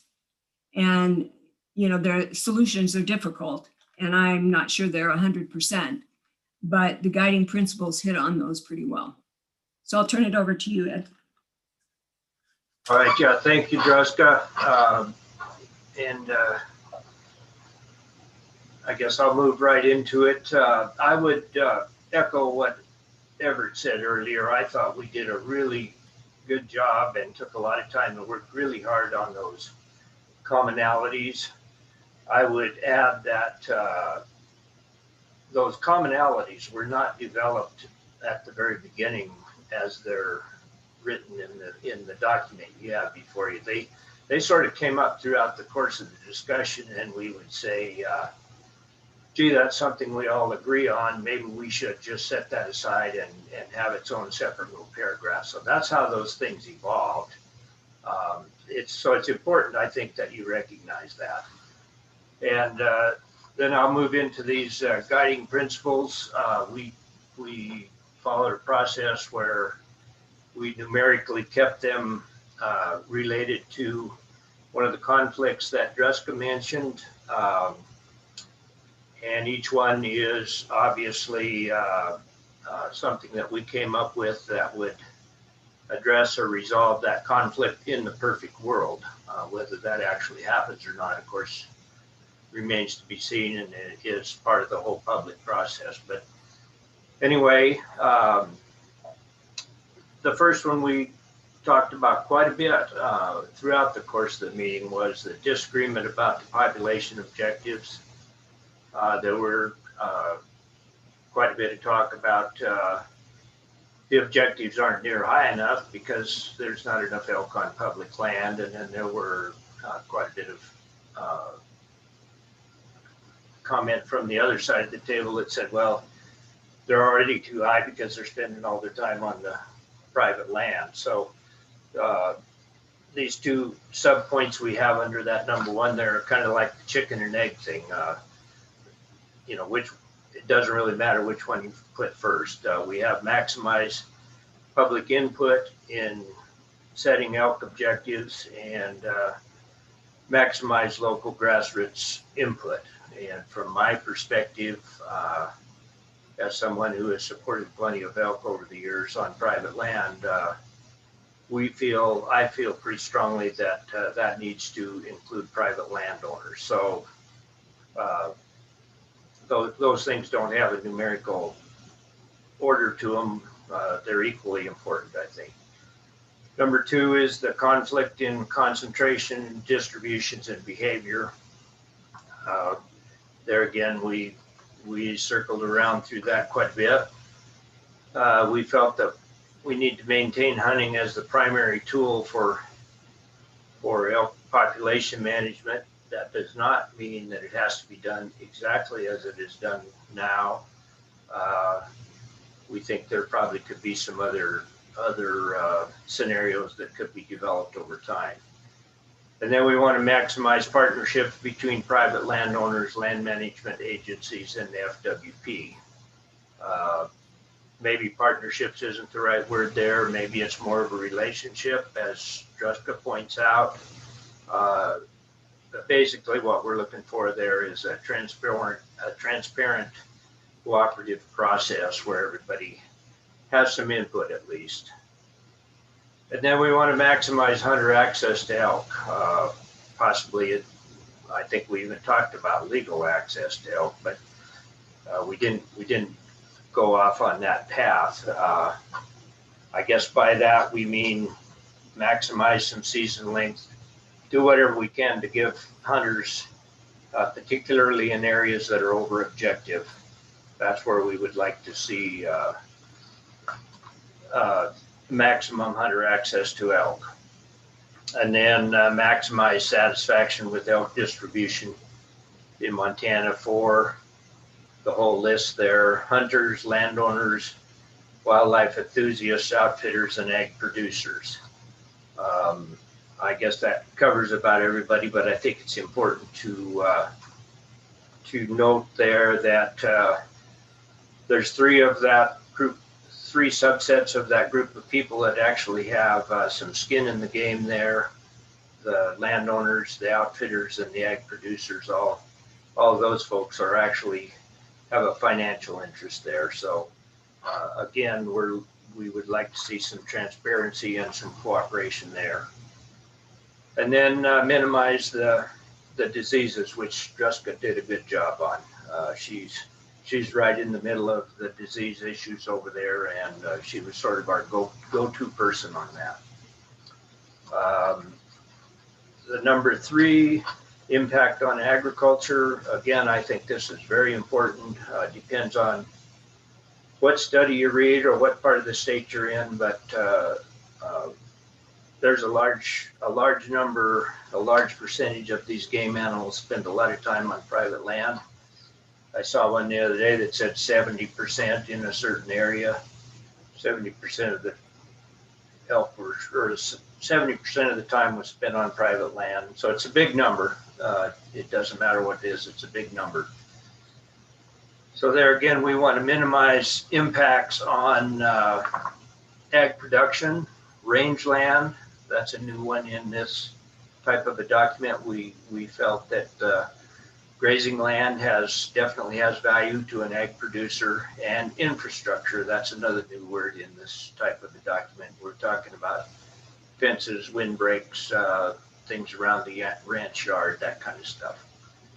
And then again, we've got another mention of disease, brucellosis to livestock. So disease is an ongoing theme throughout this document. Then number 4, we get to season length and structure. We talked around quite a bit around the shoulder seasons. I think the shoulder season concept is possibly somewhat misunderstood in various areas of the state, but we would like to maintain,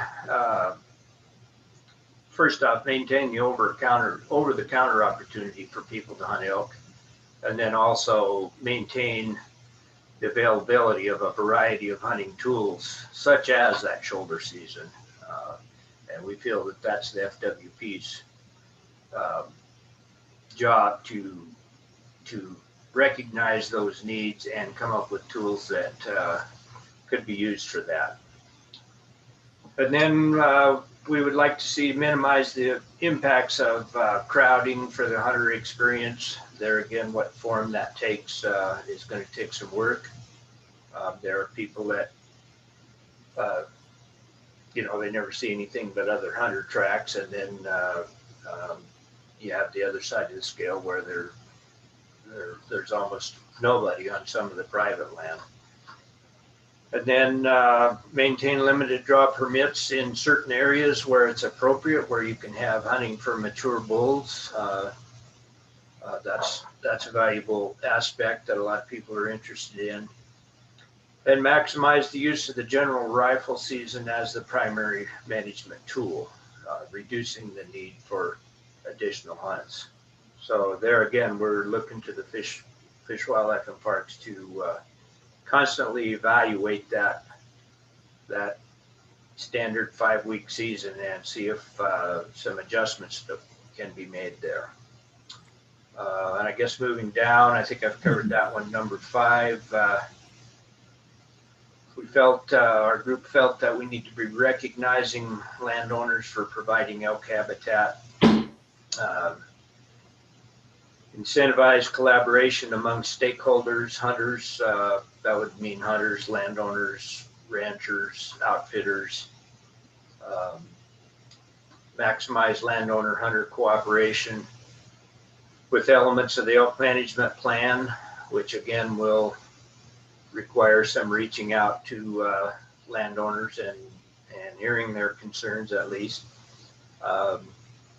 And that should lead to maximizing opportunities for the Fish, Wildlife, and Park to improve hunter-landowner relations. And number 6, I guess one thing that came up quite a bit during our discussion was hunter behavior. Hunter behavior, both good and bad, can have a significant impact on the effectiveness of the elk management on the landscape. In my people that I talk to around the state, and I do know quite a lot of ranchers, the hunter behavior issue does come up occasionally as a reason that they do not allow hunting. So that fact right there then comes back to the Fish, Wildlife, and Parks. They have basically lost the ability there to harvest elk on that piece of property because of some hunters' behavior.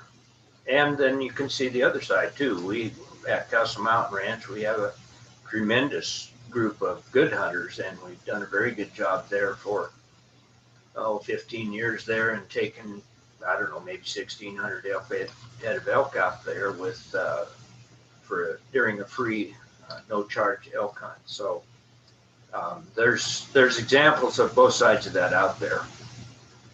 So we would like to see the maximization of internal and external programs that promote ethical hunting and maintain fair chase in the management of hunting and regulations. And that last part was part of that discussion about emerging technology and equipment and things that some of our folks thought at some point in the time FWP is going to have to take a pretty serious look at that. So with that, that concludes my part and we will move on. Thank you. I think that's my cue, everyone. I'm going to discuss the portion of this plan. It's all the way at the bottom of page number 5. As we were going through this process, we recognized that while a lot of the principles that we were going to put into this were addressing very specific issues and concerns, there were some of these overarching principles that didn't address one thing specifically, but that we felt were important to include and that the Fish, Wildlife, and Parks Department should do no matter what, whether, you know, we decide to cut out a specific bullet point up here. These 6 bullet points should be included to help us achieve a collaborative elk management plan moving forward. So with that, I'll just highlight these very quickly. The first one is maximizing collaborative opportunities. You know, there's a lot of folks in the state of Montana who love elk, and as you know, a publicly held resource, which wildlife is, we wanted to make sure that Fish, Wildlife, and Parks, no matter what, maximizes the collaborative opportunities for everyone's voice to be heard. The second point was maximize the integration of the best available peer-reviewed scientific data as we develop this plan. This is something that the department does, but we wanted to make sure that that was an important aspect because that will help make sure that, you know, my concerns as a hunter and Drusko's concerns as a landowner are addressed because we're not going off of opinions, we're going off of the best available science. And that's really important to all of us that was in there. Point number 3 was maximizing coordination between predator and elk management plans. And this was trying to get at the idea that, you know, we don't manage elk in a vacuum. There's a lot that goes into elk management. And we felt that better communication between these 2 different divisions within the department would lead to better elk management. I've already touched on this a little bit, but we felt it was important to highlight the importance of the public trust management of elk. I mean, we could spend an entire weekend talking about that, but it is an important aspect, and it makes sure that no stakeholder is excluded from the process. Point number 5 was maintain Fish, Wildlife, and Parks' primary role in the management of elk. You know, going back to the public trust element, the public employs these public servants to manage the elk, and we want to maintain that relationship and make sure that they're given every tool possible to be able to do their jobs. And then finally, ensure regular review and update of management and population objectives. There was discussion amongst our group about a lot of misinformation, differing opinions, people not understanding part of the process. And we all felt that if we were to go through this process and review our management plans more regularly, that would help alleviate some of that confusion and misinformation that is out there in the public. And so with that wraps up this final part, which is these overarching principles that we hope will be adopted no matter what. These are foundational to achieving these other things that we talked about. And so as you consider this, I hope that you will, and maybe these are a little bit out of order. There was some discussion about how to put these. From my perspective, these are the things that should be considered first as we consider all these other things. But that's the end of our presentation. I just will wrap up and say that I echo the thoughts and feelings of everyone else, that this was a truly collaborative process. Much of my 9-to-5 job relies on collaboration, and I sit in a lot of working groups and meetings where people have strong opinions that differ, and they don't always end well because we can't come together and reach some sort of consensus. And what I will say that was so impressive about this group is we had a very intense discussion on a very contentious issue, and we were all able to put aside our personal biases, see the other person's perspective, and put together what I feel like is an amazing document that really captures the concerns and also the commonalities amongst all the stakeholders. So with that, I'll end and thank you for the opportunity to present this. And I think I'm going to kick it back to Dr. Parsons. All right, thank you presenters for sharing that with the commission. I'd just like to say thank you for your time volunteering, but also thanks to all the citizens group members. They all worked really hard and gave a lot of time to this process. And as you can see, they came up with a product that they're eager to share with you. So thank you, Commission, for listening to it today.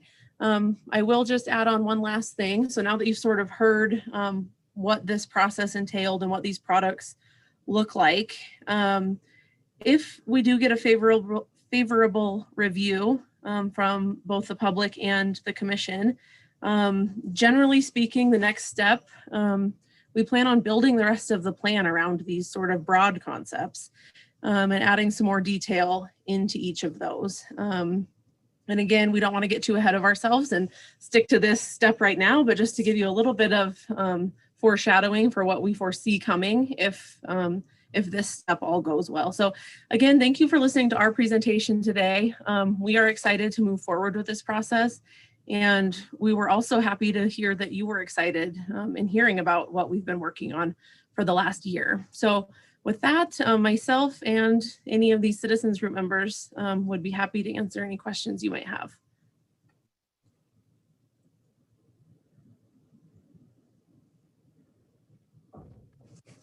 Okay, sorry. Thank you, Dr. Parsons, and thanks everyone that served on that committee. Are there any questions or comments from the commission for Dr. Parsons or the committee members? No. Commissioner Tabor? Thank you, Madam Chairman. First of all, great job, guys. I know how much hard work has gone into it. It's quite reflected in the level of effort and everything. And I'm sure it was considered, but I'm just going to ask a couple of questions about other things that might have an impact as you roll forward.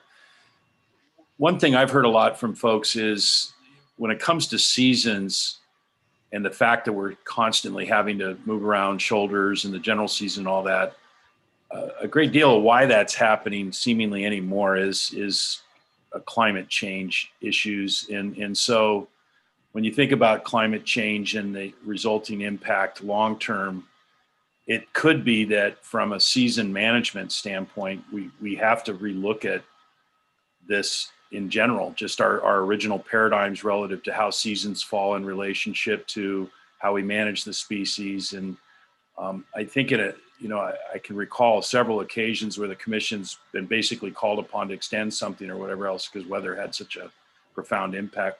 Was that tossed around at all? Did you guys consider that? And what would you advise would be the impact that might have relative to some of the guiding principles as you're going forward? So I could answer that if you want. This is Druska. And, I think when we talked about elk distribution and concentrations on the landscape, there were so many things that affect that. So it's what shape is the range in? Has it, made its comeback? And then, just sort of the general has changed. So I think there were so many factors that we felt that could affect the distribution. we didn't pick any one to really zero in on, focus on. Miss Kinky? Yep. I just wanted to let you know, this is Shauna, I'm the commission secretary, and my apologies for interrupting. No, I just fine. want to let you know that your transmission is breaking up. And I Okay. was wondering if you would be so kind as to take down your video. That might help. I was just gonna say, so my picture's leaving. Okay, thank you. Yep.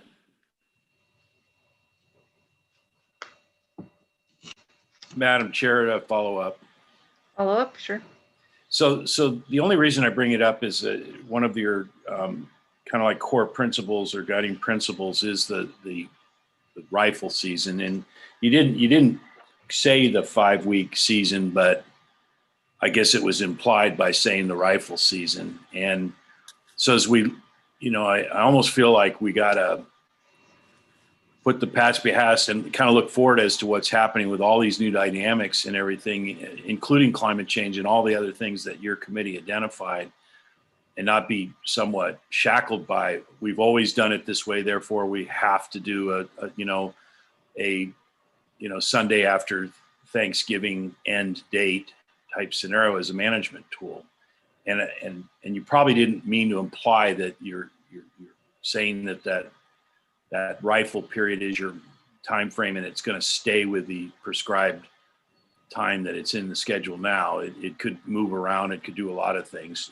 I think what you're saying here that with that as being a guiding principle is that that's still amongst the best tools that you have available, or we believe as a state we have available. I just want to clarify that because I feel like we have to be really flexible at looking at seasons and when they fall if we're going to really look at trying to solve some of the issues.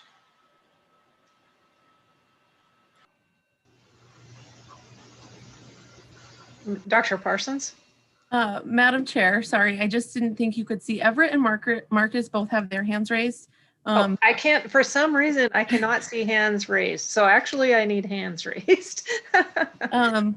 With your tolerance, Madam Chair, I'll just add quickly to answer Commissioner Tabor's question somewhat.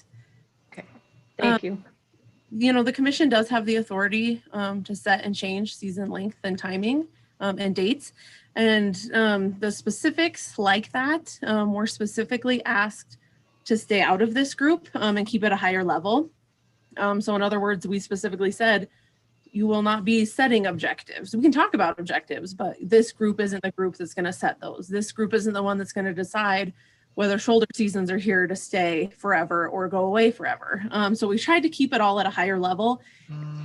That type of thing is something that certainly could be considered in future steps when we do dig down into the further details of what these guiding principles mean for actual elk seasons and what those look like. So with that, I can hand it over to somebody else. But part of that was our direction to the group to keep at high level. Mr. Headley, you want to go ahead? Madam Chair, thank you so much. Chairman Tabor, Commissioner Tabor, in the commonalities that we put together, one of the things that we really wanted to stress is that there's going to be a need to constantly revisit the plan and then adjust accordingly. And so we wanted to make sure that the commission and the agency had the flexibility as we develop the new plan to incorporate things like climate change, migrations, anything else, new science that comes available. So we really want to see an ability for the agency to be creative in their approach as they bring about different solutions to the problem. I really, what you say about thinking about outside the box, and I know the director has kind of spoke to this as well. The same old really can't be what the elk management plan is coming forward. It needs to be, it needs to have an agility to it that can really impact different locations, hunting districts, and different populations. And so different tools might be required for that. Like Lindsay said, we were encouraged to not be specific about things, but we really did talk quite a bit about, we want to make sure that it is not just the same tool for 5 different jobs, but that there are different tools that the agency and the commission could really use as we look forward to a new EMP. Thank you. Mr. Strange? Thank you, Madam Chair. Commissioner Tabor, I would reference the second point in the strategic principles at the very bottom of page 5 as we kind of wrap this up, where we said maximize the integration of the best available peer-reviewed scientific data. I think that guiding principle that we developed was specifically for this discussion that we're having now. You know, as we learn more about the effect of climate change, things will need to be adapted. And then I guess Dr. Parsons made a really good point that we didn't want to be too prescriptive in how we said that, but that we trust our employees at Fish, Wildlife, and Parks to use that science to adapt as things change. So I appreciate the question. I think it's a really timely one. All right, thank you. Are there any other questions from the commission? Oh, Commissioner Siebel? Madam Chair, just a question for Dr. Parsons. First, I would like to echo the sentiment earlier and thank the 4 people here and the other 10 people who actually served on the committee. Appreciate all your hard work on this, and it's a great start to a process that desperately needs to be updated. There's one topic that I've been called on more than any. It's elk management, elk population. So I'm glad that we're tackling this now. Just a question for Dr. Parsons. From a procedural standpoint, we really haven't seen as a commission the process that's going to be followed. So I just want to ask you just to walk us through. You mentioned it earlier, but right now we're actually adopting these for public comments. We're going to get lots of comments back. It's very likely that there may be some changes to these, and I'm not sure who would be recommending the changes based on public comment, if it's us or the department or the working group. But if you could walk us through the process a little bit and understand where we take this, or where these guiding principles and the strategic principles, where they go from here, and how kind of what the next steps, just at a high level. Thank you. Yeah, Madam Chair, Commissioner Siebel. So in terms of what we will do with public comment, what I foresee happening is seeing what the public comment entails, determining whether those are significant additions or deletions to what we have proposed now. You know, part of this is, this was a really hard process that this group went through to develop these principles. And so thinking hard about what those new additions or deletions might do to this overall product. I do foresee the department integrating those in a new proposal if they are significant. And then you can decide whether or not to formally adopt those during the next meeting. Hopefully that will be in June with scheduling tolerance, of course. I know June is a busy meeting. So whatever that final product ends up looking like of guiding principles, like I said, we plan on generally adding more details to each of them using both internal ideas as well as a public process. And specifically what that public process might look like has yet to be determined. I mean, we know we're still dealing with some COVID issues and meeting situations, but also we're understanding that not everybody likes to engage and participate in the same way. So it might be surveys, it might be online meetings like this, it might be in-person meetings. And so those details are yet to be determined. But overall, what we would like to do, so for example, on number 1 of the guiding principles that talks about how there's disagreement about objectives. And so their successful resolutions to that are to maximize public input in setting those objectives and to maximize local grassroots input. So I can see step 2, the next step that we're going to get to if these go through, would include, how do we maximize public input? How does the public want to be involved? How often do they want to be involved? How can FWP be more transparent? And so in essence, adding more detail to how we're going to maximize or minimize any of these guiding principles on this list. Does that answer your question?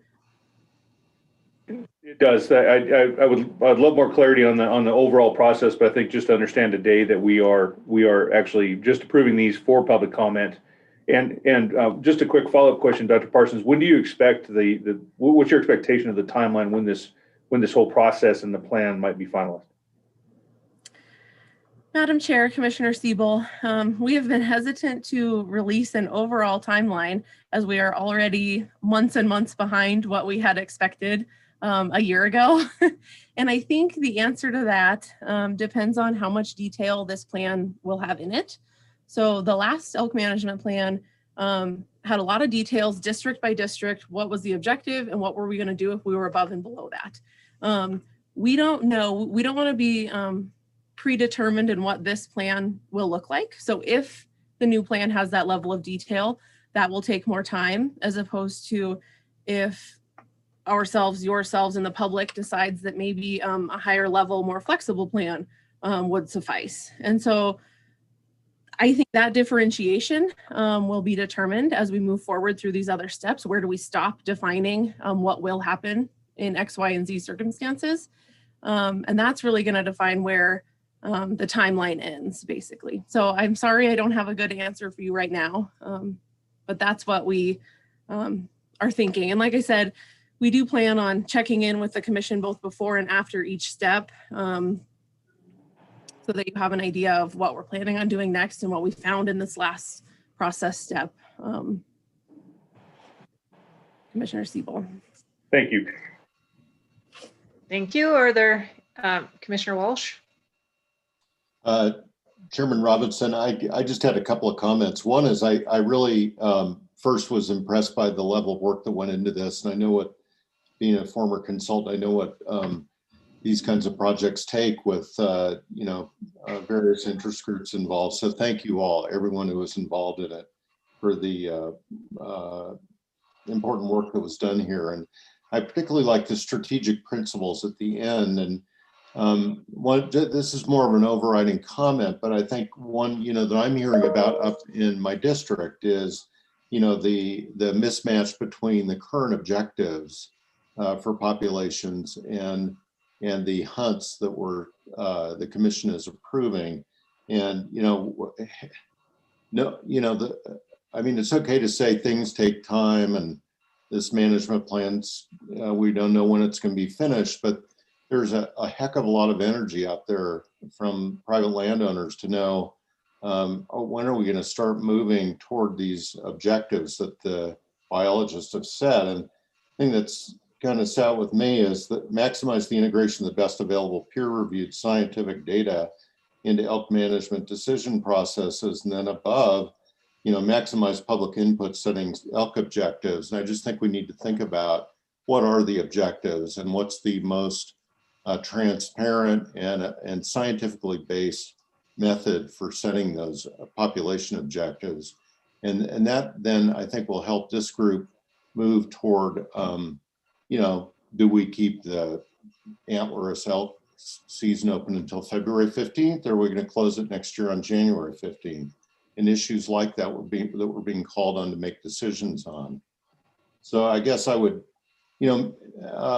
ask Director Warsek to help your team set some timelines around this so that the commissioners can know when we're going to see a final plan. And it may not be perfect, but it'll be a lot better than what we have right now. Madam Chair, Commissioner, we will work on that to get some timelines out and set up a format and report back to the commission. Thank you. Thank you. Any further comments? Okay.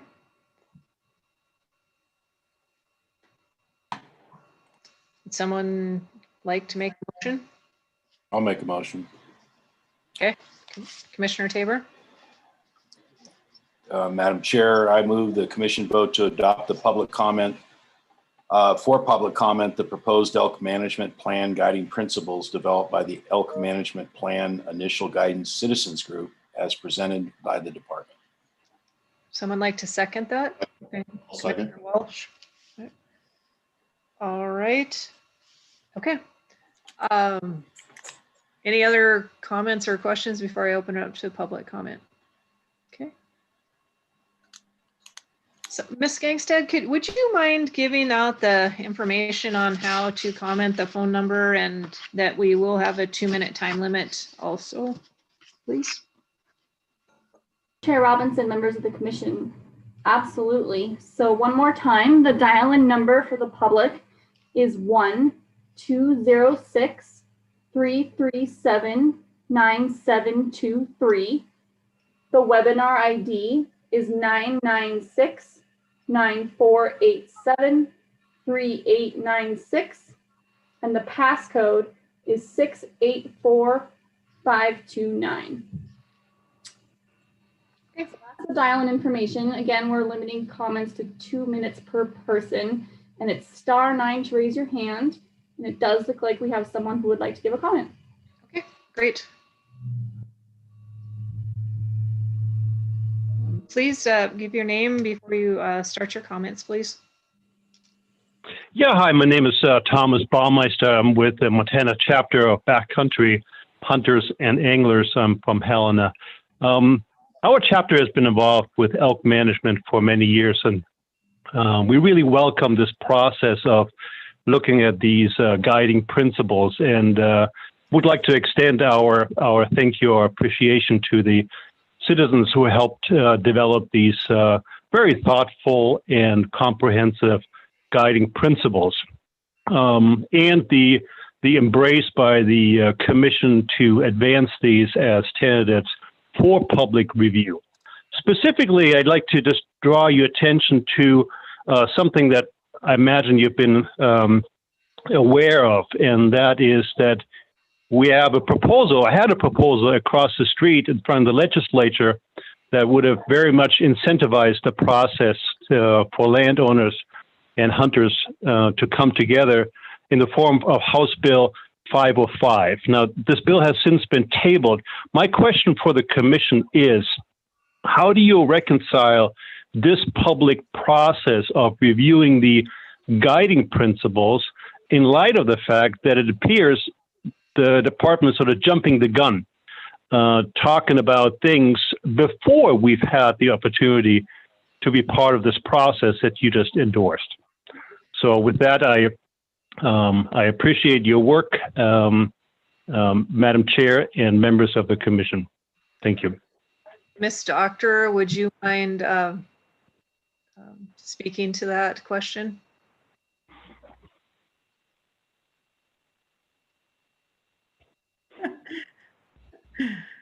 Chair Robinson, I'm sorry, I must have missed the question in that from Mr. Baumeister. Would you mind repeating that for me?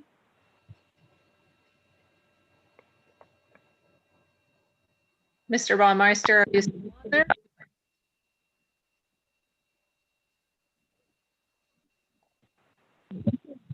Yes, this is Thomas Baumeister again, Backcountry Hunters and Anglers. My question speaks specifically to the guiding principle number 5 that the committee or the group developed here, which the first bullet talks about incentivizing collaboration among stakeholders. I interpret that to mean landowners and hunters. And we had a bill, House Bill 505 across the street that addressed that. My question is, are we getting the cart before the horse, or is the department jumping the gun, talking about incentivizing the process before the public had the opportunity to weigh in, to review these principles and so forth? Thank you. Chair Robinson, I guess I would say to that this is a process by which we are setting up guiding principles, and that it is a guiding principles aren't necessarily a law or statute or a policy that needs to be followed. It is one that we attempt to put our elk management plan within, with those in mind. What I would guess would come from this, that could come from this, is even a suggestion to go back to the legislature in order to suggest some legislation that comes from this package. It could be that there are policies, the commission may pass some regulations that would be pursuant to those guiding principles. But again, they're just principles that would be passed right now. I think Mr. Baumeister's point is that they haven't gotten to comment on these yet, and therefore to pass it as a guiding principle would be the cart before the horse. But because these are not statutes, rules, policies, or regulations, they would be just principles that you could adopt or not adopt, and abide by them or not abide by them. They truly end up being, you know, maybe things that you would hope to abide by in the future if all other things are in place, like, for example, a legislation that would be passed. Does that answer your question, Chair Robinson? And it does look like Director Warsek might have something to say about that as well. Sure. Director Warsek, would you like to add to that? Yes, Madam Chair, I would. There's been a lot of confusion with House Bill 505 and what the department did and didn't do. And I'd like to set it straight on this. Is what happened is the Speaker of the House had asked us to work on a bill for him. He had another one previously in draft that would have put shoulder seasons in statute. So we'd come together to work out with some idea to do an incentive base separate of this working group, because we had a short time to come up with some options with the legislator. So people that understand how the legislator works is they can bring any bill they want forward. It doesn't have to be vetted with the public. They're the trustee, they can do this. So in this case, we did work with them on it, tried to come up with something in short notice that we could. We didn't have the opportunity to vet it like we normally do. If it was one of our bills, we would have vetted it for at least 6 months and then gone through EQC. So the horse before the cart thing is, I think we were just following what our process was to get that done, and understand that we are going to keep on pushing this issue to try to get people talking together, landowners and sportsmen, everybody else. And from my perspective, the department no longer has a hammer to do these things, but we need to look at toward incentive-based things to try to work with. So I'm really pleased to see that they put such a focus on incentive-based collaboration for the members. Madam Chair. Thank you. Do we have any further public, Commissioner Siebel? Just a point of clarification, Madam Chair, just to go back to something that Ms. Doctor said. We only are voting right now, the motion that's on the table is to vote to approve these, to move these to public comment. So Mr. Baumeister and others will have a chance to comment. There likely will be changes. I want to make sure that I'm clear that that's what the motion was and what we're doing. Right, correct.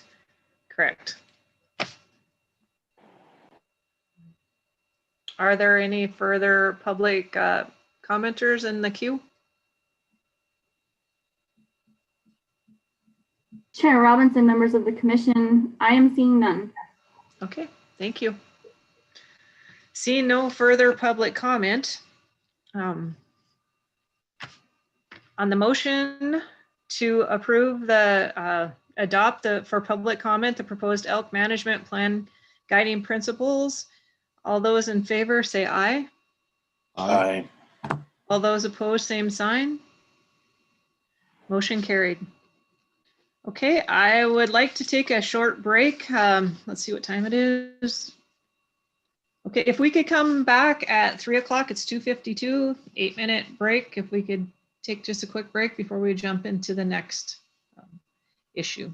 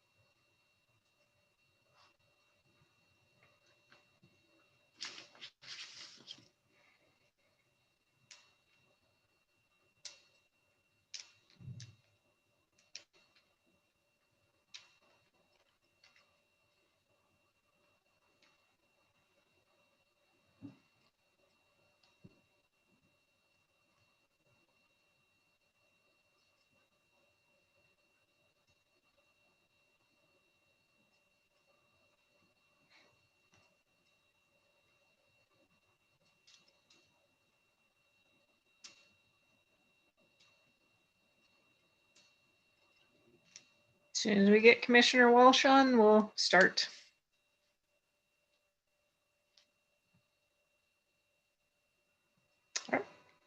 Sorry about that. No big deal. Okay, Dr. Rice, I think if we could start with the Madison River Recreation Committee update, please.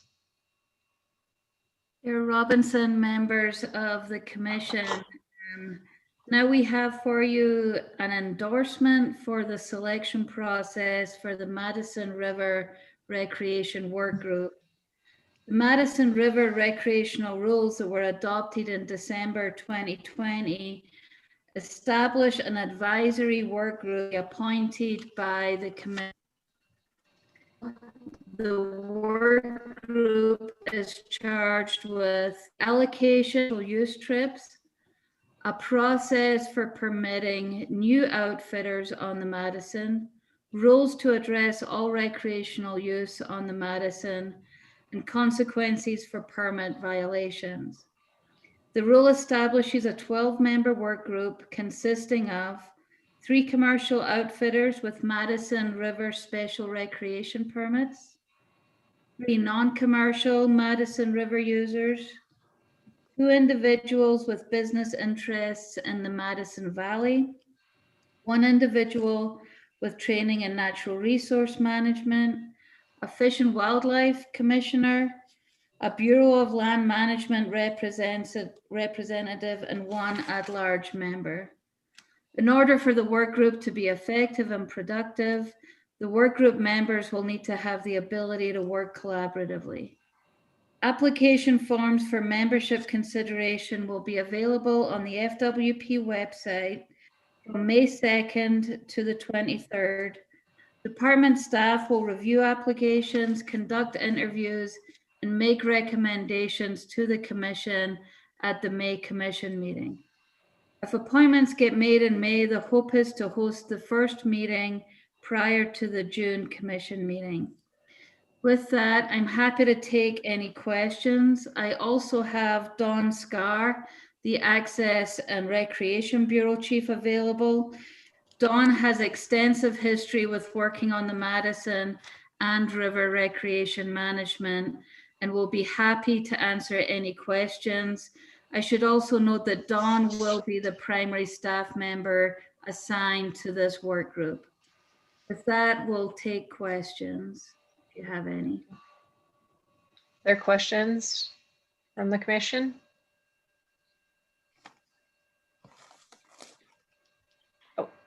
Commissioner Tabor. Madam Chair, and the question might be geared to you or perhaps Becky Doctor, but when you and I had talked about this before, right after your training, we were trying to determine the process in terms of going through this. As a general statement, what I'd say is I feel as if the commission should have the opportunity to see all the applications. That I feel pretty strongly about that. I don't really want to get a cold list from the department. I'd like to see them all. And it feels as if the deliberation process really needs to fall on us as a body. But I know you were doing a little bit of research, Madam Chair, on just that process. So could you enlighten me and perhaps some of the other commissioners on what you learned? Sure. And one of the ideas that I had too was as soon as the deadline is done and the names are compiled, I would like a list sent to all of the commission. And then from there, I propose that maybe that I, as chair, talk to each one of the commission members and kind of get your input on who, I guess, your top picks would be for the different areas. And then we can work with the FWP commission staff also, so that both the commission and the staff are having input on the final list, so that we won't, like you said, get a cold list coming back. Dr. Rice? Chair Robinson, Commissioner Tabor, I should have mentioned that that's always our intent, and that's typically what we do is our recommendations are just to give you a starting point, but we would certainly give you all of the applications to look at. Mostly what we would be doing with our process is identifying people into those categories. The language in the rule is really specific on who fits in which category. So that would be primarily what our evaluation would be to help you with that. And then of course we would give you all of our notes and the actual raw materials that we get from the applicants. And we're not quite sure how many applications we're going to get, but the last time we went through this for the negotiated rulemaking committee, we did have a substantial number. So purely what we're trying to do is just facilitate your choosing in any way possible. So however you think we can help with that, we're happy to facilitate. Sure. Commissioner Byerth, I guess you're the longest one on here. Do you have any suggestions on what is a successful way to choose that many people for a committee? Madam Chairman, thank you. I like the proposal, and I'd really like to get a chance, like all the commissioners, to look through the list of qualifications. There's been a number of people, actually we've had over 8,000 comments on in the Madison process over the couple of years. So I can imagine there might be a lot of interest, but there's definitely some core individuals that have expressed a lot of thought and research and provided things. So I think it behooves us to go through the list and actually help try and craft a work group that we think is really well balanced and has the incentive to solve the problems and move us forward. Okay. I guess I do have one question for, I think maybe Ms. Doctor. And I probably could have asked Dr. Rice too, I'm not sure, but as far as the commission, excuse me, member, does the commission have to go through the application process too, or would it be more simple as to just let the chair know who would like to be on it? How do you usually choose that position? Chair Robinson, that's a good question, because even though the commission member is identified the same as the rest of them, the only way that the commission can really make a decision is to do it in a regular meeting. So I would suggest that even the way you just did the vice chair would be a fine way to choose somebody to be on this work group. Does that answer the question for you? Sure. Yes. Yep. Thank you. Are there any other questions? Oh, Commissioner Welch. And I think I have this whole hand raise thing figured out, so we can try the actual hand raise Zoom style. See if I can get, but go ahead, Commissioner Walsh. Unmuted. I'm supportive of this in general. I would say I'm a believer that things get complicated when you have more than 6 or 7 people in a room trying to make decisions. And I'm concerned about the timeline here. And I know, look, we didn't have a director appointment and all of us were very fresh, but it's a real shame that we didn't take this one up at our first meeting because now we're in the meat of the season for the outfitters. And I just worry by the time we get these appointments made, it's going to be really challenging getting the group together to do anything meaningful. And that may weigh in on our timeline discussion that's coming up in a bit.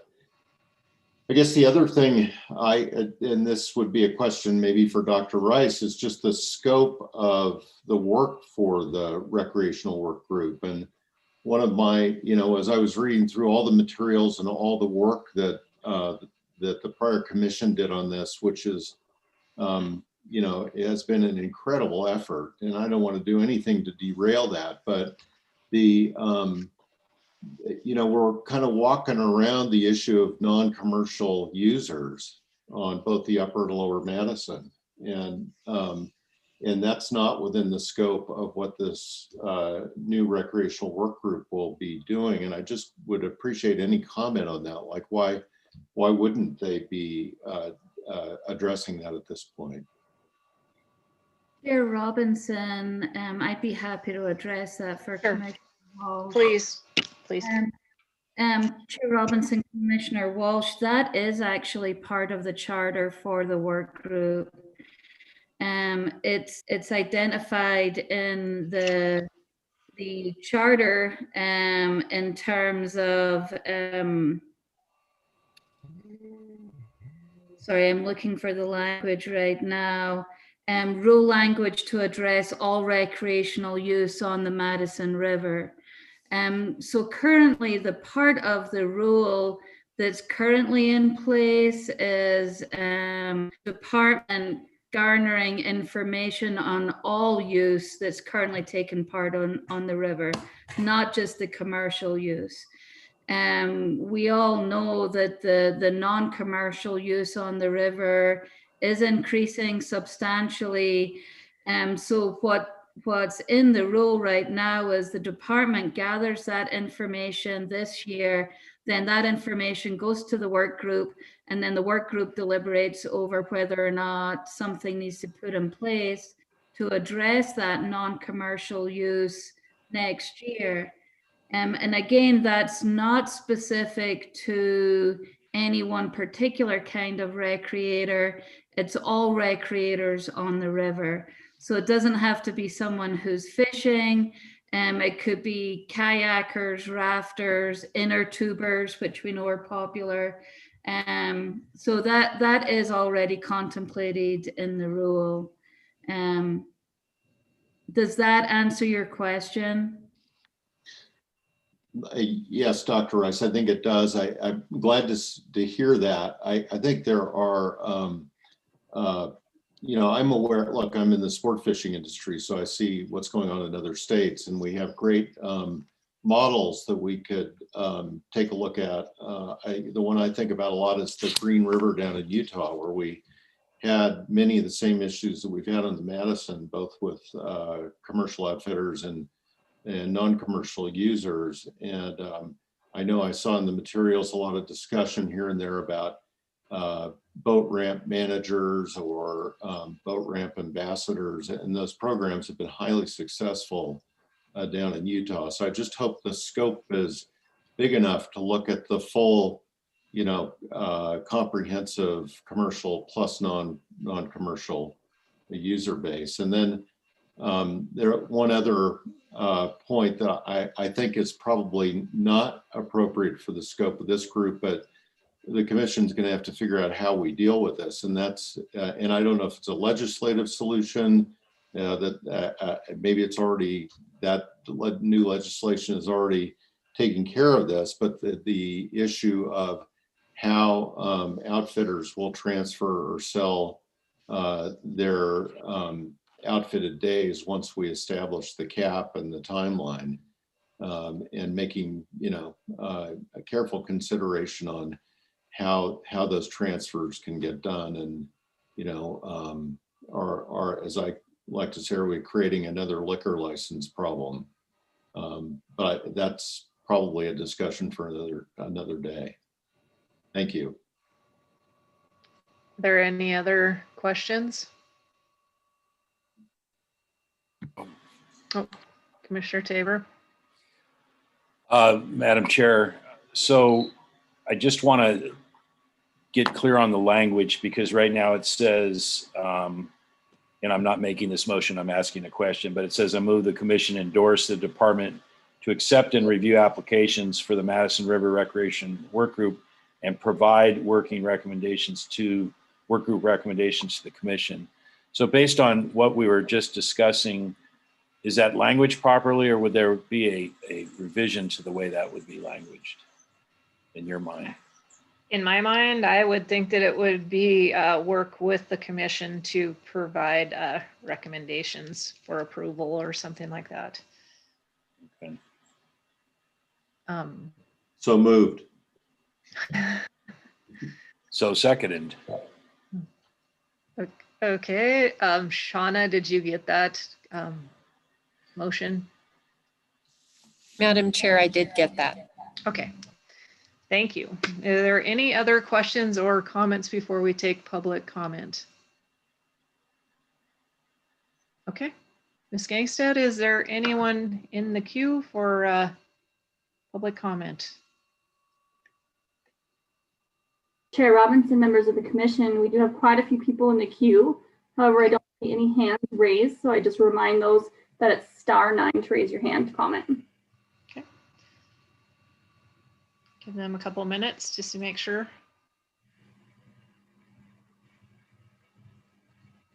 Okay.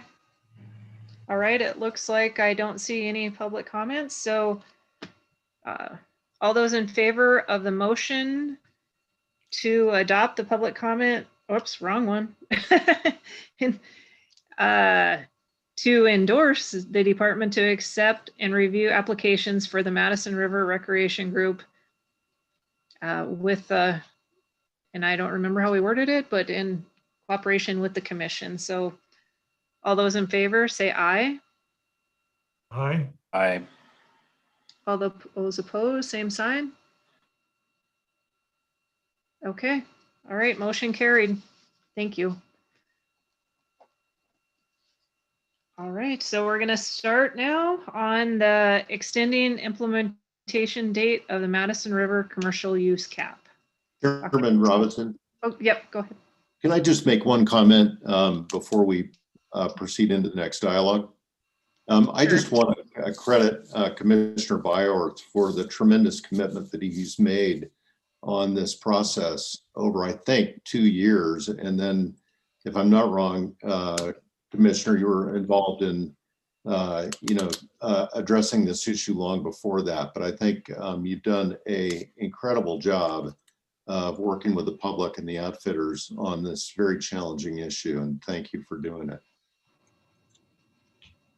Thanks, Commissioner. I appreciate it. All right, thank you. And Dr. Rice, would you like to give the presentation, please?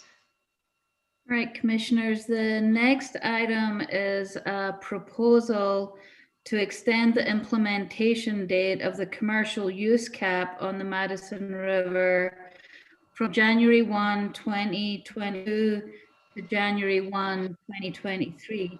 The intention of the possible extension is to provide additional time for the work group to conduct their business. This proposal was brought forward at the request of the commission after hearing concerns from Madison River outfitters. This proposal only pertains to the language in Rule 12.11.6705 as it relates to the implementation date and does not include any other portion of the Madison River Recreation Rule. Again, myself and Dawn Scar and Becky Doctor are available for any questions. Okay, Commissioner Siebel. Madam Chair, Dr. Rice, just a couple of questions.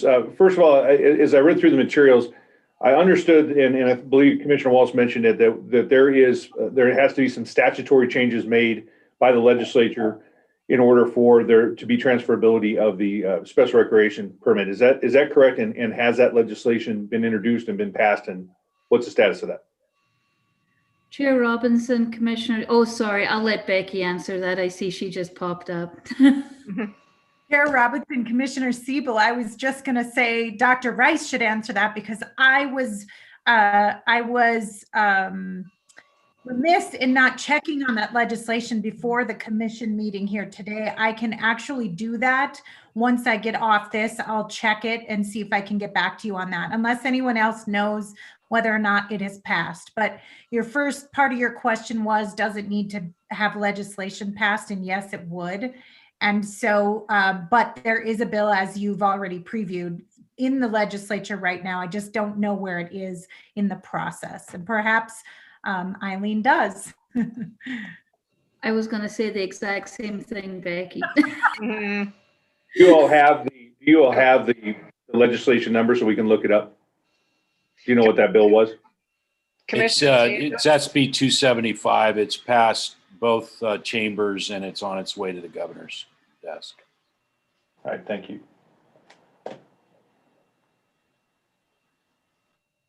Commissioner Tabor, did you have another comment or? I did. Thank you, Madam Chair.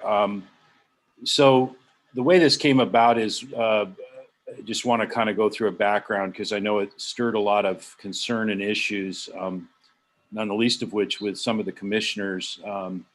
And so from my perspective, I just kind of want to lay the groundwork of why I would support extending this by 1 year. I absolutely recognize, just as Commissioner Walsh has indicated, the hard work that's been done, not only by Commissioner Byorth, but really all of them, and all the work that's been done by everybody. And there's a reason why this is probably the most significant thing talked about in the commission for the last 2 years. It's because of the material impact it has no matter what direction we go. And not only the material impact that it has on the Madison, but the precedent that it's going to set for the entire rest of the state of Montana when we start to consider other major rivers and everything else. So, what keeps ringing through my ears is get it right. Don't get it done fast, get it done right. And if I'm concerned both on the selection process, because we haven't even started, we had a legislation, and then we have an upcoming season where when you look at the composition of the members of the committee as dictated by rule, more than half the people on that committee are coming into the most busy season that they have because they're all seasonal operators. It only makes sense to, I was inspired by the last group we just got done hearing from, the Elk group. They really went at it and they took their time and they spent 5-6 days together. That's the kind of, rigor and thoroughness that might have to happen in order to get this right. And so I can't really understand why that January 1st, 22nd date is so critical. The cap and the methodology has effectively already been established by rule. So January 1st, 22nd, in terms of implementation, doesn't really matter because it really all goes into effect on January 23rd anyway, 2023 anyway. So I just feel like it gives us the sufficient enough time to really do a good job and make sure we get everyone through. There isn't a disagreement about the cap. There's a disagreement on how to apply it. And under the category of devil's in the detail, there have been proposals that have gone through in front of this commission, and the prior commission turned down all those proposals in terms of allocated methodologies. There wasn't an agreement. And that kind of tells me a lot with regards to how much more work has to get done in order to get to the right level of detail. And so that's why I'm really advocating for, let's get it all done really well. Let's pull all the elements into it and get a comprehensive plan, and let's not do this piecemeal. Commissioner Byorth, I see you have your hand raised. Thank you, Madam Chair. My concern is that because we've already implemented an administrative rule, that by reversing that rule or amending that rule, it sets us back at least through June, in which time the work group can be assembled and begin their work. I'm not sure that we couldn't adjust this based on the work group recommendations as they get into their work. Commissioner Tabor's correct in that we didn't adopt any one allocation system. And that's because we wanted the work group to take the best of what was offered and implement those. So I don't really think they were starting from scratch. We had research, as Commissioner Walsh alluded to, from Michigan, different places like Green River, models in Montana that have been developed by a majority of the fishing outfitters. So there's a lot of great thinking. So we're not starting from scratch. So I guess my preference would be, rather than trying to delay the process right now, let the commission go to work, or let the work group go to work, and let them tell us come fall whether or not they need to change it. Because we have default implementation in 2023 of of the other things. I think the cap is the cap. That's in place already. We can always adjust down the line if we need to. And I'm sure we're going to hear from, like we have in our emails and phone calls, from a lot of outfitters and guides. And I'm really interested in hearing what they have to say as well. Thank you. Thank you. I have a question for Ms. Doctor. If that was delayed till fall, is there time to even implement that if at that time it would want to be delayed? So Chair Robinson, are you asking whether or not we have time to implement the rule by January 1, 2020? No, if we set up the committee and it would, the question I think was if it was in the fall, the committee decided that it should be moved to 2023, would there even be time? Oh, start that process in the fall. Yeah. Good. Thank you, Chair Robinson, for clarification. The time frame for adopting an administrative rule is a little bit longer for the commission than for the department, because the way you consider rules or any action, frankly, is through your commission meetings. And so if indeed the work group in the fall got together and decided they needed to move that implementation date, there would have to be enough time for the work group to suggest that to the commission adopt it, put it out for a proposal with the Secretary of State through that process, and then come back after public comment to another commission meeting to adopt finally a final rule to be then again filed with the Secretary of State and ultimately adopted. That process, we have found, generally takes at a minimum 2 months. And that's because of the need for meetings and for a 30-day public comment period in between.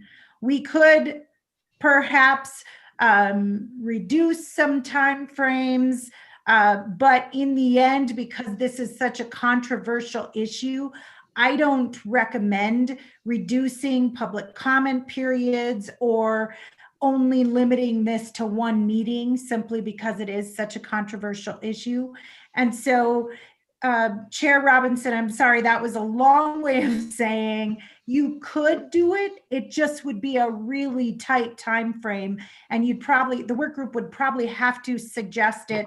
I would say within the September-October timeframe before it could actually have enough time for that process to work through in order to be changed by the January 1, 2022 implementation date. Okay, thank you. Commissioner Siebel? Thank you, Madam Chair. Just I need to ask Ms. Doctor a few questions. Sure, go ahead.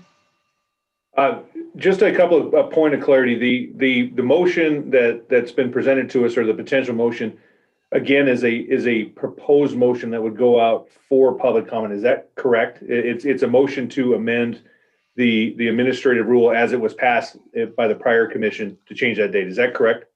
Chair Robinson, Commissioner Siebel, that is correct. There still needs to be public comment taken on this as well. Yep. So we'll have a period of public comment and follow up, Madam Chair. Yes, go ahead. We'll have a period of public comment following this meeting and whatever we decide, if we choose to make the change, period of public comment, and then we'll have a chance to adopt the final. And if that's correct, does this in any way affect our just the endorsement we just passed, endorsing the formation of the working group and the committee and the timeline of that? Does this affect that at all? Chair Robinson, Commissioner Siebel, it does not. And your first question was whether or not it would have to come back for a final. Yes, it would. And so in the meantime, I think what you're getting to is the work group could be pulled together, and and that work's still ongoing while we're taking public comment, and then bring that back to you in order to consider the final at the end of the process. One follow-up, please. Sure, follow-up. Actually, this question might be for Dr. Rice, but Ms. Doctor, please stay on. we did get a lot of comments from people regarding I know originally when I went back and watched, it was 2019 was going to be the season that the caps are going to be based on. And then 2020, I believe, was added when the former commission approved this. And we did get some feedback from people, with 2020 being COVID affected, and maybe that was positive for some and negative for others. And the question of whether or not it would be within our purview, and then also what the department's opinion would be if we included 2021 in the seasons for counts as well, especially for newer outfitters. Again, not knowing how the allocation is going to be done, I'd just like your opinions on that. Chair Robinson, Commissioner Siebel, I do think Dr. Rice has to speak to that mostly, but I would just say that you do have the authority to do that. That was not on the agenda today as an agenda item. So I would suggest that would have to be at a later agenda item so that the public knew to comment on that piece. And so that would be, unless you have any other questions, I would let Dr. Rice answer the other portion of that question. Well, and I think your question, Commissioner Siebel, is if it's possible, and it isn't part of this discussion today, but I think, is that what you're asking, is it possible that could be taken into account? Madam Chair, you're correct. There was two parts of the question. One, procedurally, how would we, if it was something that we wanted to introduce, how would that procedure work? And secondly, I would also ask the department their thoughts on that. And I appreciate it. I think Commissioner Byerth has his hand up as well. I'd like to hear his thoughts because I think this may have been discussed. So could Dr. Rice, would you like to answer that first, and then I'll go to you, Commissioner Byerth? Chair Robinson, Commissioner Siebel, sure, I'll try to give some comments on that. So there's, throughout this process, there was lots of different proposals put forward on a year in which to determine the cap. We had what's currently in the rule is 2019 or 2020, depending on what year the outfitter wants to choose. We did also have some other proposals for 2019 only, for 2020 only, or even for other caps earlier than 2019 or 2020. I believe 2017 and 2018 were even brought up. As Becky Doctor mentioned, it's certainly, within your authority to change those limits. A couple of comments specifically on those years is 2019 is currently the highest year on record of reported trip days by outfitters and guides on the river. For 2020, those numbers are still coming in, and we don't quite have those dates yet. And that's part of, just in terms of your timing, is it does take a little while for those reports to come into us from the outfitters. And we're really close to having 2020 closed out, but it's not quite closed out yet. Right now, I'm going to hesitate on not making comment on 2020 numbers because they're not closed out. But I will say right now, 2019 is the highest on record. Thank you. Commissioner Byerth. Thanks, Madam Chair. Commissioner Siebel. The reasoning behind the 2019-2020 was there was a number of people that raised that had started businesses or began to expand their business and felt like their ordinary use of the river under their SRP was actually artificially low. And we looked at that and for some new entrants too, to give them an opportunity to participate.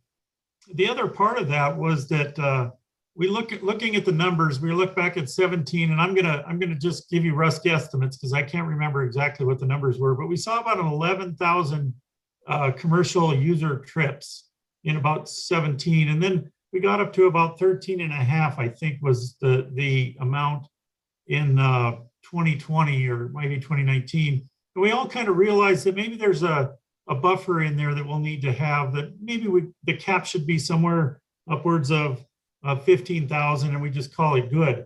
But giving everyone the expectation, the business people, the SRP holders, the expectation of knowing what they would have now would impart some predictability that help them to plan into the future, especially in light of the fact that now it looks like that bill to transfer days between outfitters, excuse me, may have passed.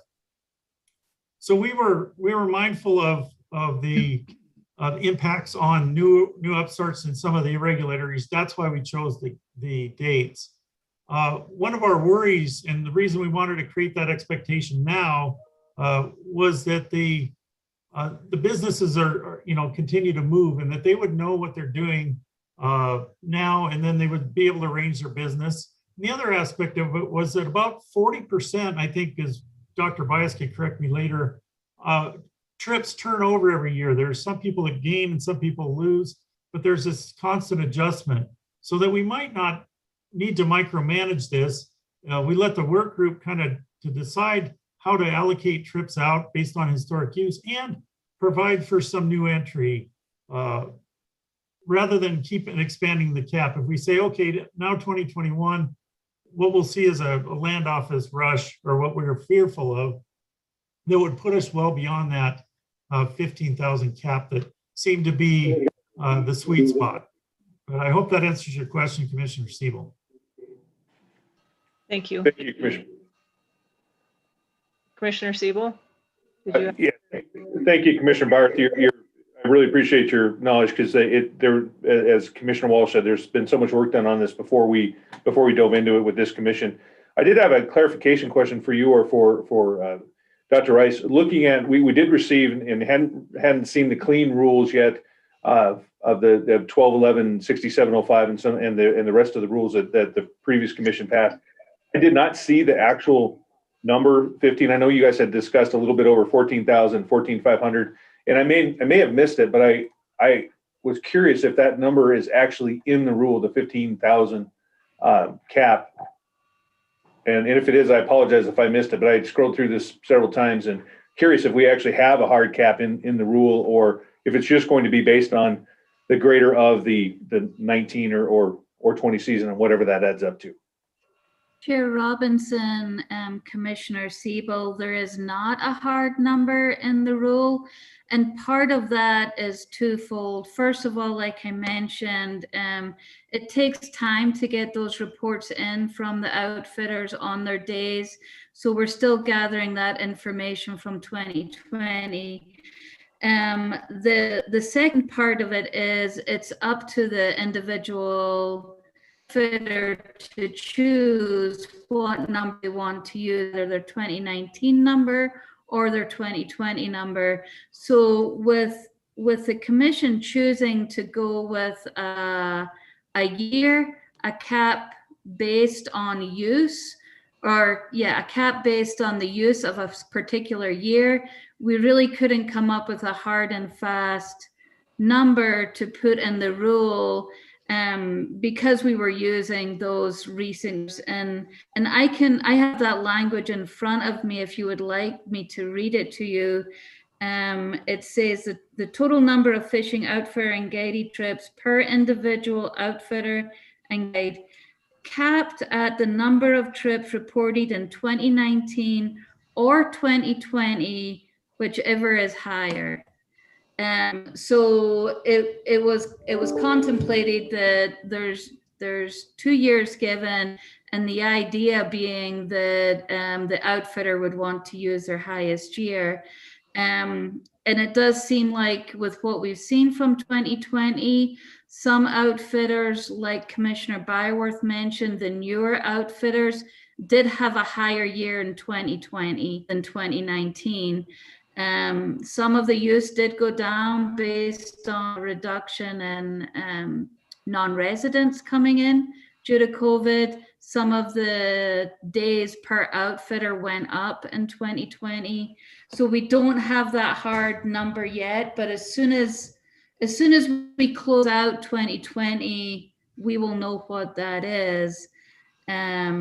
you know, the part that the work group needs to work on is the mechanics of allocation. So like Commissioner Byworth mentioned, it's looking back at historical use. There always seems to be not everybody going to their exact cap. There could be some days left unused.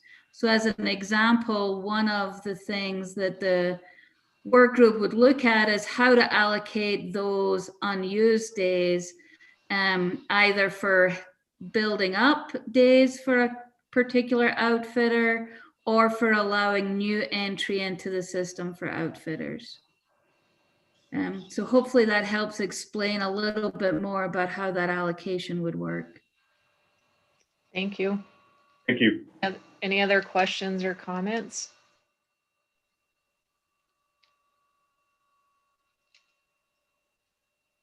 Oh, Commissioner Siebel. I'd make a motion if you'd entertain one, Ms. Chairman. Sure, please. I move the commission propose to amend the January 1, 2022 implementation date regarding the commercial use cap in ARM 1211-6705 to January 1st, 2023. Is there a second? I'll second that, Pat Tabor. Okay, second with Commissioner Tabor.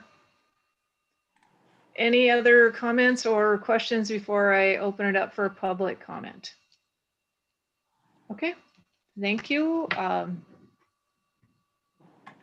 see, I can actually see three that we have, number ending in 206, if you would like to unmute. And please state your name, and we are limiting comments to 2 minutes on all subjects today, so thank you. Yeah, hi there. Can you hear me? We can, yes.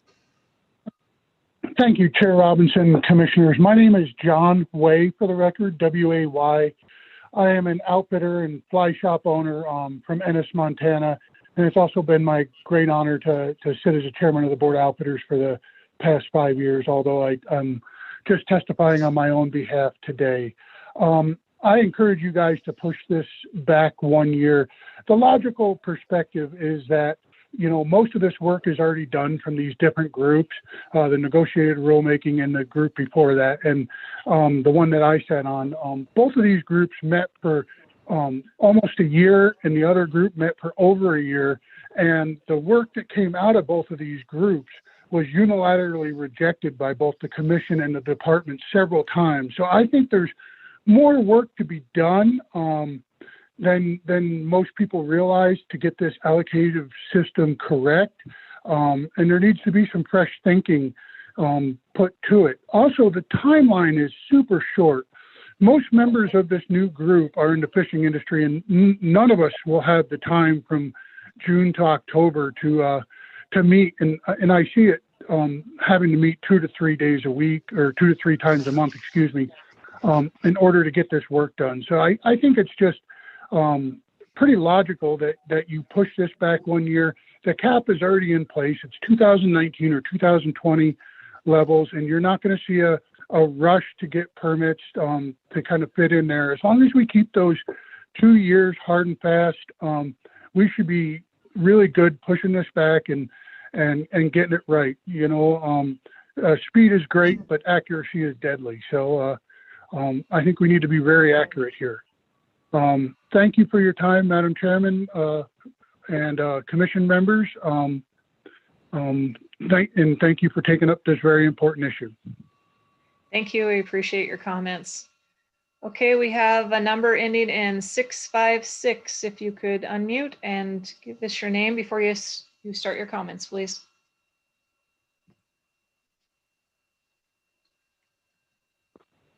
Hi, my name is Jason Fleury, F-L-E-U-R-Y, and just wanted to address Chair Robinson and the commissioners. I'm an outfitter and lodge owner in Gallatin Gateway and the board president of the Fishing Outfitters Association of Montana. Our membership of over 800 outfitters and guides in Montana also represents over 75% of the Madison SRP holders. FOAM has been intimately involved in the development of the Madison Recreation Plan from the beginning of its process. We've been urging the department to bring forth their recommendations for development of the work group since the Madison Recreation Plan was adopted by the previous commission on November 18th of last year, and we're very thankful they've done so today. Our concerns over the proposed delaying of implementation of the Madison Recreation Plan prior to appointing the work group and allowing them to meet is that we feel this may be an attempt to find a solution to a potential problem that does not currently exist. We feel that once the work group is assigned and allowed to meet, they will have ample time to discuss if they truly need additional time and request to do so from the commission at that point. Moving to delay implementation at this point would actually be rushing to a decision that may not be necessary. Setting a deadline of September for the work group to determine if more time is needed would allow the commission the ability to offer a delay of implementation at that October commission meeting if needed and would have much greater support. Delaying implementation creates more uncertainty for the businesses that rely on recreation on the Madison and adds to the unpredictability. These businesses have suffered through 3 years of uncertainty during the NRC process, which was exacerbated due to COVID. Pushing implementation out an additional year only adds to this uncertainty. The adopted Madison Recreation Plan is a plan that was developed from the bottom up with input gathered from multiple user groups. Both FOAM and MOGA submitted similar plans for a commercial use plan throughout the process, and both have agreed that a cap on commercial use is necessary. For the first time in this process, the outfitting industry as a whole sees the need to be a part of a solution and is willing to proactively provide a cap on our overall use. The commission should not squander this opportunity. Another issue a delay in implementation brings is that without a moratorium on new SRP permits being issued, it will allow for continued growth on the Madison. Last year saw an astronomical rise in use due to COVID, which is predicted to continue again this year. The notion that there will not be a rush on permits is absolutely false, as it's already been taking place on the Madison, and the department can verify that. Mr. Fleury, I just wanted to remind you that your time is up if you want to do some closing remarks. Yep, I would just like to thank you all for your time on this matter. We would implore you, if you want to do a delay, to please wait and let that work group assemble and bring that to you in September, and you'll have our support if that work group needs it. Thank you, and we hope that will allow this to continue as planned. Okay, thank you. I appreciate your comments. All right, we have a number ending in 854. If you would unmute and start with your name, please.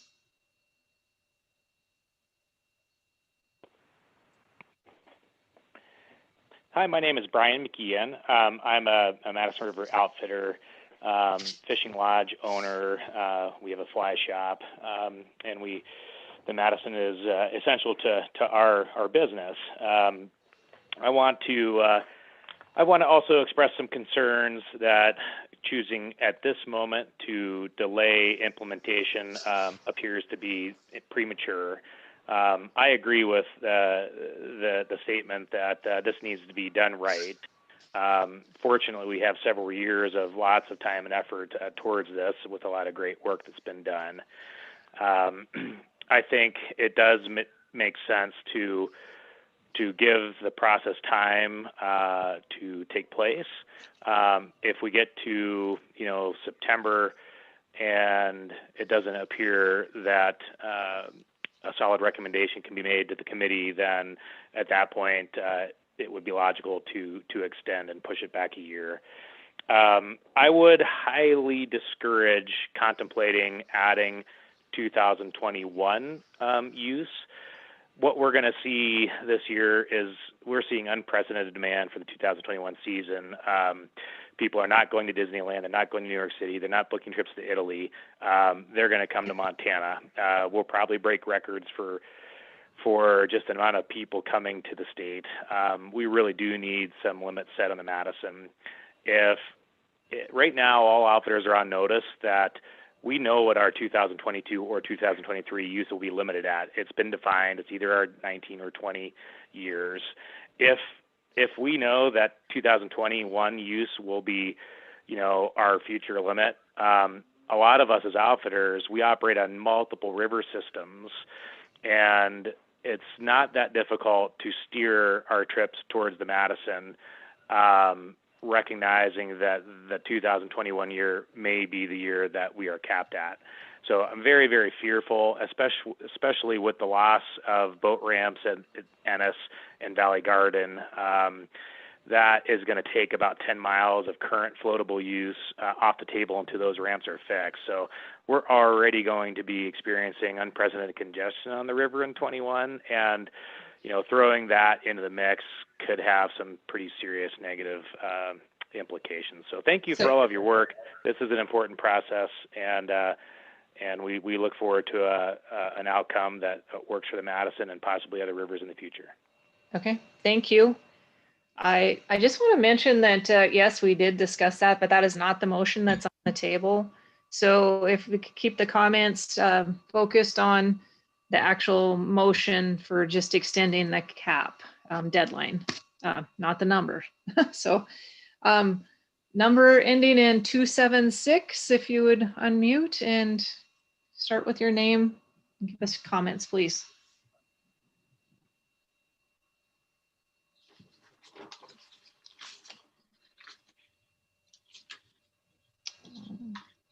(276) in last three numbers of phone. Thank you. Commissioners, Madam Chair, my name is Mike Bias. I'm the Executive Director of the Fishing Outfitters Association of Montana. I'm also a licensed outfitter and Madison River SRP holder.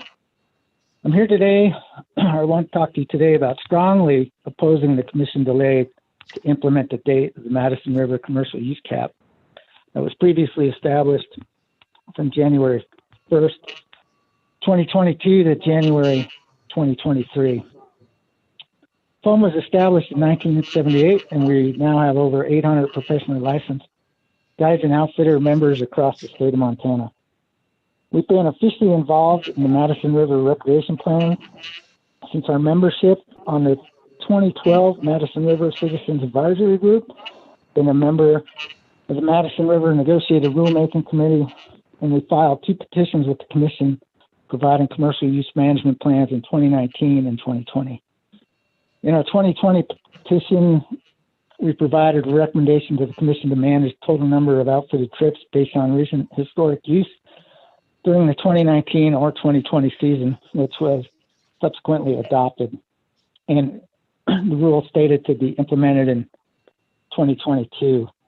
There is no uncertainty for outfitters on future bookings of their trips. We're unclear as to where any of this confusion was arise, as it was adopted and ruled in December 2020 that clearly defined the Madison SRP permit holders assigned allocation based on the number of trips they operated in 2019 or 2020, whichever was better for them. Delaying implementation of the commercial use cap would lead to continued commercial use through 2022, as there is currently no limit on the number of days each SRP holder can operate, or the issuance of SRP permits and the number of new permit holders. Because the newly adopted Madison rec rules allow for new outfitters to obtain SRP permits and legally operate, there will be growth of trip numbers through 2022, which under the rule would have to be revoked in 2023. That's essentially pulling the rug out from under some of these outfitters that are operating. Mr. Bias, your time is up. So if you would like to make closing comments on the motion, please. Sure. We strongly urge the Commission follows through on the directive that was promised to the general public and all interested and affected parties, holding to the previously determined deadline established in the 2020 rule to implement the commercial use cap on January 1st, 2022, okay, unless they hear additional time is needed from the work group. Thank you. Thank you for the opportunity to comment. Thank you for calling. Number ending in 241. If you would like to go and start with your name, please.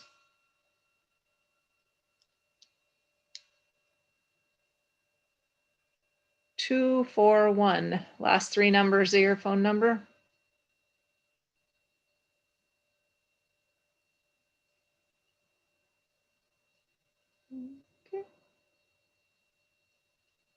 Perhaps dialing *6 might unmute yourself, number 241.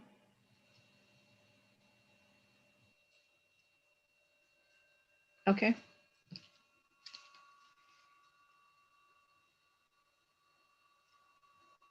Okay, one more chance. Number ending in 241, if you would like to comment on this motion.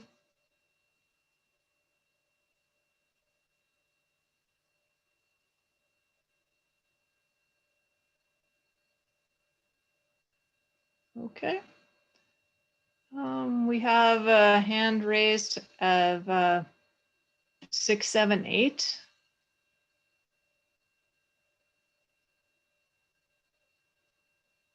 If you'd like to go ahead, 678, please.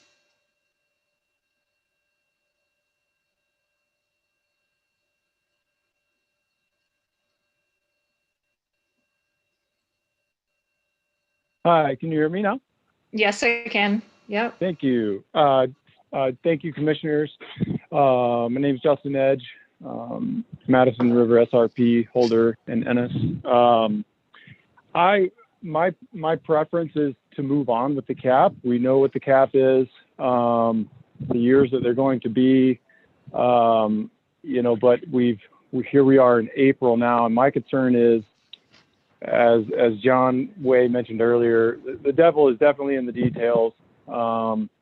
And because of the time frame that we're in, and after watching the negotiated rulemaking committee process drag on and on with fewer members than this work group will have, I'm very concerned about the mechanics and the language and the wordsmithing that needs to happen. And I support, FWP's motion to delay this. And as John Way mentioned earlier, the 2019-2020 cap years are in place. No one's debating that. I just think that we need to not rush the language that needs to happen for this. So I would support delaying this a year. Thank you very much. Great. Thank you. Okay, we have one more up. Last number 652 or 562. Sorry. Hello, my name is Steve Lubeck. Can you hear me? Yes, we can. Go ahead. Okay.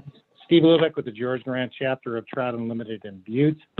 Our organization, along with the Anaconda Sportsman and Skyline Sportsman Association, filed 2 petitions to compel the commission in 2020 to even take up the Madison River issue. Collectively, we represent over 2,000 sporting anglers across Southwest Montana.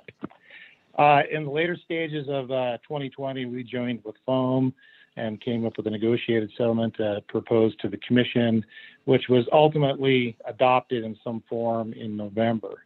I'd like to point out that the rules were overwhelmingly popular. The comment was overwhelmingly in support of this. The surveys that were conducted, number one, most surveys in FWP history on an issue showed overwhelming support for the solution, very similar to what was adopted. There was a very small vocal minority of people that would oppose just about anything short of absolute laissez-faire on the Madison. They drug us through commission meetings, legislature, and now apparently we're back at the commission to have it out here one more time. The debate today as to whether or not you should delay this to 2023 is something that we oppose. We urge you to stick with the 2022 implementation of the outfitting caps. There seems to be some confusion about the advisory committee having to adopt an allocation scheme. That's done. I mean, the allocation scheme is set in your administrative rules that were adopted in November. Each outfitter's allocation is the higher of their 2019 or 2020. There's really nothing for the advisory committee to do on that issue. It has been decided. It is the most generous possible allocation scheme that was considered, and that is the allocation. Everyone who is an outfitter down there knows what they did in 2019 or 2020. There shouldn't be any confusion as to what that number is for them. And there's frankly nothing for the advisory committee to sound off on this issue.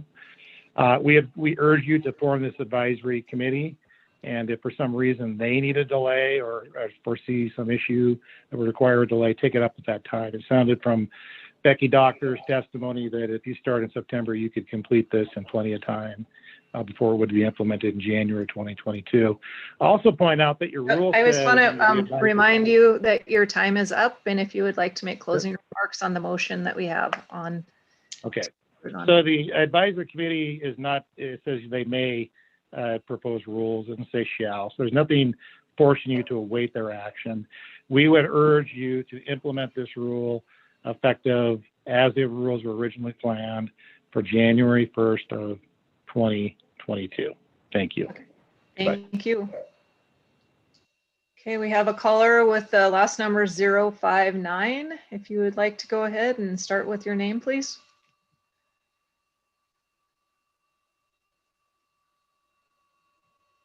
*6 to unmute.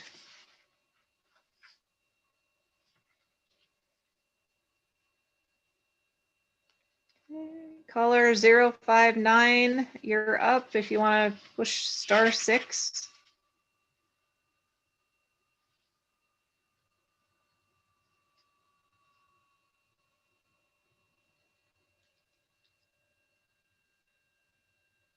Okay, all right, there you go. Oh, thank you. This is Mac Menard. I'm Executive Director of the Montana Outfitters and Guides Association. It's a pleasure to engage with you guys, Madam Chairman, members of the Commission. We've been involved in the Madison River process for a number of years, and we've got fairly significant investment of time, as well as many other folks do. We sampled and discussed among our membership and our leadership, and actually believe that delaying or rescheduling back to 2023 is a favorable position. The issue for us isn't that the cap isn't established. We understand that. But it will take a great deal of time and energy to adequately put this thing together. And the commercial use side of it has had quite a bit of discussion, but the non-commercial side is an added level, and that thing gets incredibly complex. So there's really no urgency on 2022. Our original recommendation relative to the petitions that had come forward had recommended an implementation date across the board on 2023. And we'd like to see it do that. I'd like to address the notion that the Commission would place this decision or recommendation in the hands of the committee. And I think it's really incumbent upon you as Commission members to be the leadership here, establishing the process, the timelines, and the charge. Leaving it to the group would place, I think, an incredible amount of pressure on some individuals to try to comply or try to participate when in fact they can't. So with that said, we'd urge you to reschedule this thing, put it back to 2023, allow this process to go forward. And in closing, 2 points. One, we've got a statewide perspective. Mr. Menard, your time is up, so if you could just do a quick closing on our motion. Okay, thank you. Very good. We've got a statewide perspective on this, and I want very much to help us ensure that we are adequately covering those other considerations, those other rivers that'll be considered downrange. So it will take some time, and I am happy to report that SB 275 did pass. Okay. Thank you. Thank you. Calling. Okay, right now I don't see any other hands raised. I'll just give it a little bit of time, see if there is anyone else.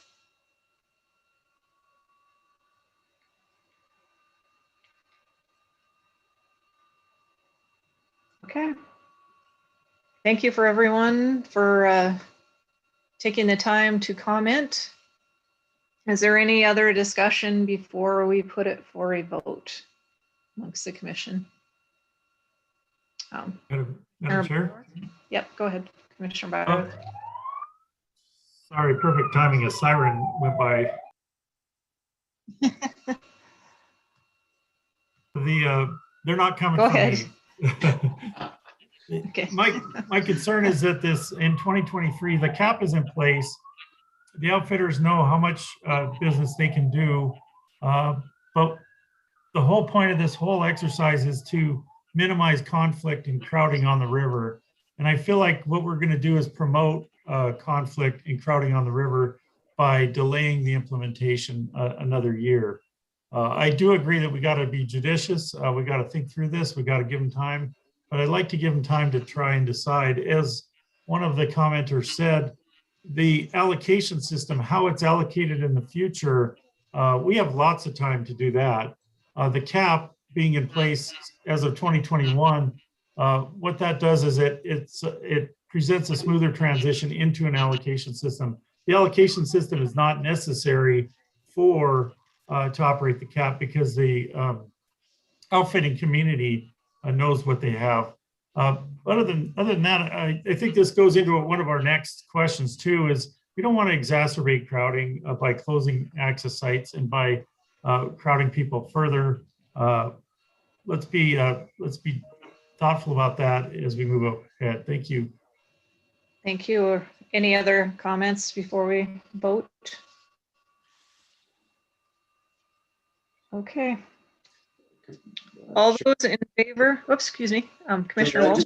One quick comment. I've really been dwelling on this since we've gotten a lot of information and listened to the November 18th meeting and appreciate all the work that the former commissioners put into this, as well as the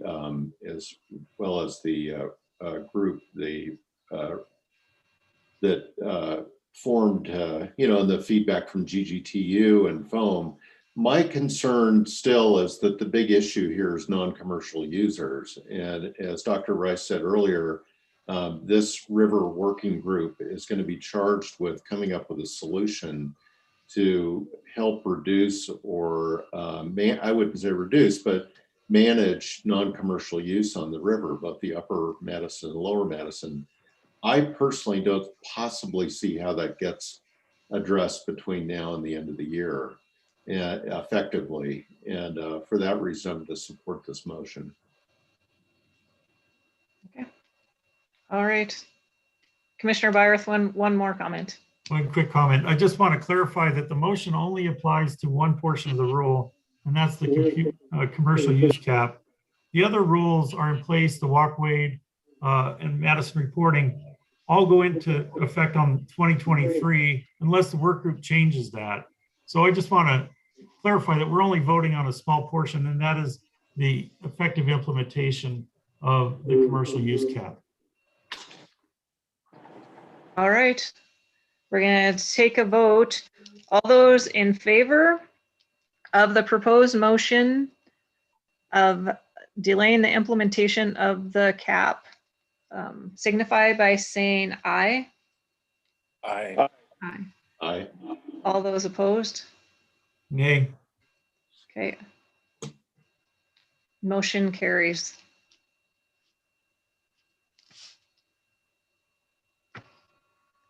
All right. I just want to thank everybody too for all the work that's been put into this, and everyone's put a lot of thought into making these decisions. So we are going to go to the next one with the Upper Missouri River Reservoir Fisheries Management Plan regulation changes, please. And that is that Mr. Roberts? Chair Robinson, commissioners, I will hand this over to Eric now, and I'm done for fisheries. We've got several more items, but I will stay on and listen in case you have any other additional questions for me. So okay, thank you. We appreciate everything. Thank you.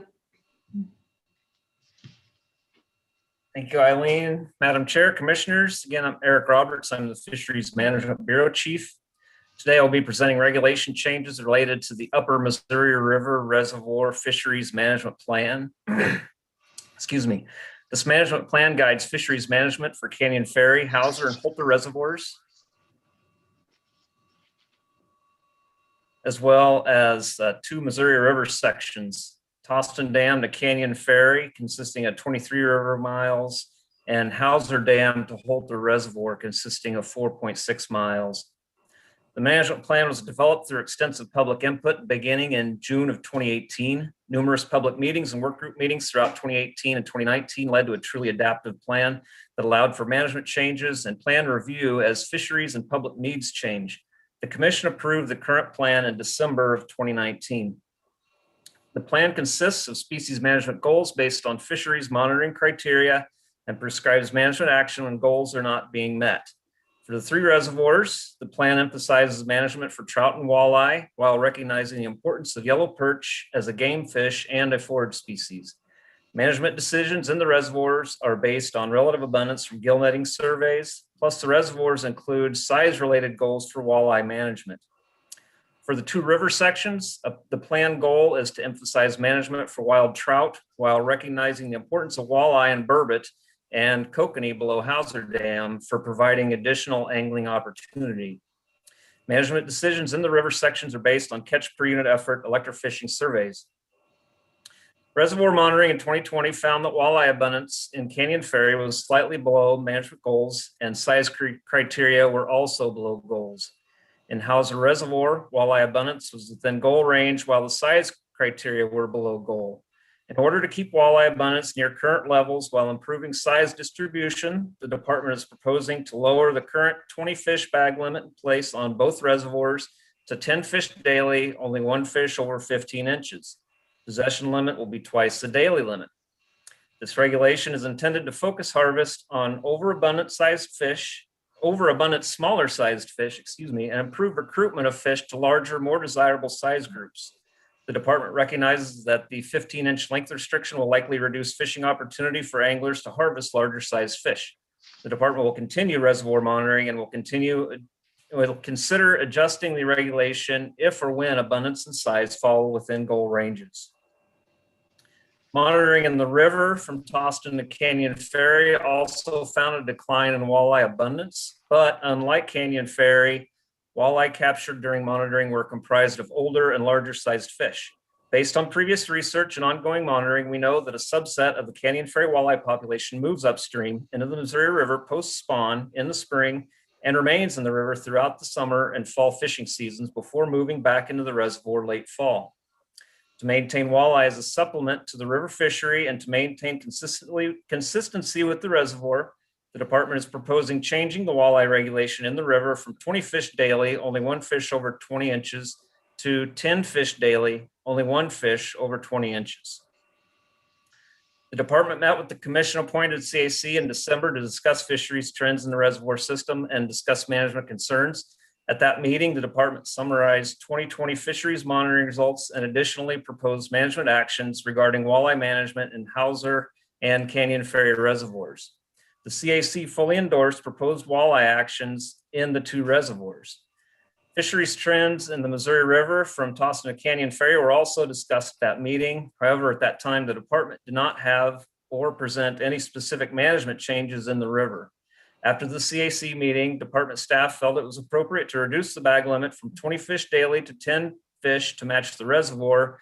But since the size issues found in the reservoir were not observed in the river, staff felt it appropriate to maintain the length restriction at 1 fish over 20 inches in the river section. The department accepted public comment on proposed changes from February 23rd to March 15th. The department proposed 2 alternatives for the reservoir: 1 to change the limits as proposed or to keep the limits currently in place. For the river section, the department provided 3 alternatives for the public to comment on. 1 was to reduce the bag limit in the river to 10 fish daily, only 1 fish over 20 inches.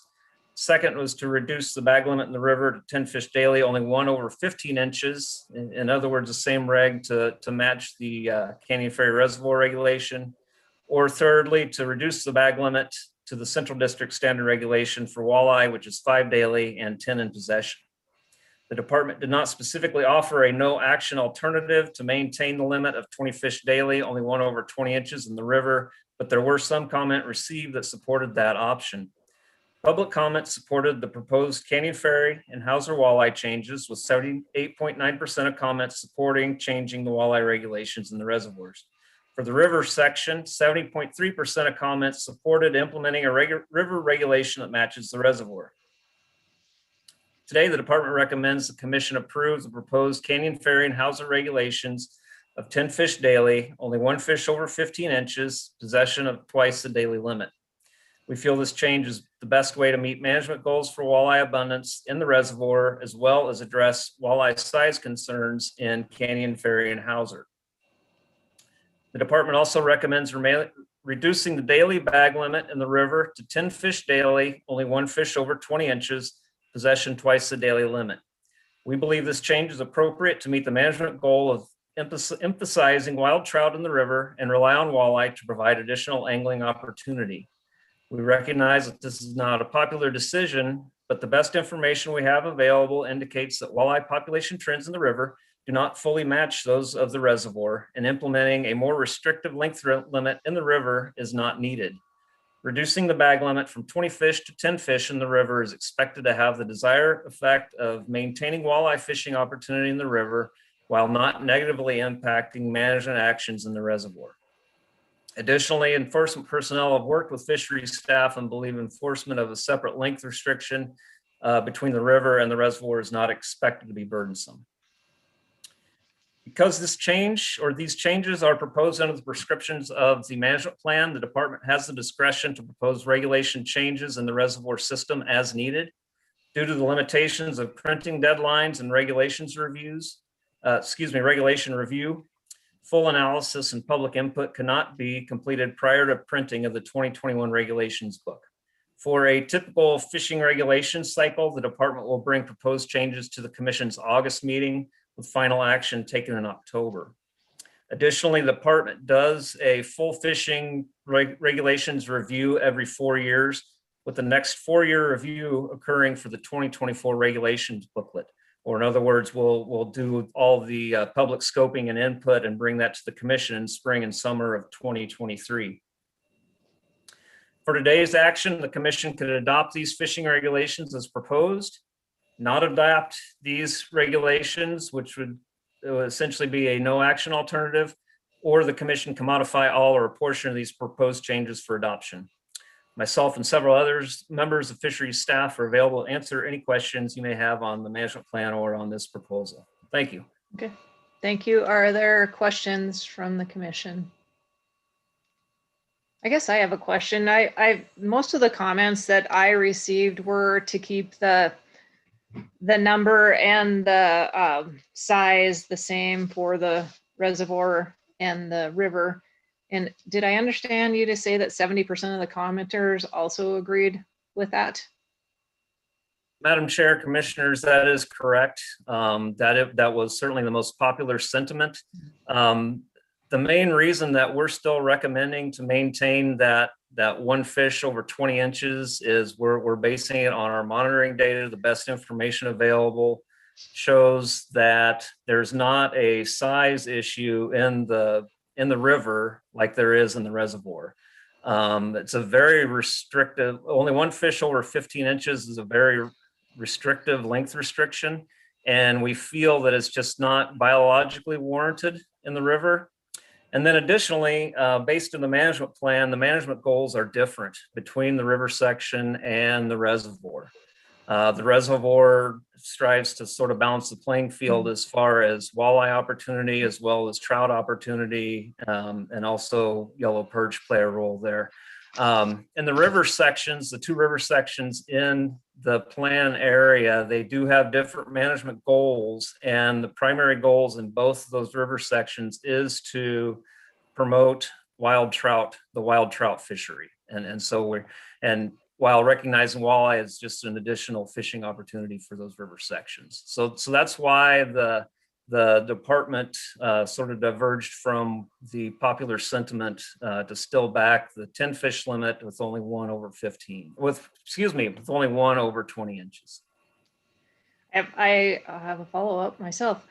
Do we still have enforcement on our meeting? One of the Looks like we do. It looks like we got Phil there. Okay. Oh, great. Thank you. One of the things that I also heard as a comment that it would be hard to enforce that for people that are fishing and crossover with their fish. And so what is enforcement's opinion on that? Robinson, let me just make sure I understand the question correctly.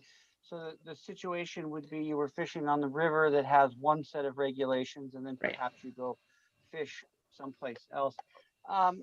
While the proximity of the river to the reservoirs around here might present some kind of potential challenges for that, we typically run in, this is nothing unusual for enforcement. We run into people that fish, on rivers that have different regulations that are close to lakes, or maybe this lake, they were fishing it in the morning and then they're fishing it a different one later. So, people are required to comply with whatever the regulations are for the fish they have in their possession on the body of water they're at. But this particular issue, I don't see as being anything beyond what would be normal for enforcement. Okay, thank you. Are there any other questions?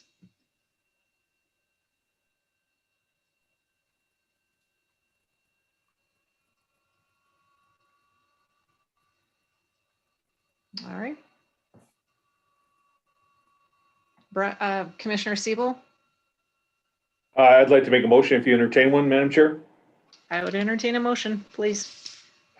Let's see if I can do this motion do this motion properly. But I move the commission approve walleye regulation changes for Canyon Ferry and Hazard Reservoirs and the Missouri River from Tossin Canyon Ferry with and this is where the wording is going to get.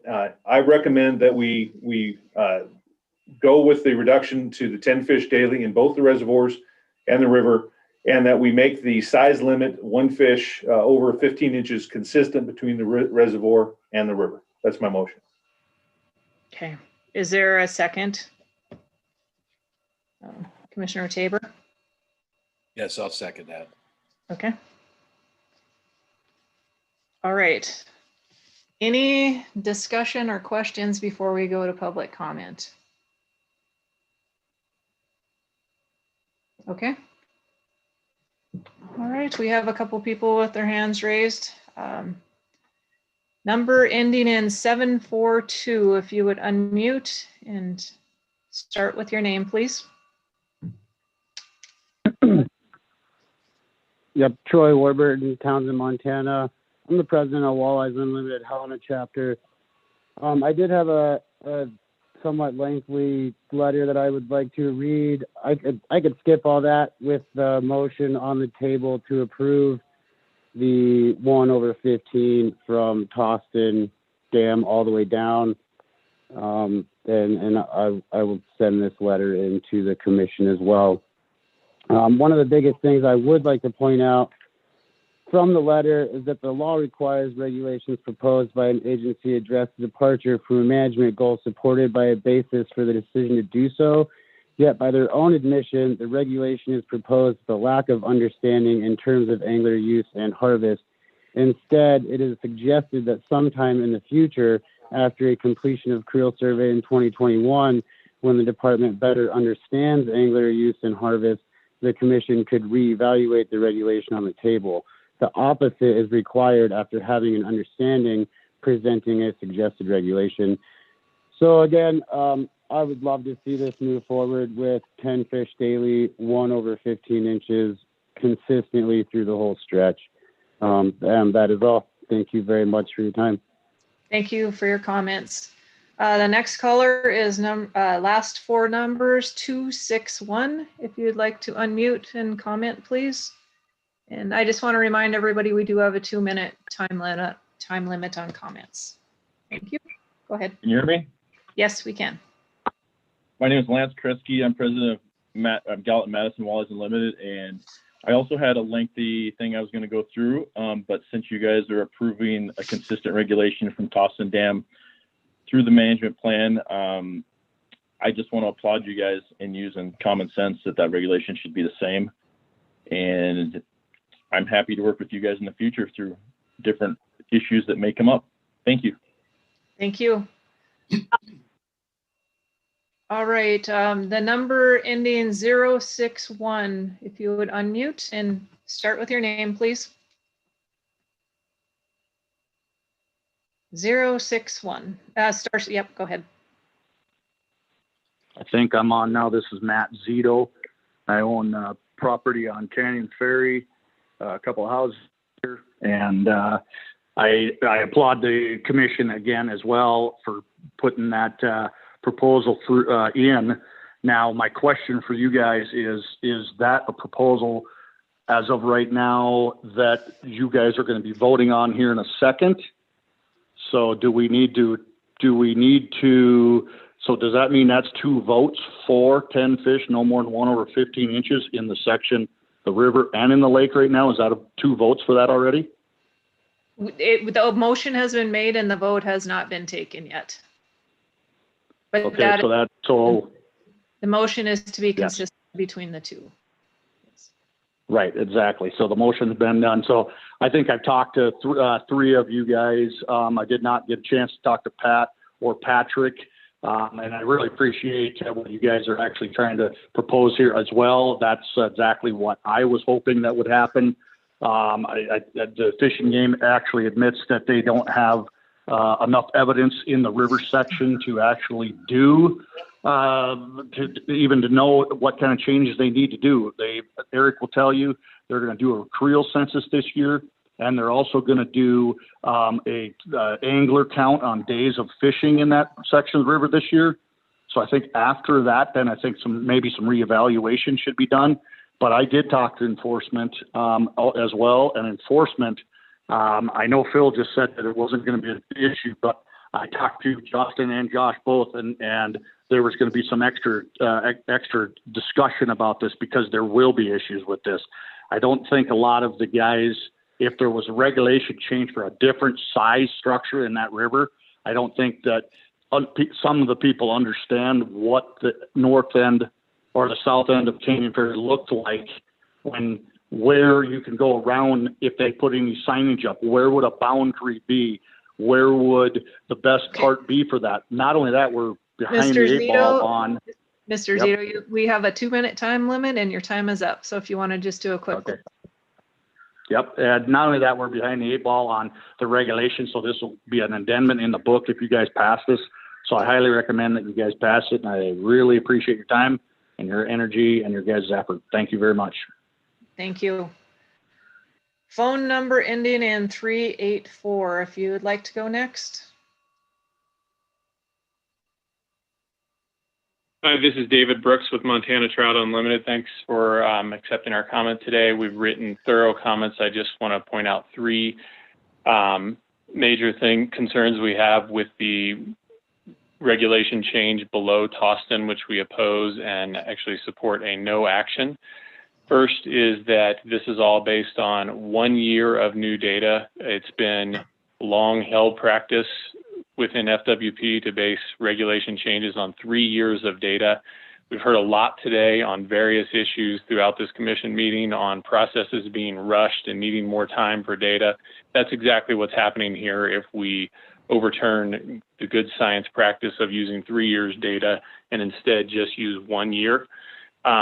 Also oppose this and appreciate enforcement confirming that there are different regulations for different stretches of rivers across the state, and so there is no need to have consistency across the reservoirs and the river section just to have it be consistent. Enforcement is, as well as public and commercial anglers, are very aware of different sections, regulations with different sections, and that does not present a huge hurdle to enforcement. Third, I would reference back to early in the commission meeting where Commissioner Walsh mentioned that changing regulations once the printed booklet has already been out and anglers already have their license for the season and are practicing is not great practice for the commission. And so those 3 main reasons. I would also just refer you to the written comments that we submitted in opposition of changing the regulations. Finally, if this does pass, then I highly recommend that if the current wild and native trout fishery that is the emphasis in that river stretch fluctuates after 1 year, then the commission and FWP needs to consider changing the regulations again based on that 1 year. If we're not going to use 3 years of data, that should go both ways for putting this regulation in place and removing it if it affects the other fishery. Thank you. Thank you. Okay, caller ending in 242, you're up. *6 to unmute. Hello, this is Cameron Nysdell, Broadwater County resident. I'm in favor of the proposed changes, mainly in regards to the new pandemic and the amount of people who are on the lake and river. It seems to be almost doubled since what I've seen in the past years, just overnight. And I think having the regulations on the river and the lake go to 10 fish and only 1 over 15 will help promote and create a better fishery for all those involved. Thank you. Thank you. Okay, we have one more caller, Mr. Krinsky. *6 to unmute. This is Lance Kresge with Gallatin Madison Walleyes Limited. I did speak earlier. I feel like I have about 1 minute and 45 seconds left because it was quick before. I just wanted to kind of give some information on the science on that river stretch. It's been a lot more than 1 year's worth of science. You can ask Eric, but they've been monitoring that river for quite some time, and it's based off of many years of data, not just 1 year. And the wild walleye population in that section is just as important as the non-native rainbow trout population. We don't want any harm to the trout, but we don't want any harm to the walleye. We want everything created and treated equal on the river. Thank you. Okay, thank you. Appreciate your comment. All right, we have one more. 123, caller 123. *6 to unmute. Hello, this is Jacob Spurlock, Vice President of Helena Chapters Walleye Unlimited, and I am in agreement with everything that you guys have said so far. Kind of sound like a broken record, but the 10 fish and 1 over 15 limit for both the reservoir and river sounds way easier to manage and more ethical for the walleye. But I want to kind of touch back on some data. When you look further into the data, the department shows a trend with a substantial decline in the number and size of fish being captured in the river in recent years. In 2020, electrofishing, they got only 22 walleye from 15 to 20 inches over 60 days, a 76.8% reduction from what they got in 2016. After significantly increased survey efforts, after doing the 2015 telemetry study to identify fish migration patterns, timing, and location in the river, this same study also documents significant increases in angler pressure in the river, which is consistent with what we have seen. If there is any data that we would suggest the fish in the river potentially should have more protection than the reservoir. Fish, because in the river, they're much more vulnerable to pressure from fishermen. They have to sit in certain areas and like out of the current. And so when they get congregated like that, it's easy to pick them out. So if anything, they need more protection than the reservoir, but I am in agreement with the 10 fish daily, 1 over 15. Thank you for my comment. Thank you. We have one more caller, number 187. *6 to unmute. Hello, can you hear me? We can hear you. Go ahead. Hi. Hey, my name's Jim Gillespie. I'm from Helena here. I've been in Walleyes Unlimited for a number of years. I was president for 6 years. I've listened to what's been going on. I'm also a current member of the CAC meeting group here last year and a half. I was there when we discussed those regs, and I fished that river down there well before anyone knew about it. I guarantee there's going to be issues when somebody leaves that Cottonwood boat ramp and runs up under that bridge. You're not going to know where they caught those fish. It's just going to be totally impossible to do.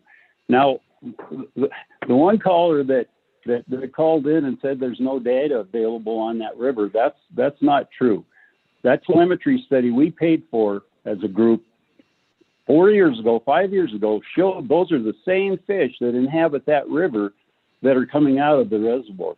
And beyond that, below Holter Dam, if he's looking for information on a study, there was 3-year study down there, same river, same rocks, same everything.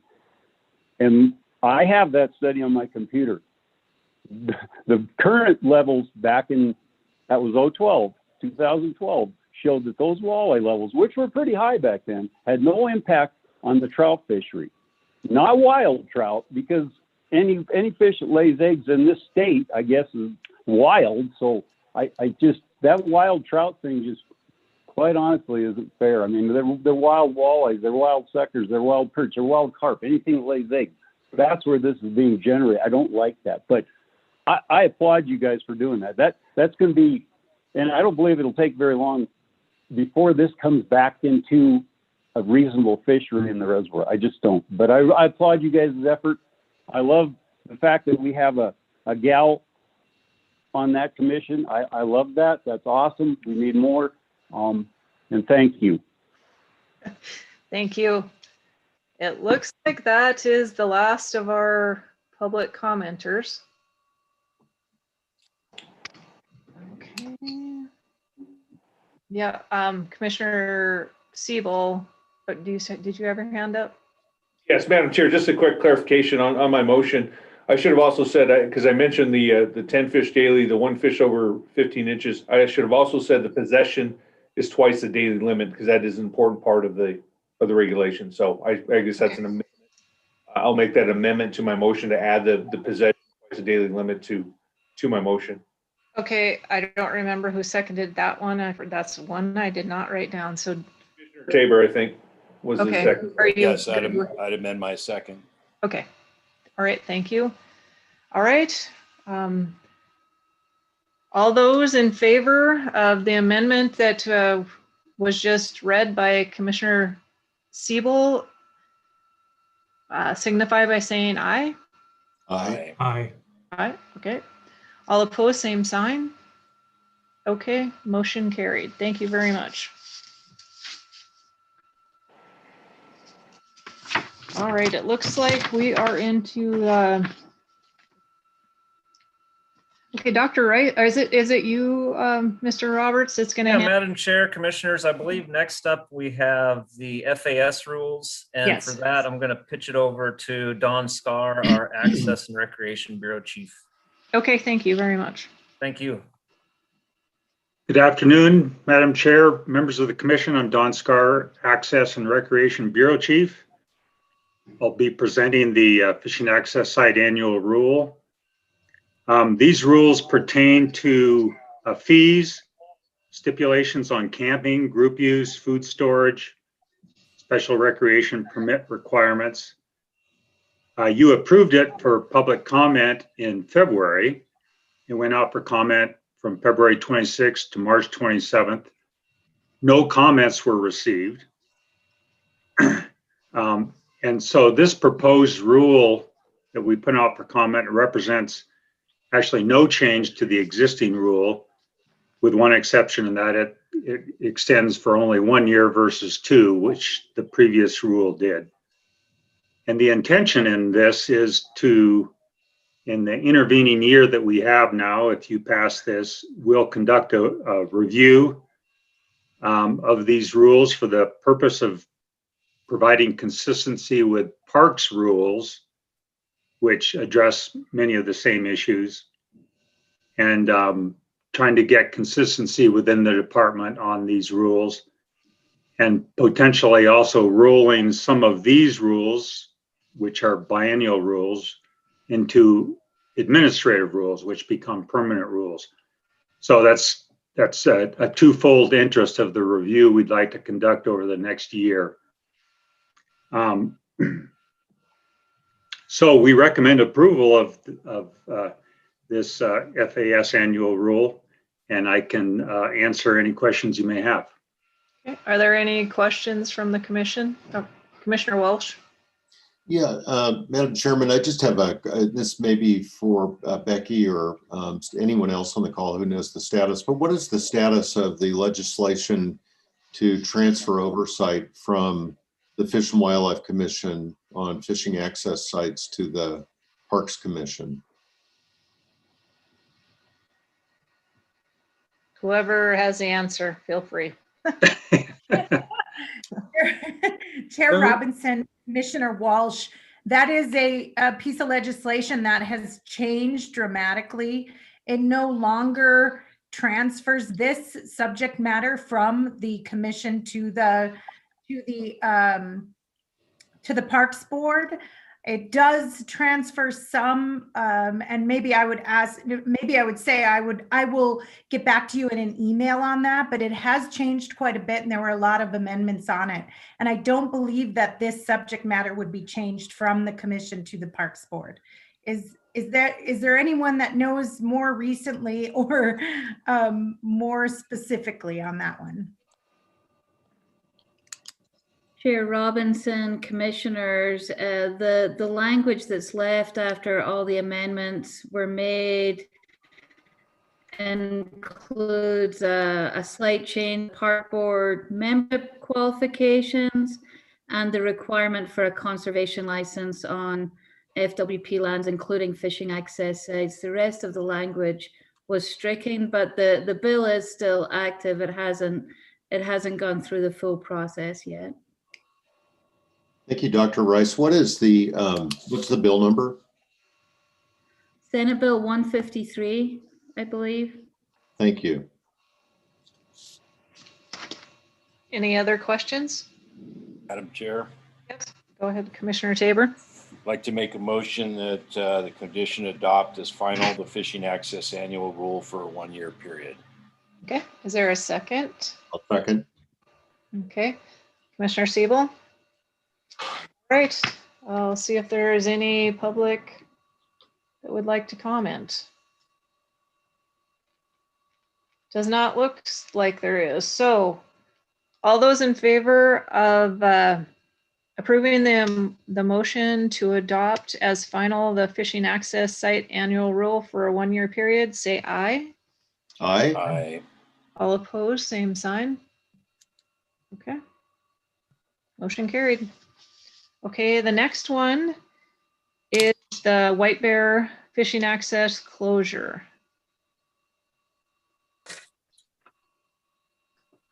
Okay. Chair and Commission, my name is Dustin Ramoy. I'm the Fishing Access Site Coordinator for Fish, Wildlife, and Parks. And I'll present the final 3 fishing access site issues to you this afternoon. Starting with, Madam Chair, I believe you called for the White Bear fishing access site or Yes. seasonal closure. Yes, please. Okay. The seasonal closure for the White Bear fishing access site is in response to significant conflict and poor user etiquette at the fishing access site that's located south of Great Falls in Region 4. In the past, there's been a lot of enforcement issues for both Cascade County as well as our enforcement folks, the game wardens, related to illegal drug use and poor behaviors, violence, disturbances on the site. And it's in a relatively close proximity to a large residential neighborhood. So there had been a lot of conflicts with folks that live in that neighborhood nearby. In the past, seasonal closure has occurred on the site from June through September, dating back to 2015 and up through last year. It has been very effective to help eliminate the poor behavior and the conflicts with the nearby residential area and other users. Typically, when the site is open during the summer, that's when the poor behaviors occur. And that's why this proposal is in front of you today. In the prior discussions regarding this, the residential neighborhood nearby has approached the commission dating back to 2014 to try to find some kind of a solution and raise concerns about this and about the safety for residents in the area and users. There's been extensive public comment in the past on this issue. And typically there is support for the closure of the site seasonally to eliminate these poor behaviors. There's been multiple years that the seasonal closure has occurred. And the longer this has gone on, the fewer comments and that have been received from folks that are affected by this. The alternatives, the commission could institute the seasonal closure, or you could choose to leave the site open over the summer. There is substantial impact on Fish, Wildlife and Parks FAS crews, as well as the county law enforcement agency. Instituting the closure has been a proven method to decrease the unlawful activities at the site.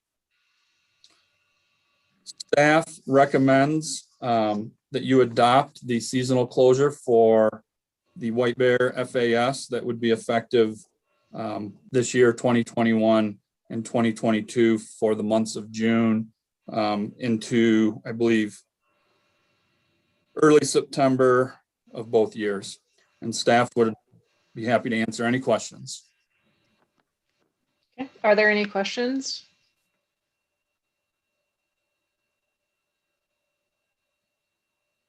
Madam Chair, I just have a quick one if I could. Sure, please go ahead. Thanks, Dustin. My question is there significant use of the site from the end of the closure, September through May? Madam Chair and Commissioner Byworth. So there is, it is a used site. People do like it, but the vast majority of the use on the site is not angling use. It's more treated as kind of a park-like facility by many people for just general recreation. Thank you. Are there any further questions? Someone like to make a motion? I'll make a motion, Madam Chair. Okay. I move that the commission implement a seasonal closure of the White Bear Fishing Access Site from June 1st, 21 through September 6th, 21, and from June 1st, 22 through September 5th, 22. Okay. Is there a second? I'll second. Okay, thank you, Commissioner Byworth. All right, we'll see if there is any public comment on that.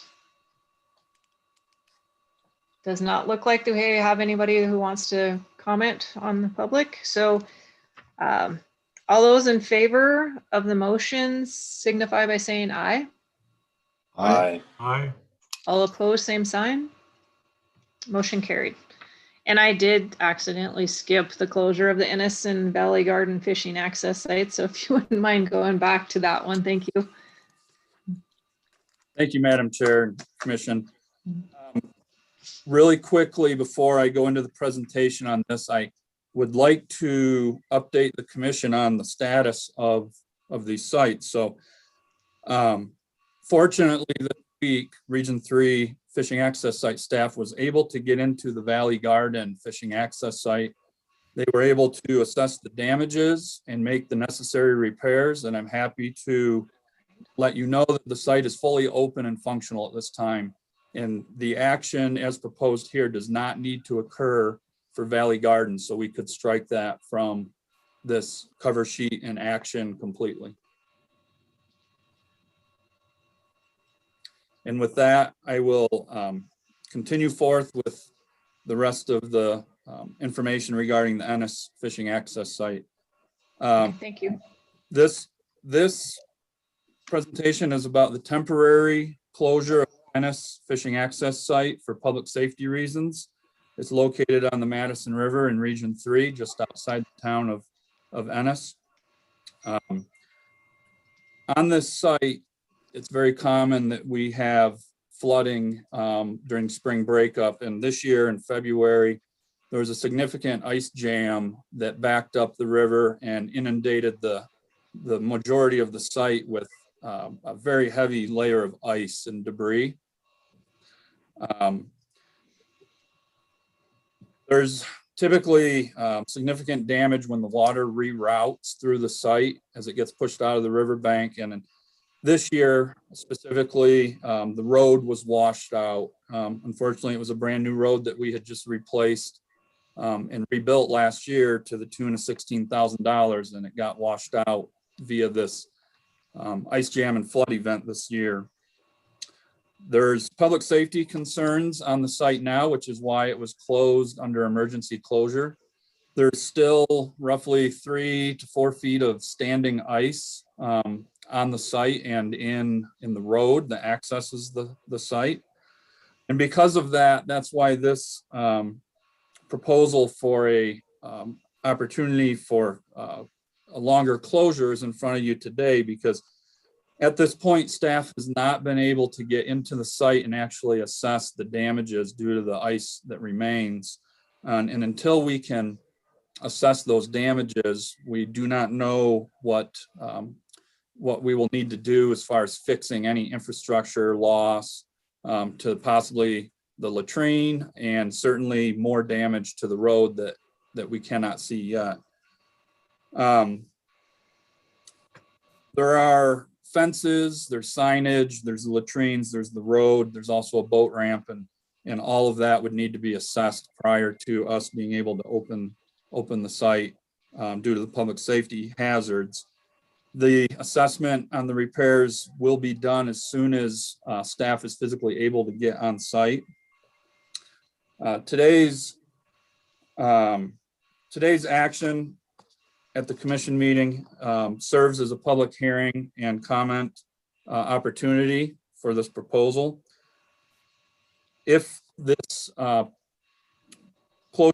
temporary closure is granted, there will be a posting on the site as well as a extensive publication outreach campaign to get the information out to users of the site.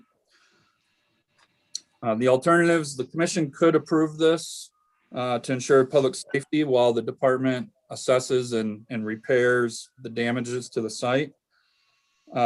Could endorse the closure and direct the department to collect additional public comment and then take final action at a future meeting. Or the commission can choose not to approve, and at the expiration of the emergency closure on June 16th of this year, then the site would open at that time. However, we may have not been able to make the repairs before that. The department recommends the temporary closure of the Ennis Fishing Access Site under the biennial rule due to the imminent threat of public safety.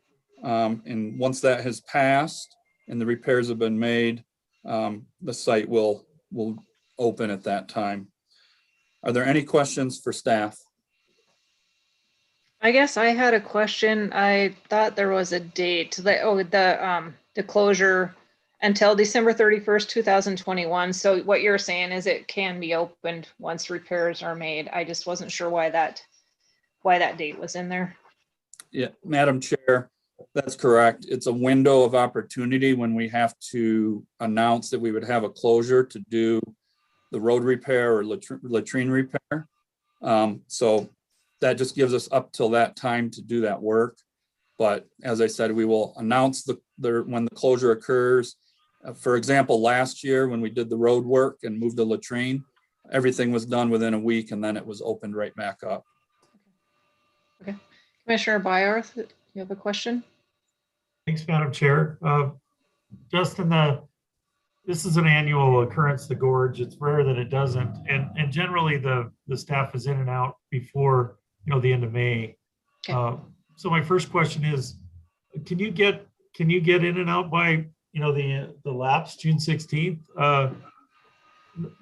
Which leads to my second question, is this site is actually a boat ramp, a campground, and an extensive amount of river wade and walk access.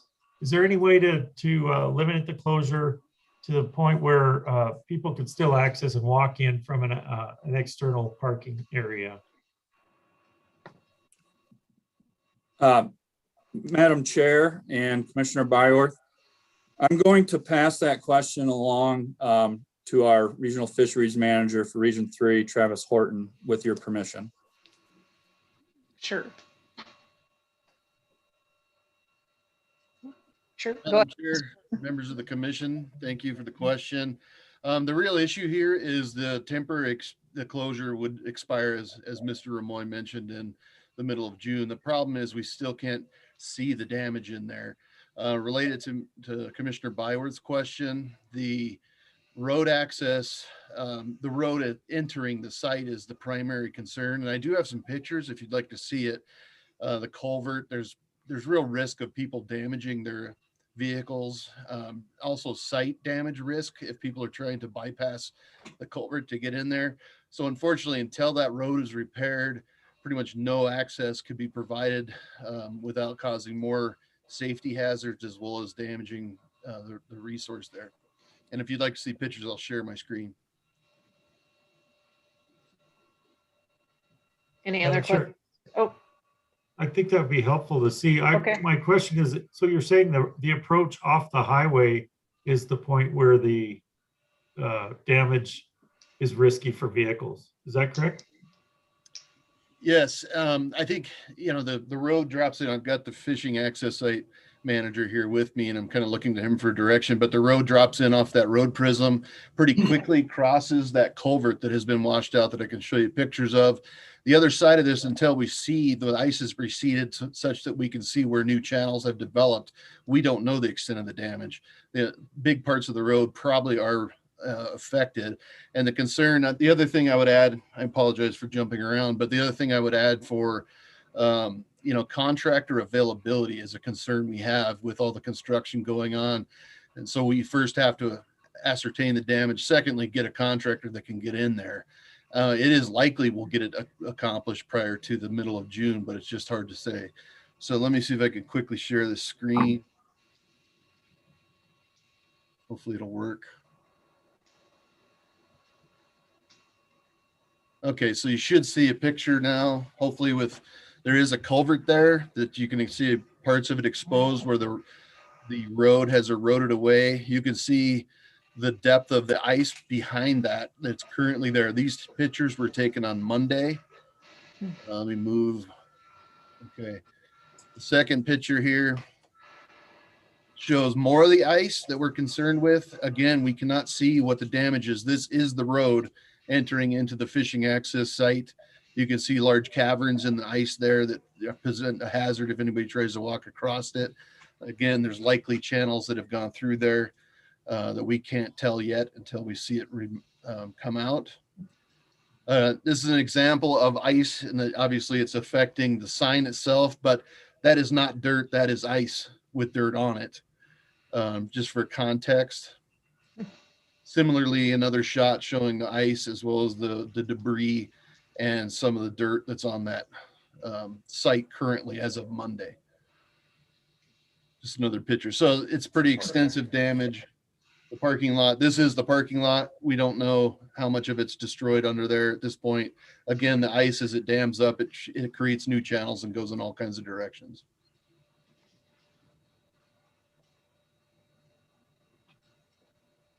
thank you. So I guess my question is can the motion just be that we approve the closure until repairs can be done and the closure no longer than December 31st, 2021? I don't, what's your recommendation, I guess, Mr. Ramoy or Becky or Ms. Doctor? Chair Robinson, if the question was about your authority to just do move closure until the repairs are done, you can do that as long as it is adequately described in your motion. That would mean then that we would not have to come back to the commission. It would just automatically lift when the repairs are done and the region considers it safe for the public to return. that is within your authority to do so. Thank you. Chair Robinson. Yep, Commissioner Tabor. Madam Chair, and this could either be for Ms. Doctor or one of the others. Likewise, is there a way we as a commission can prioritize? And the reason I ask this question is, we just got done talking about Madison and the crowding, and this is a pretty crucial area. And the thought of having this thing closed for any material amount of time as the season embarks means all that pressure will go to the other places. So it's kind of a high priority. It reminds me of how the Forest Service and other agencies prioritize their projects and get to the ones that are, most critical because of the demand and public use. And so I'd be more inclined to say, yeah, let's keep it closed, but give a relatively tight deadline, for instance, like, maybe June 30th or July 31st. I'm just throwing that out. I'm not putting, but to serve as an expectation that this is really, important to the commission. Dr. Rice. Chair Robinson, Commissioner Tabor. First of all, absolutely, this is a priority to get reopened. It's hard right now to give a hard date, just because, like Mr. Horton and Mr. Ramayev says, we've not been able to get in there. However, I will say that the rule as it is drafted, I believe, says that we'll get it reopened as soon as possible. And I can give you on behalf of the division that this will be our highest priority for as soon as we can get in there, we'll get the work done and taking into account everything else. All of us want this site to be opened as soon as possible. It's hard to really promise on a date though, just not knowing what's under the ice, to be honest. And there's safety concerns for the staff too, being able to get in there and fully assess until it clears out. And the other point I wanted to make was, keep in mind the reason we want it closed is for public safety. And we don't want the public getting in there and getting hurt either prior to construction or during the construction related to repairs. But I will make a commitment that this will be a high priority for the division to get opened as soon as possible. Okay, thank you. Commissioner Walsh. Yeah, I think under the, if we don't take action today, the site remains closed until June 16th. And that timeline's a lot more acceptable, I think, to the public and folks who love the Madison River. Can't we take no action today and then revisit this at our May 6th meeting? And the question is, I'm not sure we're having a May 6th meeting. That was thrown out there if we needed that to take care of some of the Madison things, but we can still, and that will be a question for us to answer if we do need a May meeting. Chair Robinson, Commissioner Walsh, just to be clear, that was the reason we put this on the April meeting, is according to the original schedule, the next commission meeting would be June 24th. So our concern was that the closure was going to expire, and we don't know at this point what would happen, and if there wasn't another commission meeting scheduled. It was the uncertainty in that date that made us bring it to you today. All of us would like to have the site open by then, but it's just hard to make promises. If I can. Commissioner Walsh. Mm-hmm. Yeah, if I could make a motion, I'd like to move that the commission close the Ennis FAS until June 30, 2021 is needed to complete infrastructure repairs needed for safe public access. And as an aside, if it's not repairable by June 30th, we can deal with it at our June 24th meeting. I second that. Okay. I'd like to propose a friendly amendment, okay. Commissioner. I'd like to say that June 30th or sooner the complete infrastructure in case it's done. This is, yeah, obviously that's just in line with what Dr. Rice said about the priority for this. Are you acceptable to that amendment? I am. I am as well. Okay. All right, let me see if there's any public comment. None that I can see. So all those in favor of the motion, say aye. Aye. All opposed, same sign. Motion carried. All right, I am going to make a suggestion that the next two, they're both acquisitions from different state agencies. If we could hear both of those and possibly do a motion, they're both final. Do one motion to cover both and just have you present on both of them before we make the motion, please. Madam Chair and Commission, I only have FAS acquisition to present to the Commission for final approval today. It's the Cottonwood Islands Fishing Access Site acquisition. Okay, all right. So with that, if with your I was permission, looking I at, will I move was, forward. okay, go ahead. Thank you. This project, the Cottonwood Islands Fishing Access Site acquisition, is located on the Yellowstone River, just downstream from Reed Point for a geographical reference, and in Region 5. This is a collaborative effort between multiple state agencies.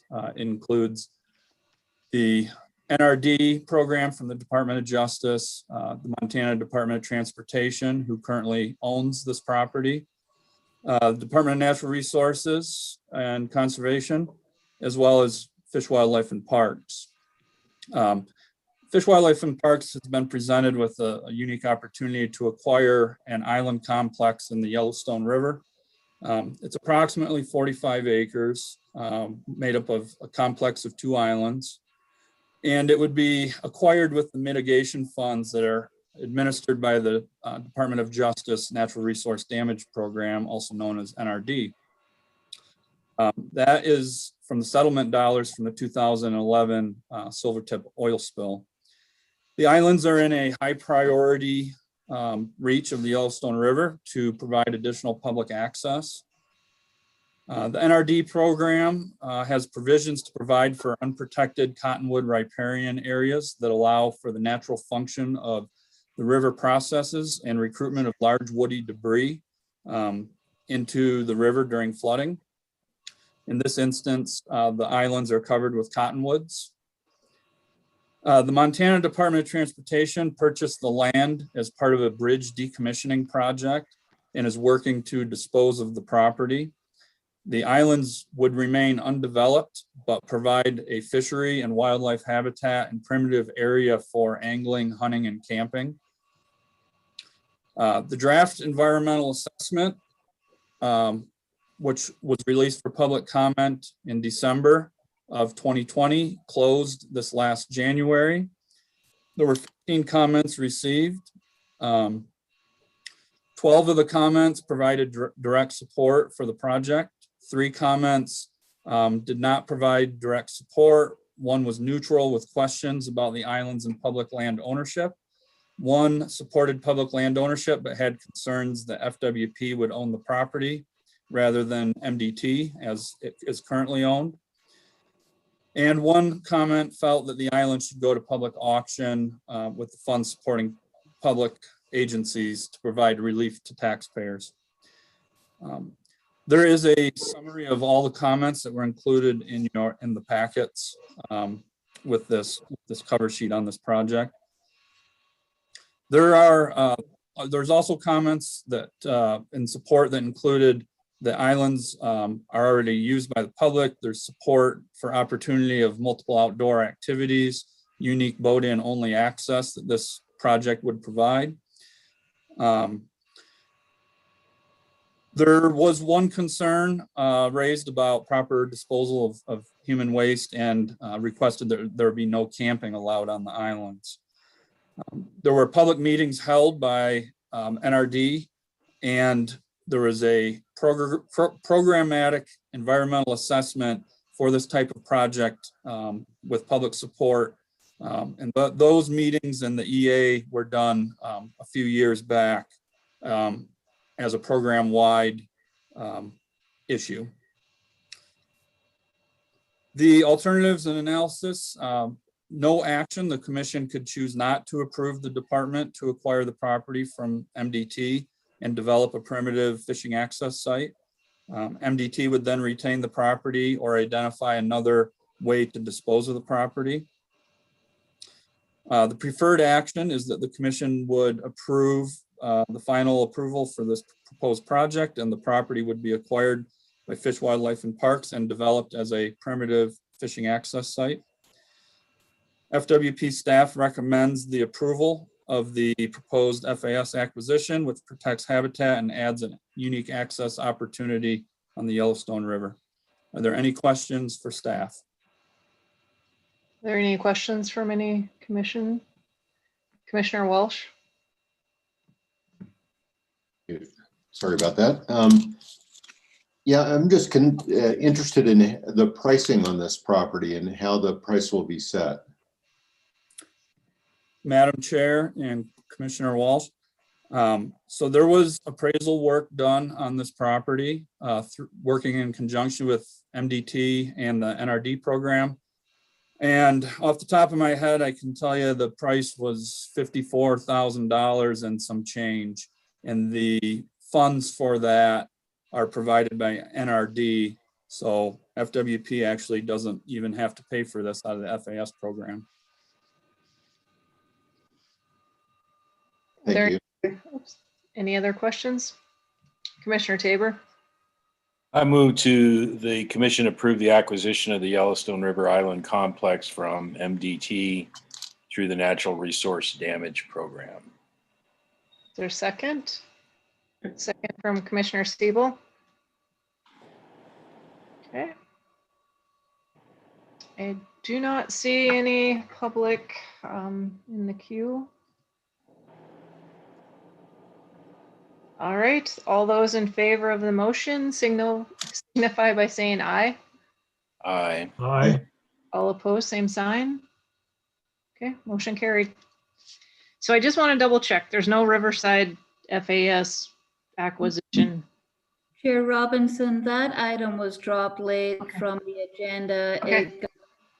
It pulled off of the copy that's on the website, but I apologize, we didn't get that to your copy. Okay. So fisheries is done. There's one item left from Bill Shank in the water program. Okay, thank you, Mr. Shank. Good afternoon, Chair Robinson and members of the commission. My name is Bill Shank. I'm the manager of the Land and Water Program for the department. I'm presenting today the Teton River Water Rights Lease Amendment. First of all, I want to apologize for the mistakes that were made on the proposed amendments that were sent out to you, and thank Commissioner Siebel for catching those. Director Warshak asked us all to make this presentation as high quality as possible, and I apologize that that's not a shining example, but we have corrected those proposed leased amendments. First, just a couple of minutes on our leasing program in general. Some of you may not be familiar with that. It was back in 1989 that the Montana legislature first passed a statute that allows the department to lease private parties' water rights for in-stream flow purposes or change them to in-stream flow purposes for the benefit of fisheries.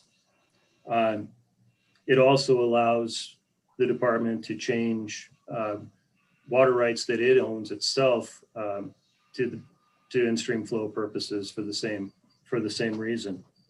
The statute's been renewed twice, and at one point it was amended to allow us to take a limited number of stream reaches, 12 stream reaches, and make permanent dedications to in-stream flow. Right now, we have 14 temporary changes to in-stream flow, and we have one permanent. change to in-stream flow, and we have 2 more applications pending at DNRC.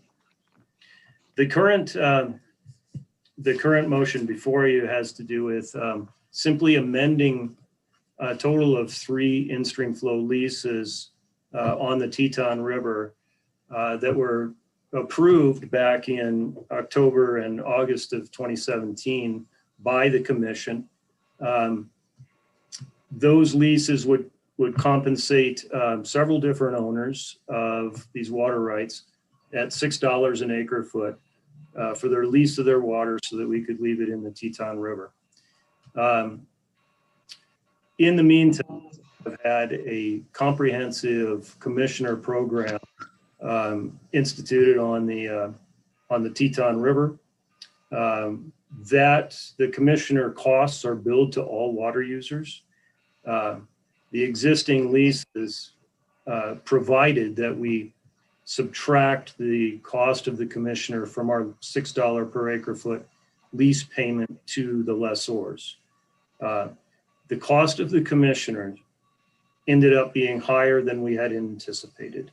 It has varied from from $4.50 roughly to $8 over the last few years per acre foot of water. That would leave nothing for our lessors. We revisited this because we wanted to honor the original agreements. The funding for these leases originally came from Northwest Energy's Protection, Mitigation, and Enhancement Program. Those funds are allocated by an advisory committee. The program has gone back to that advisory committee, and they have approved additional funding so that we may cover the cost of the commissioner and still deduct from the lessor's payment a maximum of $2 per acre foot.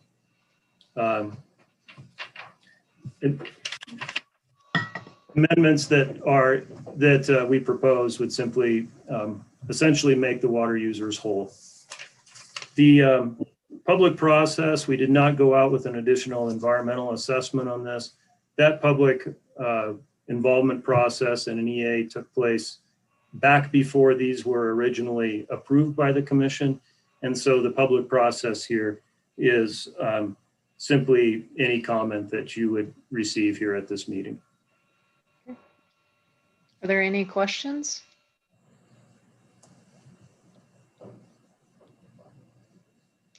Someone like to make a motion if there are no comments or questions? Commissioner Siebel? Madam Chair, I move to approve the water right lease amendments with T&K Farms and Philip and Peggy Johnson, Howard E. Meisner and Virginia Meisner, and the Andy Taylor Living Trust. Is there a second? Second. Okay, Commissioner Byorth. Okay. Let's see, I don't see any public that would like to comment. Okay. All those in favor of the motion signify by saying aye. Aye. Aye. All opposed, okay, all opposed, same sign. All right, motion carried. Thank you. All right, next, I guess, is a public comment for issues not on the agenda. And so we'll see, I'll give a couple seconds to see if there is anyone who would like to make public comment for items not on the agenda.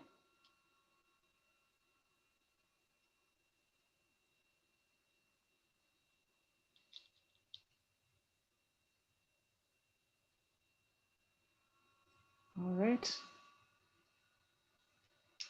I guess I will open it up to make sure that there were, at the beginning of the meeting, some people had a little bit of technical difficulties. If there's anybody on that would like to speak to something that was on the agenda that had trouble getting on, now would be your time also.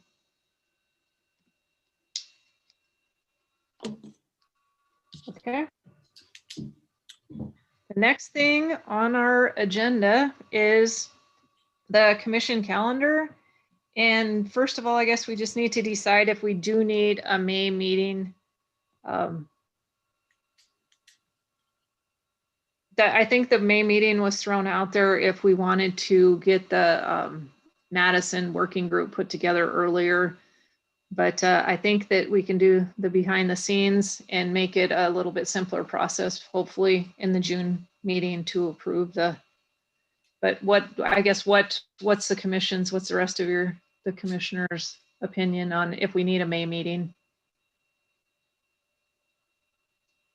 Madam Chair, this is Pat Tabor. I would agree with that. I think we have a process set up that will work. We'll need all that time between now and then, and I don't see the reason to call a special meeting just for it. Okay. So would someone like to make a motion to approve to confirm our commission calendar for year 2021? I have one. Oh, sure. Madam Chairman, I've got a special request. I've got a conflict on August 26th. Okay. And if it's not an imposition to the rest of the commission and the staff, I sure would like to see that, if we could move that a few days forward. I guess Shauna or Quentin or Miss. Madam Chair? Yes. We can adjust that to however you need it to be. Okay. I am good that week. For whatever, what is your suggestion, I guess, Commissioner Walsh? Any day before the 26th is great for me. I've got not one, but two daughters getting married this summer, and that weekend is one of them. Are Tuesdays a conflict for anyone normally? At least in this case, August 24th is a good day. Okay. I just feel the earlier the better. If he has weddings to take care of, I would prefer to do it earlier. Appreciate that. Yeah. So we'll make a change to the calendar to August 24th rather than August 26th. Any other conflicts? Who was talking? Yeah, it's Casey Walsh again. Okay, Commissioner. I think that'll, I actually have a conflict on the 24th as well that I just. Okay. Calendar.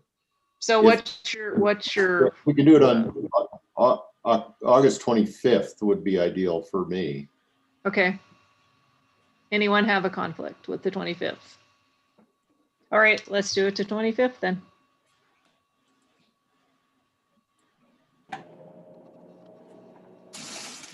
Okay. Sounds good. Is there anything else that anyone would like to bring up before we adjourn? Oh, Commissioner Walsh? I just have one additional comment that I should have brought up earlier, but it's been sticking with me, and that's that White Bear fishing access site. And we heard that even when it's open, it's really not a fishing access site. I just wonder if the department would want to look at, I don't know what the process is for transferring those over to parks. But it sure seems like that one is of dubious value to the fishing community. That's what I mean. Well, Gary. Okay.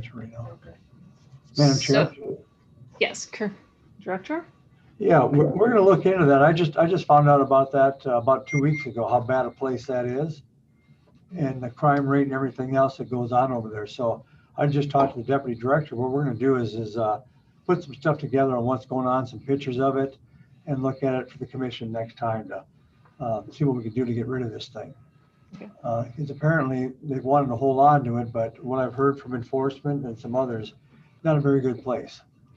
And it just creates a lot of illegal activities and just a lot of crime. It's not nowhere near fishing access. So, thank you. That would be great. Thank you. Anyone else? Madam Chair. Commissioner Siebel? I'm just looking at my calendar. It looks like I have a conflict on the December 16th meeting, and I have a conflict on the 15th. So I could do it on the 14th or any, the week before is pretty open of December. Okay.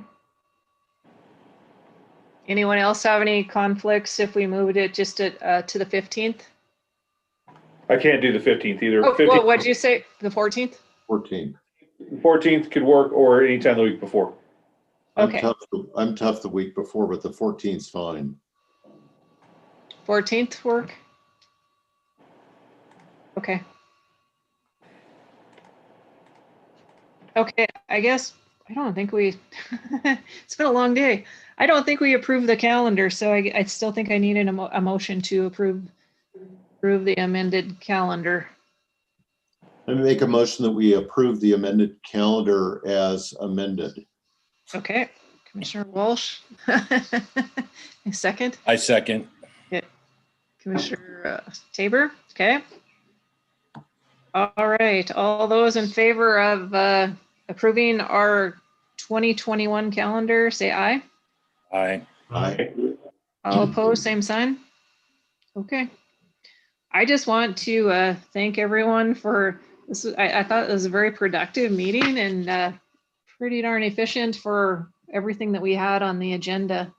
So I just want to thank everyone for a good day on April Fool's Day. So, yeah.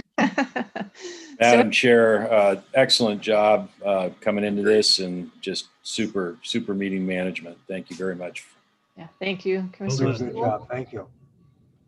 Madam Chair, great job for your first meeting. Really well done. And I move that we dismiss, that we adjourn. Okay, is there a second? Second. All right. Thank you. And for everyone that celebrates Easter, have a very happy Easter weekend with your family. And I will talk to you sometime before June, but our next meeting will be in June. So Thank you. Take care, everybody. Thanks all. Take care. Take care. Great job, Chair. Yep. Great job. Good night, everyone.